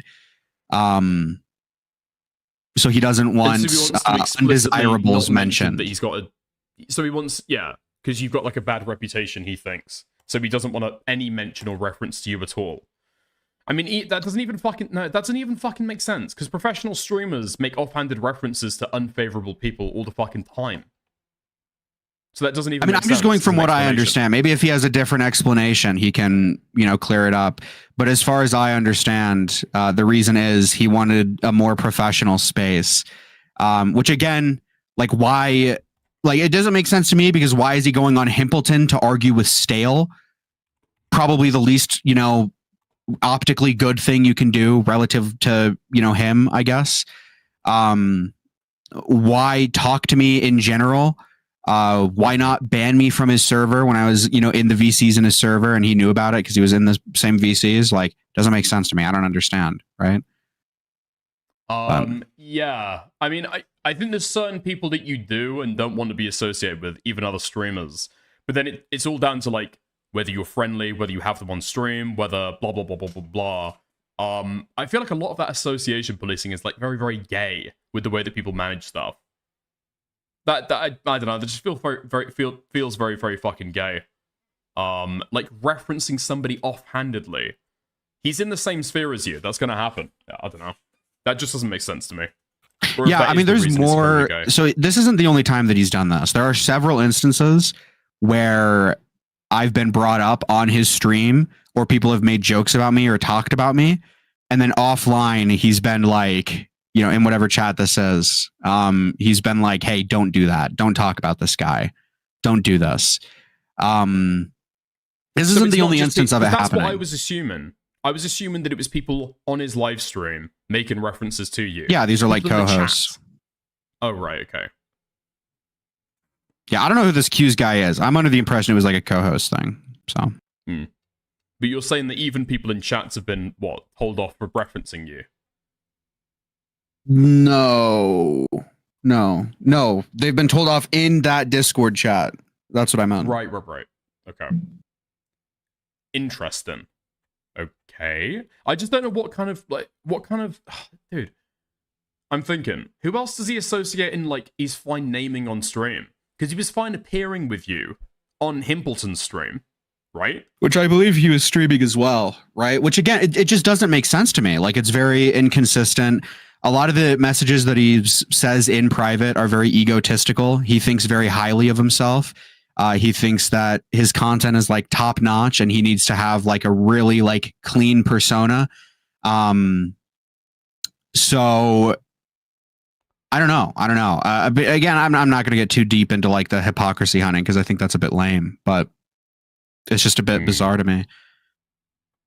Okay, that's interesting. And listen, I will say this, Dicker's the only thing in the leaks that you if this guy just says sorry, if this guy just says I lied and I'm sorry, I won't even talk about him ever again. He could be a pedophile rapist and I wouldn't even cover it. Okay? Hey, do you think that's going to happen? Is he going to bend the knee and concede? Do I think he's going to apologize? So I know in private he has said that he thinks that what he did was a mistake in relation to the Slyboy tweet. Do I think that he is going to say that publicly? No, I do not think he's going to say it publicly. I don't think that's something I don't think I've ever seen Falgi willing to like take an L on anything that he's been in without like heavy clarification. Like the one that comes to mind is when Cückoldry was confronting him on some Cameron stuff. And he responded to it months later and did a really half-assed, like, I take the L, I'm sorry. Like, it was really half-assed and didn't really, get to the, didn't really address much. So if he does, I know it's going to be half-assed, but I would rather a half-assed than, anything else, or, a half-assed than nothing, I guess. I I don't know. Maybe I'm less like entrenched in the Falgi hate. I don't know about him personally. I mean, I was surprised when I saw that. I want his head on a stick. Is how much I hate him right now. But yeah, continue. Me personally, I was surprised when I saw that he wasn't like taking the L on the Sly Boy stuff and was kind of, you know, giving a cope. But we are interested. We are interested for the leaks. Yeah, I'm in it for the fucking content. Okay, how tasty are they? Because I don't know if you just like drop something that's like a, I don't know, 6 or a 7 out of 10, and then the rest of them are going to be 3s. I mean, to me, I'm interested in all of them. To me, I think all of them are good.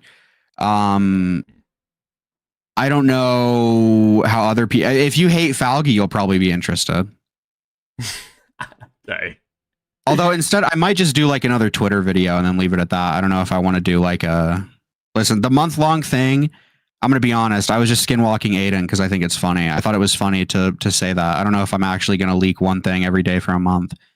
I just think saying that was funny and it made me laugh. So I don't know if I'll actually do that, but I might do like a Twitter video calling him like a liar. Okay. I feel like you're stepping it back now. I feel like you're feeling the pressure and the pressure to deliver. And now you're like, well, I just don't like commitment. I just don't like commit. That's the thing. I don't like commitment. I don't like promising things. I promised a food shops video and it's not finished. So, like I could, but I feel like, I don't know, just kind of be a bit like, probably be underwhelming if I leaked one thing for a month, you know, or every day for a month. Probably be a bit underwhelming at that point. I don't know. Fair enough. So, what's the new deal then? What's the new deal? You've got to get well, like I mean, it's either that or it's like I do that, or I just make a Twitter video, or I don't do anything. I don't know. That's very like I don't know. I mean, I feel like you just decided to do this today. I don't know if have you thought this through? I got like $60 to leak that, so it was a pretty impulsive thing. Yeah. Okay, so I have no there's no reason for me to continue really, because I got paid like a lot of money to leak that one screenshot. I mean, it was a very spontaneous thing. I got money for it and then I did it. And that's the truth. Okay. Interesting. Wait, what the fuck? Have I just been sent like a panoramic screenshot of somebody's DMs with Falgi? What the fuck? By who? At Dickers. Between us, I chat with everyone a fair bit. Blah, blah, blah, blah, blah. No comment on anything else. I like the guy, Amaral. Okay. What the fuck is going on? Okay. Seems like something's brewing. I mean, I sent the guy a message and saw if he wanted to talk about it on stream. Yeah. I don't know. It seems like your mission. I feel like you've got to be committed to it, in my opinion. I think you need to show a little bit more. I mean, I'm committed to hating him. I'm committed to hating him. Am I committed to like raping his corpse? I think that's where it starts to lean off. I'm committed to disliking him. I'm committed to, I mean, I get bored very easy. So I'm going to be honest, as much as I want him to respond, if he just like ignores me for like, probably like another week, I'll probably forget about this all. I'm not going to lie. So. Wow. What the fuck? Okay. Interesting. I mean, it came in here expecting big drama to be fucking brewing, and now there's like nothing. I'm so fucking disappointed by this shit. You need to like. Well, I mean, it's just. I think it's funny that he's like telling people to not talk about me. That's all that was. I was being a bit performative on stream about it. Okay, I'm playing Death Stranding now, and I can definitely talk in the abstract a bit. Okay. I feel like what you need to do, if you think you've only got like a week worth of attention span on this shit, go on Twitter, schedule a post for every day with your leaks, and just do that in one day. Okay? And if you get the response that you want, that's a genius idea. That's a genius idea. Start scheduling tweets. Okay. All right. Yeah? I want them dropping every day at noon. We're in a content drought right now. I need some fucking motion on this shit. Okay? Don't disappoint me, Morale, please. Maybe I'll talk to some of my sources off stream and see, because Twitter video might be the play, and then I can just that way I can do it while I'm still interested. I mean, you've got to think how to do the hate professionally, you know? If you want to be a professional hater, that's the professional way to be able to do it. Yeah. Ah, dude. Be honest with me. Be straight up, okay? Do you have 30 days worth of leaks? Or Yeah, people have sent me like an absurd amount of shit. It's like I do. I mean, I do. I mean, some are more interesting than others, obviously. But yeah, how deep's the infiltration go? Like, you've got spies, right? You've got spies in like his inner circle right now. Okay, spy. I don't know. You're probably making this sound way more cool than it is. Yeah, I don't think it's do like a little bit of fucking drama content, you know? I'm trying to do a little bit of spies. I don't know about drama spies. content. You've got leakers, okay? You've got moles. You've got moles in his fucking inner circle. Sure, spies just makes it sound a bit grandiose, you know? I want to know how deep the fucking moles go, okay? I mean, I don't know how much I want to say. Besides that, I've got like people don't like him and they've sent me stuff. Is the main thing. You don't want to say that deep, really?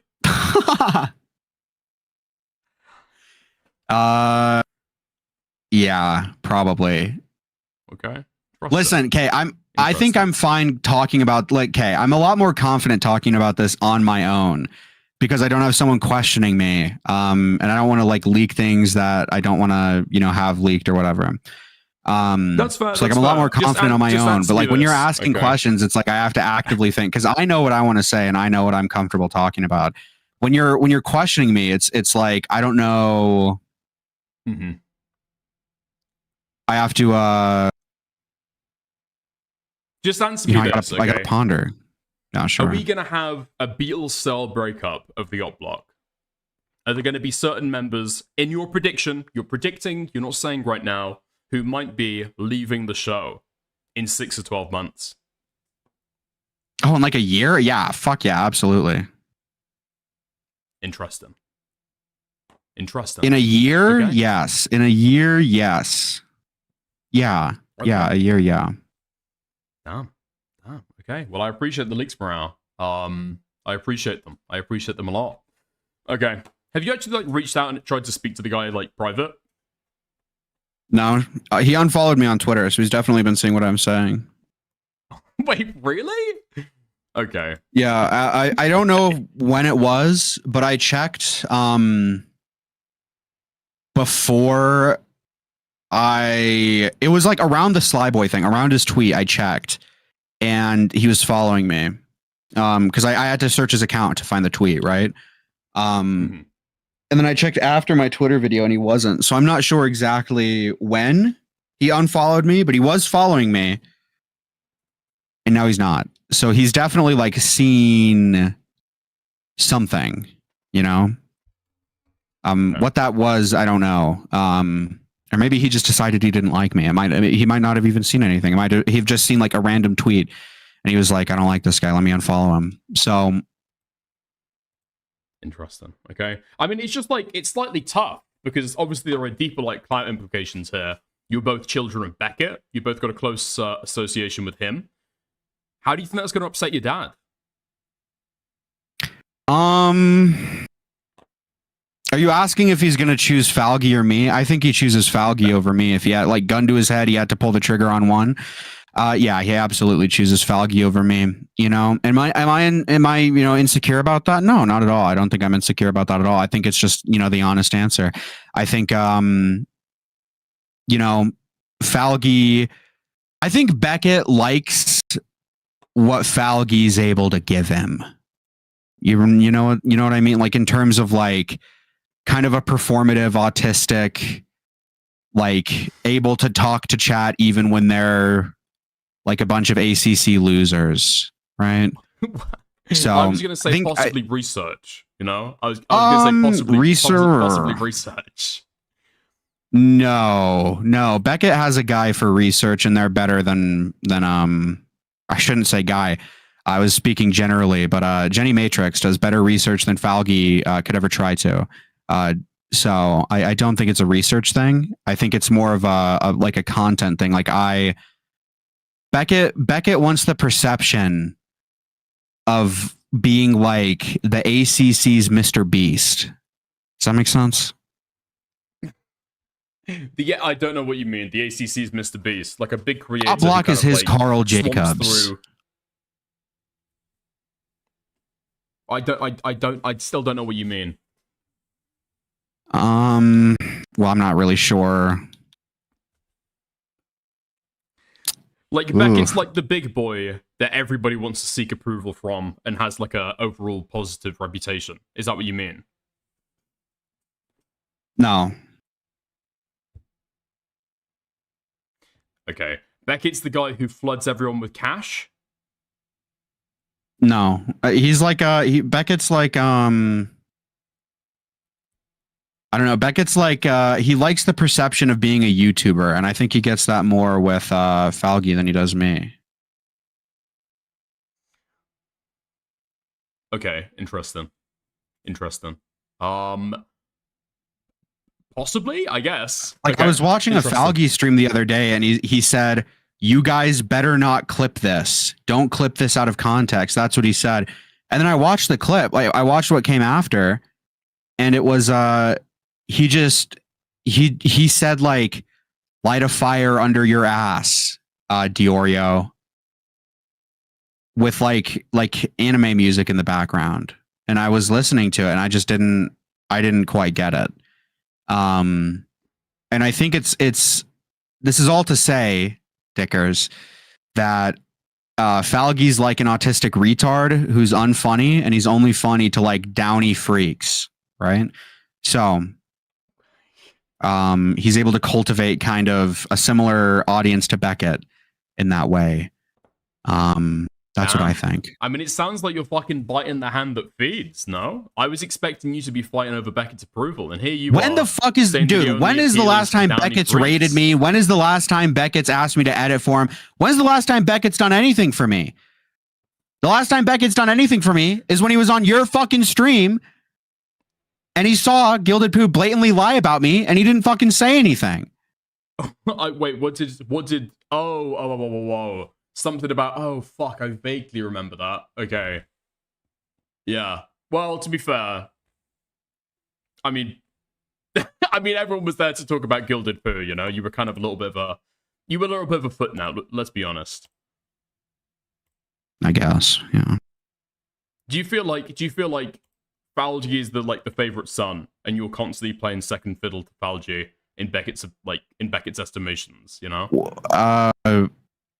I don't think me and I don't think we're really comparable in that way. I don't know. I would have to say no, just based on Falgi's like a queer, like openly hypersexual. I'm like straight coded, privately hypersexual. Falgi's like a fat loser retard. I don't know if you realize this, Brian, but everyone can see your Twitter replies. What do you mean? Your replies on Twitter. Like, what did I do on Twitter what did I do on Twitter? That you leave e-girls on Twitter. Doom Media, that's you, right? What? The comments that I leave e-girls on Twitter? Yeah. What are you talking about? Are you just not aware of what you do on Twitter? Do you think that you've got like a second? I'm unaware of what you're referencing. I don't know what you're talking about. You'll see like an e-girl posted on Twitter and you'll be like, "Hey, baby." No? No. What? No? Or you'll like ask them to play Project Zomboid, but everyone knows what you're talking about. I do that in DMs. I don't think I've tweeted at people. I'm scrolling back through your timeline right now to try and find what I'm talking about. I'm 90... You're saying this is not true, you don't do this. Because I feel like I might be able to inform you that you've you know, you haven't switched to the I wrong think Twitter the only thing I remember tweeting is I did a quote tweet to Pinky Chew recently where she like did a thing with her tongue, and then I quote tweeted, I was like, "What are we doing, dude?" Because I thought it was like funny. That's true. That's true. Okay. I'm trying to search through, but it seems like you've been on your best behavior recently. You're saying this doesn't happen. You don't reply under women's posts and be like, "Hey, do you want to play?" I mean, I definitely have replied under women's posts, but I don't think it's like a thing that I do often. I think I might have done it to like Just a Minx, and I was like, "Hi, Just a Minx" or something. I don't know what are you referencing? What do you remember me doing? I mean, several times I've seen this before. I'm surprised that you're denying it now. I've got to be honest. Well, I don't want to deny it because I'm sure it's happened. I just don't know what you're talking about. Okay, so here. Okay. Are you sending me something? Somebody called Nelly on Twitter, okay? Generation Alpha created 6-7, so us, Gen Z, can turn it into 1488, right? And then you reply underneath, or Max, to be fair, replies underneath and says, "You should talk to Duma Media." And then you say, "Who the fuck is this?" They say mean. You say, "Hello, beautiful." This is like the average interaction that I see with like morale and women on my timeline. Okay, I don't want to explain this in like a way that sounds copy, but I was tagged in that and I didn't know who that person was. And then I was like, oh, it would just be a funny reply to say hello, beautiful. I still don't know who that was. I'm pretty sure, knowing Max, it's probably some like Nazi alt-right like person or individual, I would assume. I feel like Max just knows that he's like feeding more rape meat into the rape machine. I think that's what he's doing. If you look at her account, I'm pretty sure she's like Nazi adjacent. I don't know, man.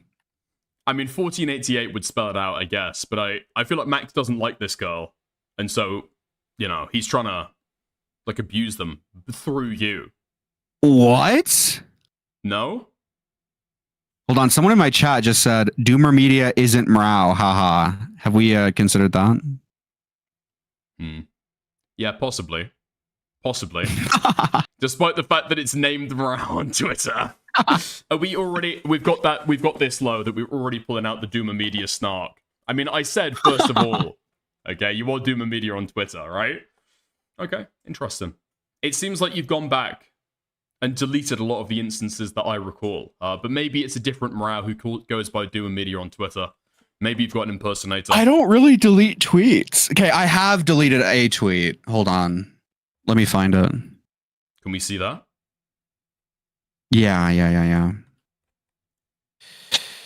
So in like an hour, this only got 2 likes, and I didn't want my enemies to see me fumble, so I deleted it.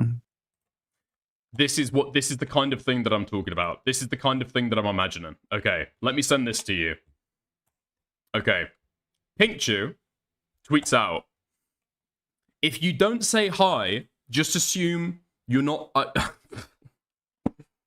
If you don't come say this hi... This tweet was crazy. I'll just assume you're not into goth girls, right? And then you reply underneath, "My dad beats me."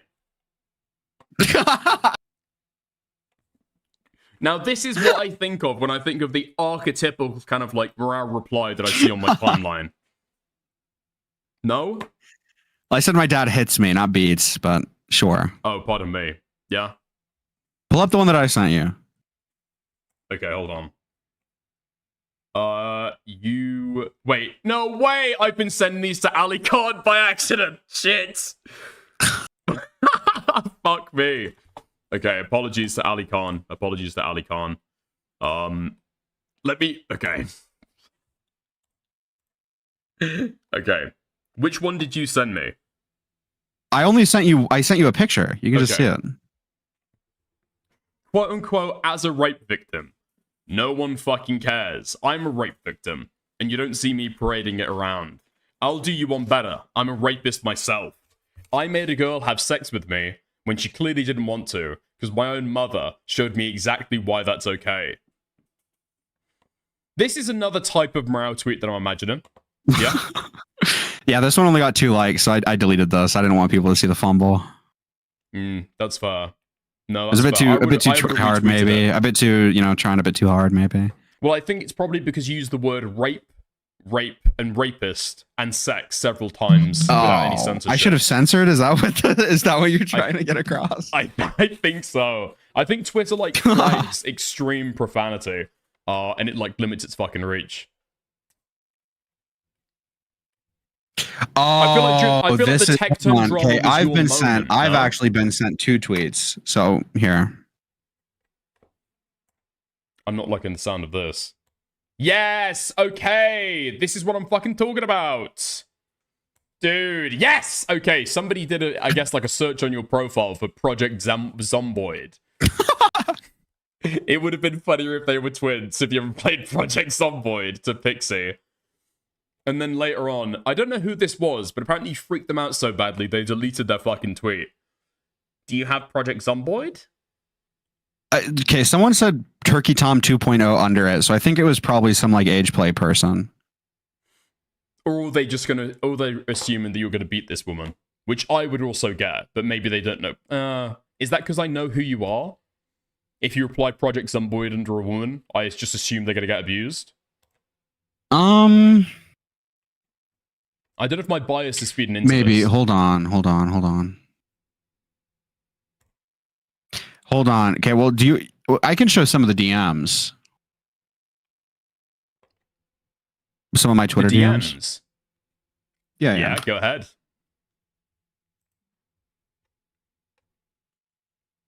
What the fuck? Leave Pokimane alone. Hey, Pokimane. Here's a cool picture of my cat character. November 2nd, 2025. Did she ever respond? Well, I would never air her out.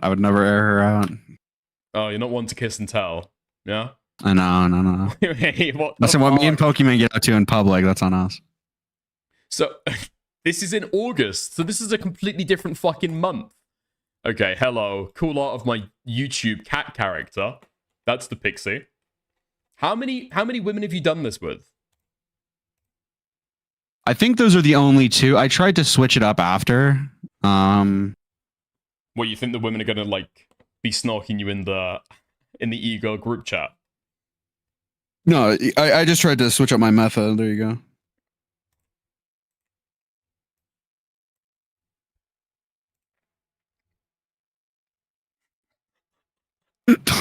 What the fuck are you expecting to this? First of all, A, dry ass fucking message. Second of all, what? Has Denims even liked one of your tweets? Did you know that I got a Denims? I got a Denims like on Twitter before. Oh, so you're trying to one up me? Yeah, I'm basically trying to say that Denims don't fuck with you like that, little bro. Denims is busy, little bro. She enhances calls. Hold on, do I have the screen cap? I think I took a screenshot of this to lord it over somebody else's head, but I've forgotten where I put it. Do you know who Maya Luna is? No, I don't think so. There's some like transgender progressive. I did not know they were transgender. So it didn't really kind of fucked it up a bit.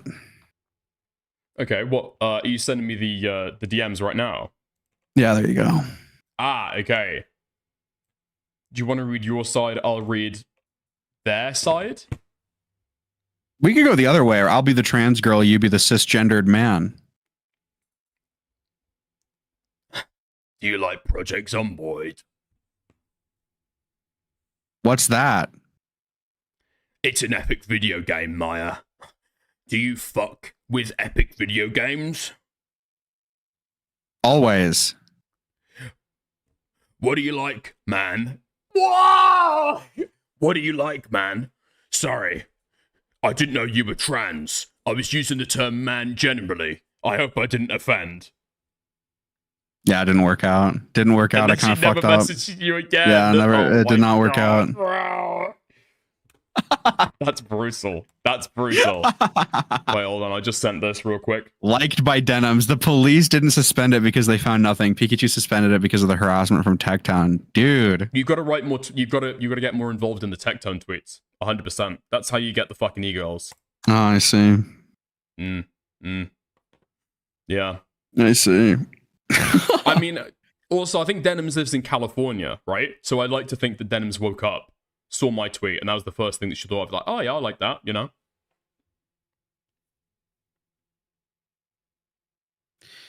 I'm trying to look at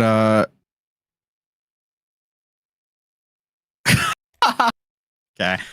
I won't send this one because it's like long and autistic. Some like Indian scammer VTuber DM'd me. Their name is Mama_VTuber. And they're like it's one of those things where it's like they'll DM you like, do you want art? Can I draw for you? Can I make you art? Can I make you a VTuber model? And I said, hello, little VTuber. They said, hello, nice to meet you. Thanks for the initial follow back. I did not follow them back. I said, do you like Project Zomboid? They said, yeah, I know it. By the way, I'm curious. Do you do VTubing? Do you have a channel where I can see your model and enjoy your VTubing and support you? I said, are you a bot? They said, are you mad? How dare you talk to me, bot? You don't have a manner. How to talk with a girl. Just learn have a manners, stupid monkey.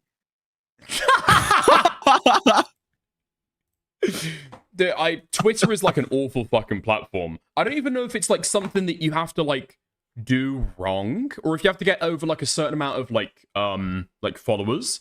But my fucking requests on Twitter are filled with like fake OnlyFans women. Do you get that as well or no?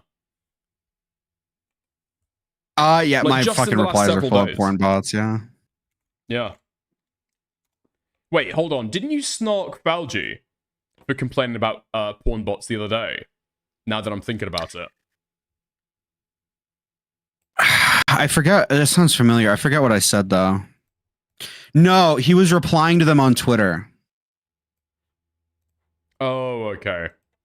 If I ever see one of those things that like, whenever I see them follow me, if I notice it, I just block them because I don't want my feed to get fucked by, like the porn shit. I try to block like any OnlyFans people that just show up on my feed. Or like, dude, I had to fucking. Do you think Do you remember so many OnlyFans women on your fucking Twitter timeline if you weren't constantly like quote retweeting and replying to Pinkchu? I feel that puts you in the same algorithm. I'm getting close to blocking her because she keeps showing up on my fucking feed, and it's like really annoying. Do you remember a couple months ago when people were doing that whole thing with Grok where they were undressing women? Yeah. I had to block a ton of people because that shit was just showing up on my feed constantly. Yes, I fucking saw that as well. Yeah. It was just like, it was literally like YouTube drama one day, and then the next day it was like, Grok, put her in lace underwear. I was like, dude, Jesus Christ. Oh my fucking God. awful. Yeah, that was an interesting week. I don't know why it took people so long to realize that Grok could be used for that, but as soon as people realized, that was like all I fucking saw on my timeline. Yeah, I want to say there's an update that happened, but yeah. Anyways, yeah, there was an update that happened. I don't think Grok does that anymore. It's got like new safeguards. Or have you seen the new tech that they try and use? They'll put one of Grok's server rooms got raided because of child porn. Grok was making too much child porn. Yeah, I saw that as well. Yeah. But I think what they're doing now is they're putting in like two pictures, right? One of a girl dressed normally, and then one of a girl, or like one of like an outline of somebody in a bikini, right? And they'll just say like, Grok, can you merge these photos, please? Hoping that he doesn't know what they're fucking referencing. That's the way that they've got around it, right? Yeah. The Indians have developed new weapons. I haven't seen any of the new Grok posts recently. What I will see is I'll see like OnlyFans models tweeting their own things, adding Grok to like undress them. Like even though it doesn't work, it's just like I would assume like an advertisement for you know, their whatever. But yeah, it's like an yeah, I'm not a big iOS. Twitter guy, so it's just like when I see it, I'm not a fan. Wait, what the fuck is this?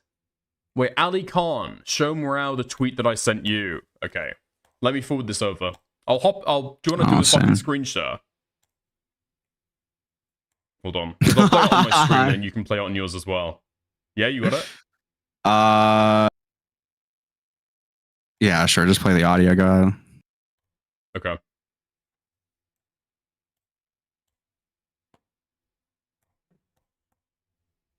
A stream like one time, like maybe like 400 or 500, and it was like insane. And I know it's gonna be like, you lost 200% of your viewership, and I'm like, yeah, motherfucker. Beckett's live at the same time going over the KP document. We had like a stream like one time, like maybe like 400 or 500. Oh man, yeah. I do think. Rough. Okay. I do think that's like he is salty over that. I do think. I think if you ever bring up something like that unprompted, like, oh, people are saying this or whatever, like about you, I do think that's a bit salty. He's a bit salty. I don't think he hates Beckett or whatever, but I do think like if he could have a choice, he would want Beckett to not stream at the same time as him, right? It's I probably think that everybody kind of like mulls over viewership, right? Because everybody wants more viewership, and then when you start doing a stream and then somebody else goes live with like crazy content, it's like, okay, well, I'm doing my thing over here. If people want to go and watch it, it is what it is. But you're like, fuck, you know? It's like when Lyrics would get pissed when Deorio would start streaming while he was live, and he would like end stream prematurely. It's like you can't argue that you're not a bit upset at that, right? Yeah. I think that, wait, there's no, okay. I think like everybody cares about viewership now. I think the main thing is that like, I don't know, he's got such a heavy crossover with Beckett. I feel like I've got a certain amount of crossover with Beckett as well. If Beckett is streaming, I'm probably down like a certain amount of viewership, but I'm sure you're the same. I'm going to be honest. I care more about active chats than I do viewership at this point. I like I go live to like 20 and 30 people, usually, or like 40 people or whatever. I think I would rather have a more active chat than more people watching me, because that's more fun for me. I enjoy interacting with chat. So, but that's just me. I mean, obviously, like, would I prefer like 200 viewers to fucking 20? Yeah, sure. But, yeah, I'm happy with, as long as I get like donos and people chatting, I don't really care. Yeah, I think that obsessing over viewership is kind of fucking retarded. Because it's always going to, like, peak and trough, and it just is what it is. Yeah, but if you're, like, molding on getting, like, emotionally, yeah, I mean, it's okay to be mad and stuff, yeah. Getting super, I guess, hung up on it. You know, YouTube is temporary. YouTube is never going to be a permanent thing for anybody. So you got to kind of know when to, move on, probably. Like Matt Pat. Now Matt Pat's arguing about, like, segregation and stuff in Parliament. It's awesome. Yeah. I saw that as well. I don't know. That just, is he doing actually good, like, advocacy? I kind of feel like Matt Pat is slightly retarded when it comes to politics, but I'm just going to assume that every YouTuber is going to be retarded when it comes to politics. You know what I mean?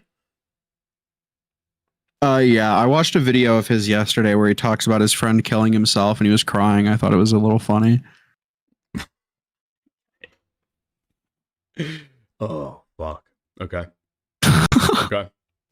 He dropped it out of nowhere. He was talking about how he made his YouTube channel. He was like, and then we made the YouTube channel and we were getting so much views and so much money. We finally made it. I woke up today to find out that my best friend had killed himself. I was like, dude, this is kind of going down. It was very abrupt insert. Can I show you this clip actually? Yeah, go for it. All right, let me try to find this. Matt, game theory. Fuck, what was his name? Bobby or something? Game theory suicide. Yeah, here, let me find this. Let me deafen really quick. I'm going to find the timestamp for you. Sure thing. Okay. Man. I feel like we're saying that Fauci was big mad about Beckett going live at the same time as you. We'd have to seriously think Dickers gets mad about being compared to him. What, Beckett? I mean, there's certain things that on streams that, like, obviously fucking memes, and there's other stuff that's like, yeah, okay. I can see why you're annoyed about that. You know what I mean? Like, I don't really give a fuck about the Beckett stuff. I feel like everybody does care about fucking viewership, but it's not a huge fucking critique or a huge snark, it just is what it is. No fucking way this got uploaded to the main fucking channel, losing the battle. Okay, so it happens at 3 minutes. You can watch the whole thing if you want, but if you want just like the clip, go to like 2 minutes and watch from there. Have you seen the viewership retention graph? Yeah, oh yeah, I have. Okay. Okay, go to like 2 minutes because it's the build up that gets you. It's the fact that it's so abrupt and out of nowhere. Okay, are you watching as well? Yeah. Thank you, Let It Go, for the 17 New Zealand dollars. What the fuck is that super sticker? Woman clasping her hands, saying thanks. Thank you very much. Channel. To their credit, they said yes. They accepted my offer with little more than a handshake and a promise to deliver them their ad revenue at the end of every month. Times were different on YouTube back then. So with that, at a whopping 10,000 subscribers, Game Theory transformed into the Game Theorists. It became clear that Ronnie liked editing more than writing or hosting, and since, like I mentioned, I sucked at editing, he just focused most of his time on editing for Game Theory. We called it the Editing Dungeon. His first episode was The Cost of Minecraft Diamond Armor, and I remember sitting there watching the first draft of that episode, and finally for the first time seeing Game Theory in the way that I had always envisioned it looking. His experience and skill with animation and illustration was able to accomplish things that in 2 years of working on the series I had never been able to do. But finally, Game Theory was looking the way that I had always envisioned it looking. It was doing things that I had wanted to do and just didn't have the skill to execute on. And for the next 5 years, Ronnie was our go-to editor, a silent hand behind a huge number of the videos that you've seen on this channel, on Film Theory, and all the other Theorist channels. And that's why it shatters my heart to tell you that on July 4th, Ronnie was found dead, a victim of suicide. We found out 2 days later. We had been communicating about a project that he was editing on. He went silent for a couple days, and so we went to his apartment to check up on him, only to be met with a coroner's notice. Shut the fuck The next day, up. Stephanie and I were in the hospital about to have our first baby. As you can imagine, it was an emotional weekend, and it's been an emotional roller coaster ever since. I've been wanting to do this video or say something for the last 2 weeks, but we wanted to hold off on a memorial until we were able to contact his family and get their permission to do it. Do you see what I mean? Yeah, I do. I know exactly what you fucking mean. I'm seeing exactly what you're It's so fucking just seeing. abrupt. It's like, we were finally getting off the ground. My friend fucking killed himself. Okay, and the best part about this video, see if he'd finished the Game Theory video, and all we found was a coroner's notice. the best part of this video, after this part, okay, I'm gonna when this call is over, if you don't have anything going on, no content plan, I would finish this video just because the shit that he says in it is so fucking funny, because he basically just describes his friend as the worst possible person ever.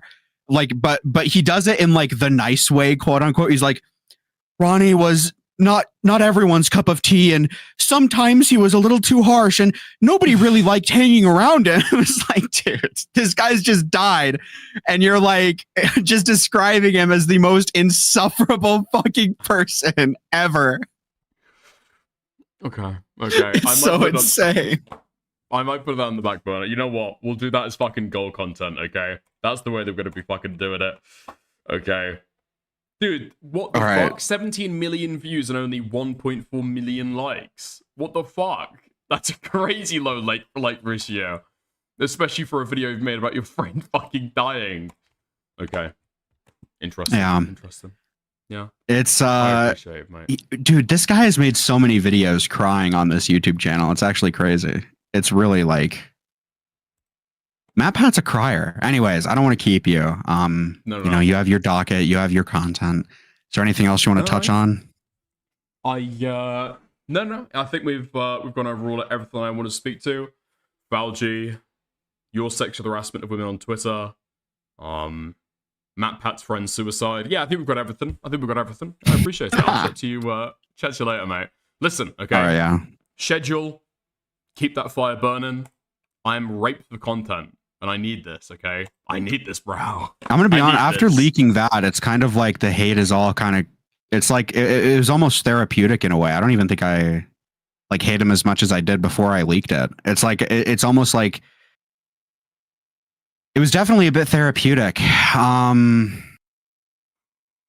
still want him, skinned alive.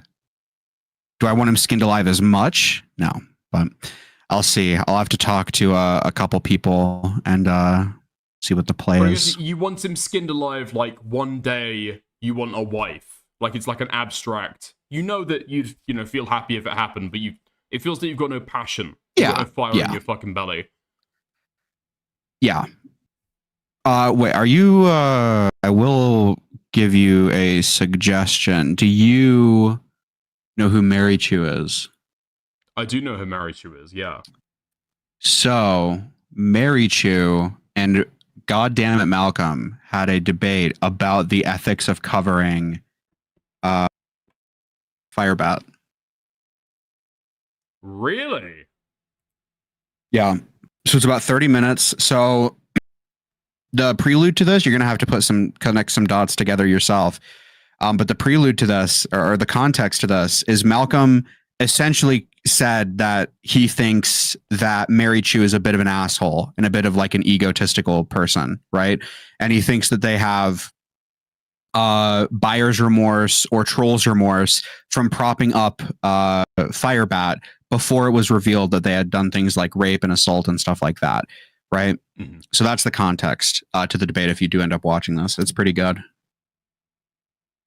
Yeah. Okay. That might be interesting, actually. I might put that on docket for tomorrow. But yeah, I appreciate it nonetheless. All right. Oh, yeah. Yeah, thank you. I'll chat to you later. Bye. Now. Have fun. Bye. Okay. There we go. Wait, what? Okay, thank you, Space Station. She's in stream the sec. It's a wild stream 1 sec. So you can cover what Morale is talking about here. I mean, he sent me the link. We'll see about it tomorrow. Yeah. Every time somebody covers Firebat, he beats his pregnant wife.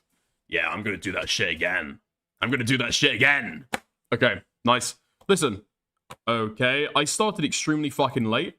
We are slightly raped for content. I promise you. What did I say yesterday? Okay, I pinky promised I was gonna do the quarter and stuff. I did the quarter and stuff, okay? I read through the fucking Kiwi Farms article, even though most of it is fucking speculation. It was fun. It is what it is. I have got plenty of stuff to talk about tomorrow. Stuff that I've just left on the fucking back burner, okay? So we are gonna have content. I am going to leave it there. Okay, nice. I'm gonna come back tomorrow. I'm gonna start at a regular fucking time, okay?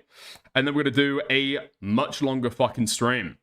Have you heard of this guy called Froggy Tony? I feel like doing a 6-hour stream. Holy fuck. Okay, I have heard of the guy called Froggy Tony. Dude, it's so much fucking content. It's way too much fucking content. I need to prepare so fucking much for that, I feel like. Just to sort between the fucking wheat and the chaff. You know what I mean? Anyway. Quiet quitting passed down from father to son. Yeah, okay. It is what it is. Okay, nice. Froggy Tony's wild content ride never ends. I've heard people recommend it to me and say that it's going to be fucking amazing. We'll see, okay? Thank you, Morale. Thank you, Morale, for the raid. I hugely appreciate that. Anyway, let's go through the fucking donos before we end stream. Thank you. Janky Johnny. Captain C. Dan Jr. Soul Skibbity. Kit Katza. Guna, and Let It Go. Thank you. We're in a drama drought, followed by, we'll cover that tomorrow though, Classic Dickers, followed by, it's nearly 5 a.m. in the UK, okay? Lots of love, but I am fucking raped and tired. Okay, nice. Have fun. Chat to you guys tomorrow. I'll see you soon. Okay, I'm gonna raid into, fuck, actually. I actually don't know who I'm going to raid into. Hold on. Who's in need? Who's in need? Who's in need of some little bit of viewer left? Okay. Nice. Let's raid into Yen. Okay. If there's any interesting content over on Yen's stream, okay, steal it, nick it, put it in the Discord, okay? Exclamation point Discord just before you go. Feel free to like the stream. Lots of love. Okay. Fantastic stuff. All right. Fine. Chat to you guys later. Have a good one. Bye. Okay. Fab.